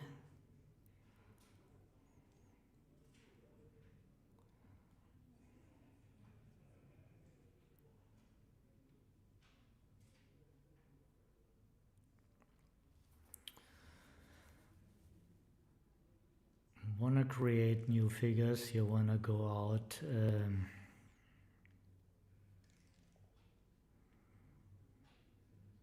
this is not the most flexibility, but it keeps the anchor longer. That was a good roll.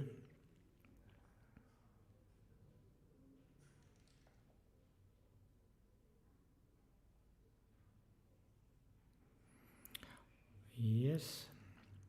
Now let's think. You don't want to get stuck really, so it could be also 18-16 and then look for the next best ace.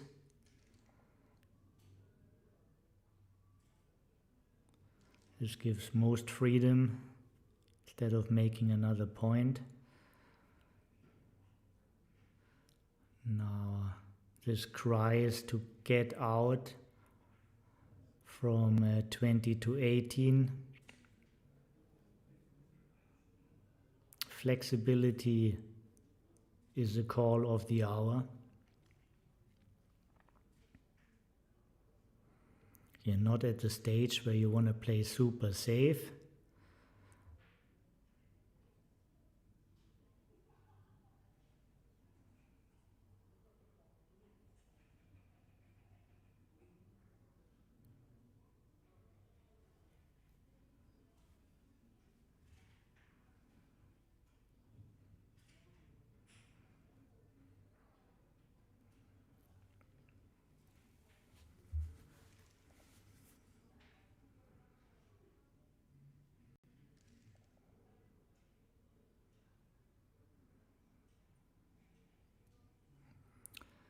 Could be 20-15 and 7-6.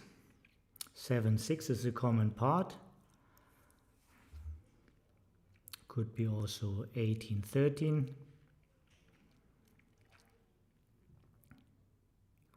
I like pre-clearing the anchor. It also gives a real closing number with 5-5. This is probably more flexible.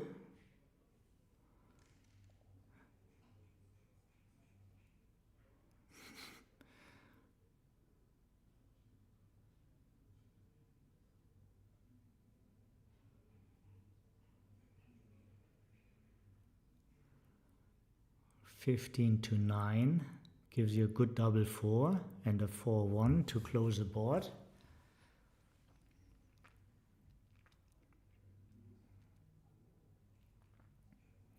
With most other fives, would be nice to leave the anchor. With 5-1 it's not possible.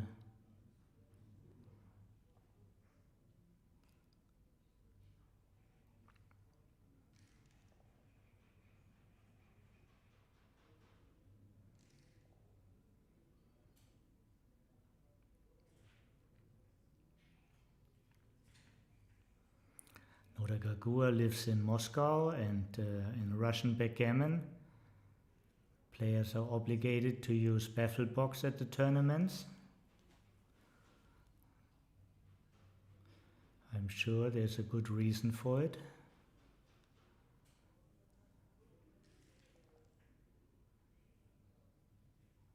No dice on checker at this tournament.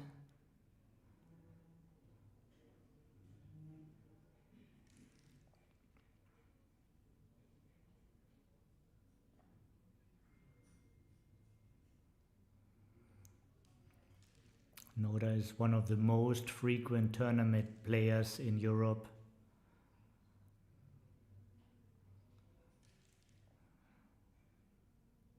Since 25 years I'm seeing him everywhere. Very nice, friendly guy, always a gentleman.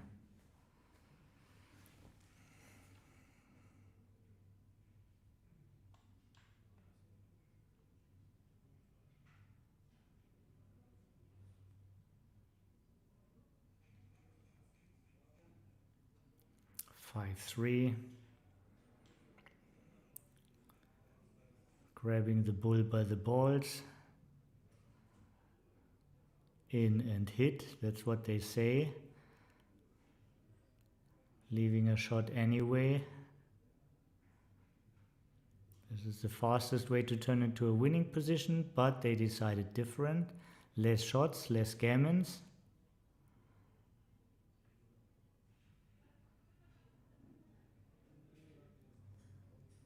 Still a lot of gammons.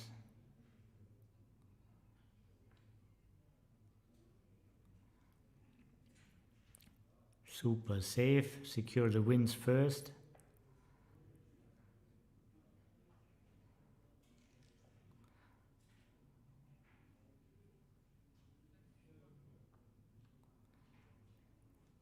Three, 1 is looks nice, but is not one of the real good numbers. The good numbers start with a 5. For 2, brings 2 people in. Can't hit open, too many gammons, good board control still. And as mentioned, 5 is one of the numbers you're looking for. You're just running. 16 times you're getting missed, not this time. Makes another inner board point.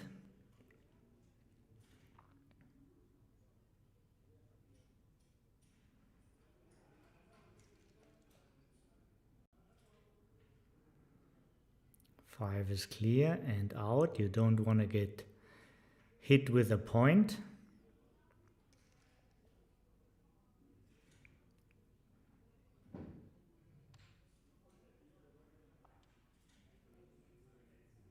Don't want to get hit with an inner board point.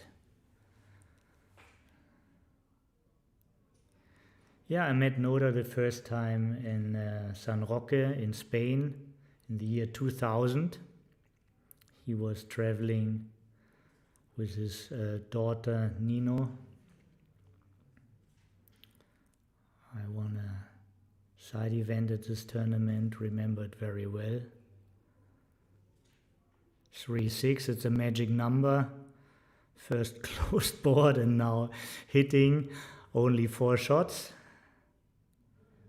And they rolled it. Good chance to get 4 points this game.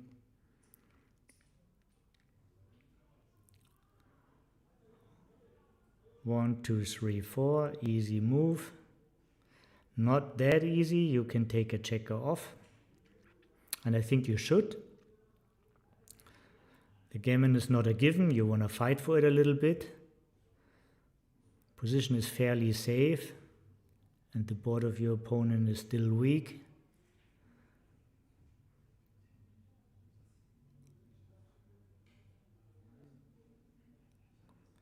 Yeah, pretty sure they take out, yeah.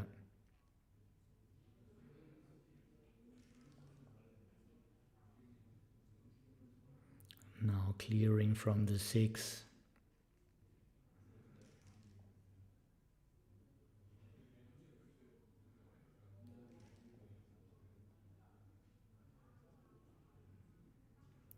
Six is clear, and now still fighting for the gammon.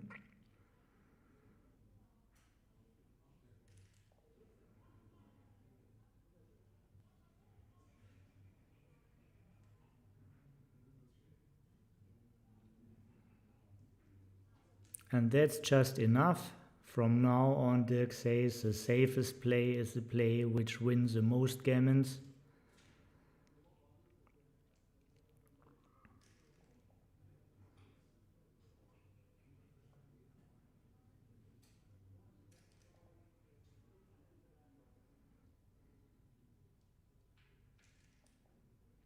I need 11 crossovers. This helps big time. Fantastic roll.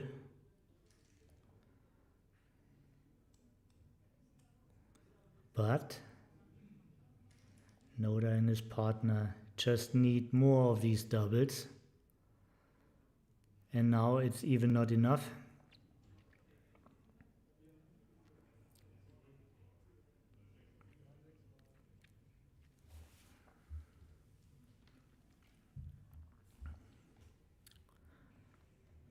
So now a draw is made, and some had a bye who had a perfect score, were able to get a bye, and this pairing plays with a non-bye, and their next opponent will be the Afghanistan Russian double Riskin Salamzi. So the winner plays those.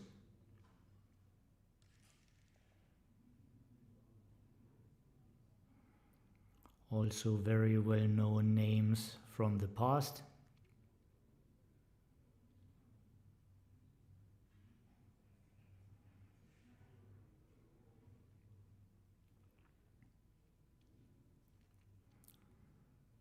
Yeah, slot has a great effect if it works.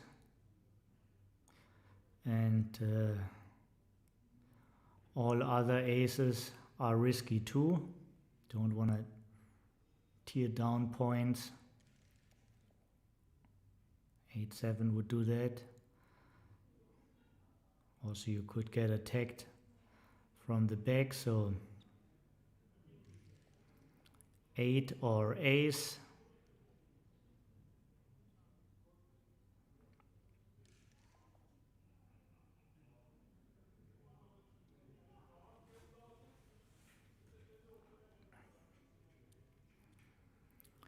And this is a good demonstration how valuable a risk can turn into an asset.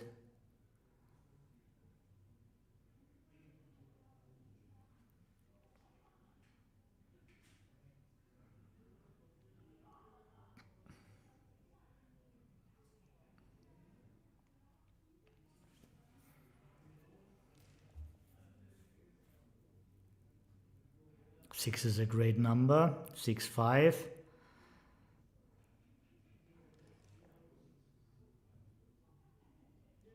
And this is a 6 prime. Sarah just rolled a stone cold winner, making the full prime.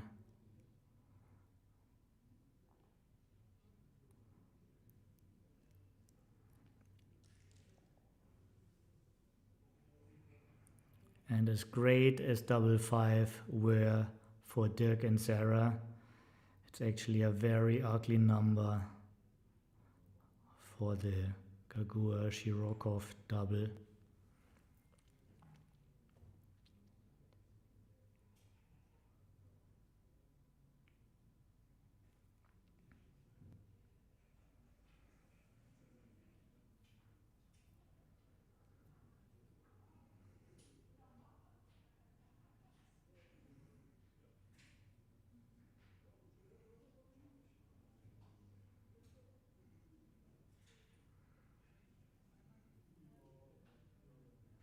And that was just too much.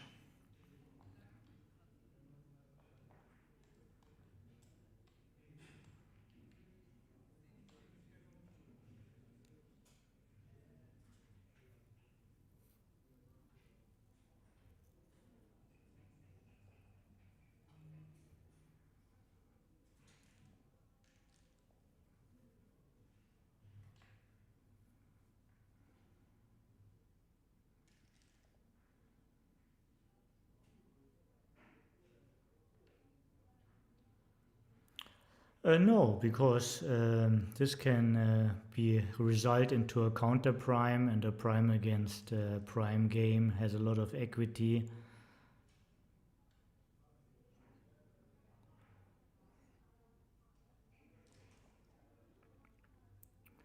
So if they don't hit here, this game has turning potential. Hello, Andreas. For sure, it's not too good.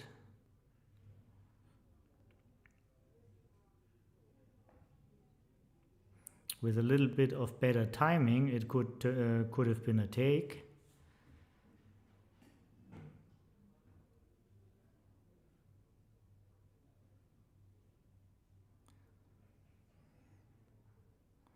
And this is quite pleasant. Especially when there is a 5 up.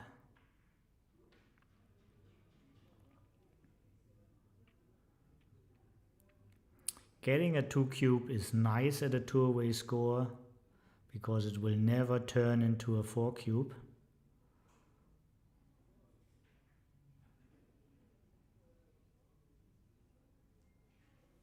You prefer to swing the game for 2 points than for 1.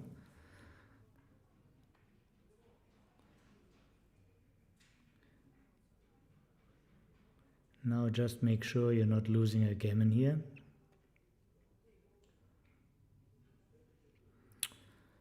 Usually aim for the better point.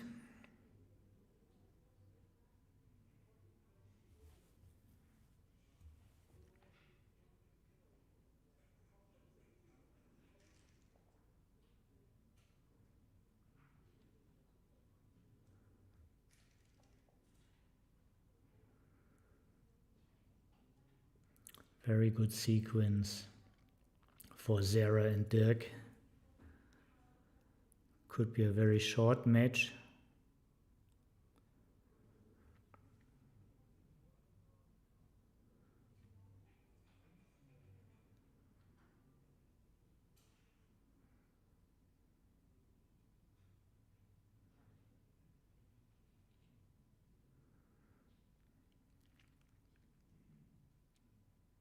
Duplication of force.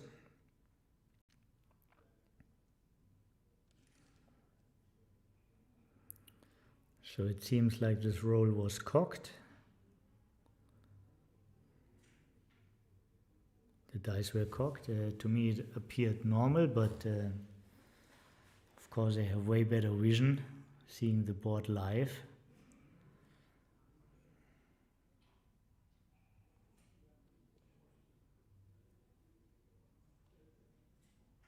Or maybe the 4-3 was still the other roll. Sorry, sometimes you get confused. Even happens to me. 9-4, 8-7. Are there alternatives? What are other candidates? Well, 9-8 and 6-1 is also possible. This could help their plan. They leave a shot anyway. This way there is no extra.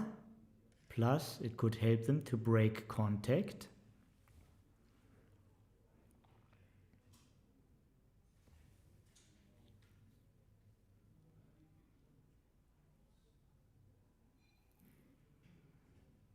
Someone rushed against the table.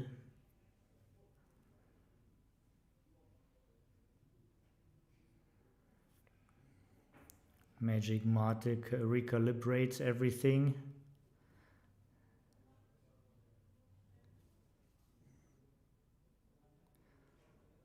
And this is a way of doing, this is also mandatory, I think, in Russia. When you move checkers around to visualize pictures, do it in a way that it's transparent for your opponent from where the checkers are coming.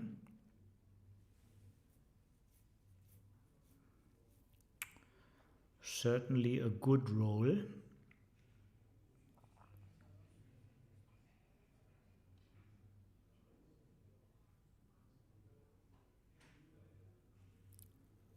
Transparency is positive. No timing for the 5 anchor,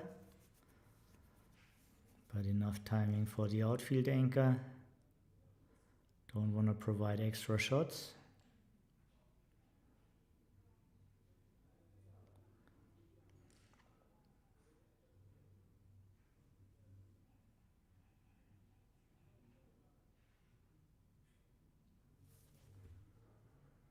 Five, 4, put some blots in your own board and hope they sooner or later turn into points.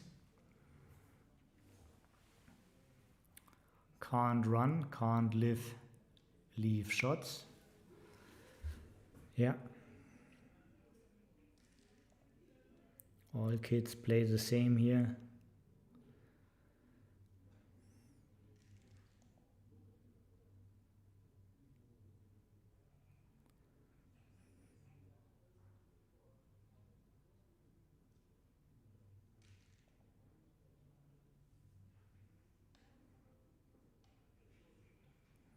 I sense a small racing advantage for the Georgian-Russian double, but must be quite close. Let me count this quick. 17, 16, 15, 9 pips up, and after rolling 9 this should be dead even.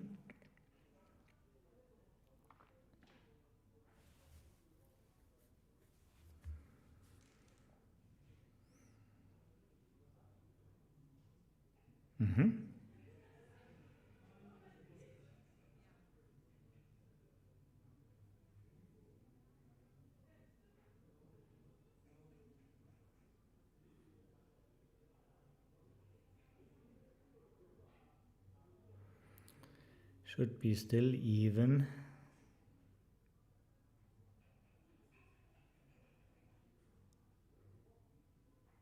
So the real question is, after they count it, after they figure out it's even, they probably decide to put it half the way back and look on plays by staying on the opponent's bar.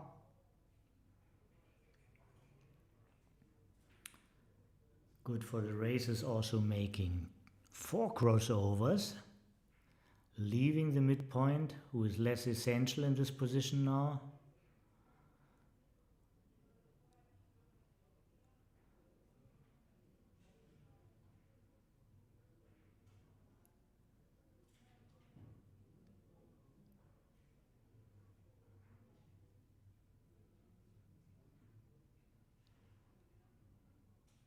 Are they up a pip even?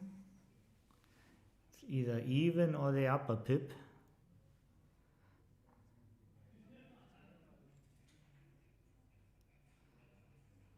But shouldn't change the decision. It's only one play for 4 crossovers. And the lead is not big enough to just cut contact.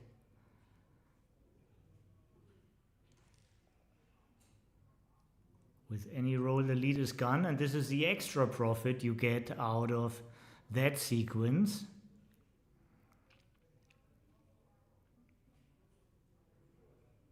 Slotting the 5 is usually the idea. Noda knows this.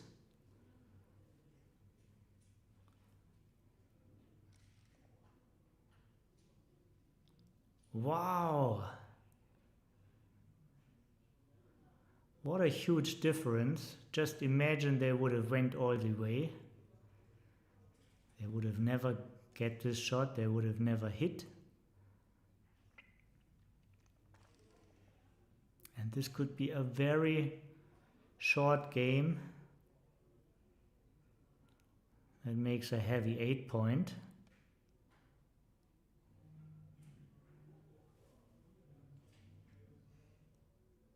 Yeah.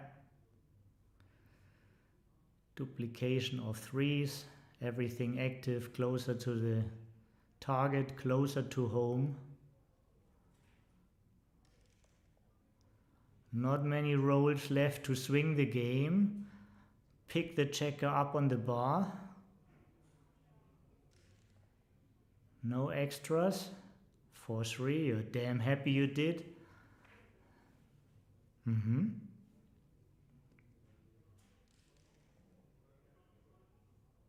Oh, and this is another killer roll from Sarah Maga. And if not a miracle happen,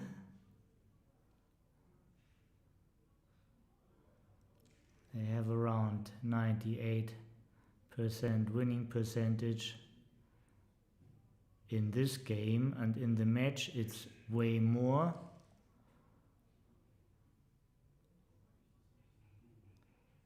This is the safest move.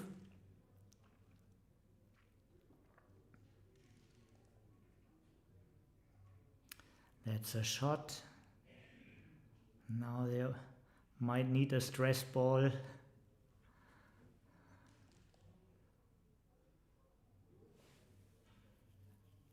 Moment of truth coming nearer.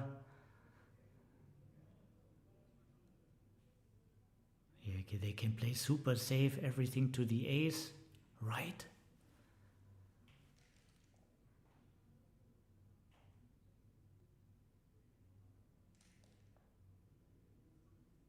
And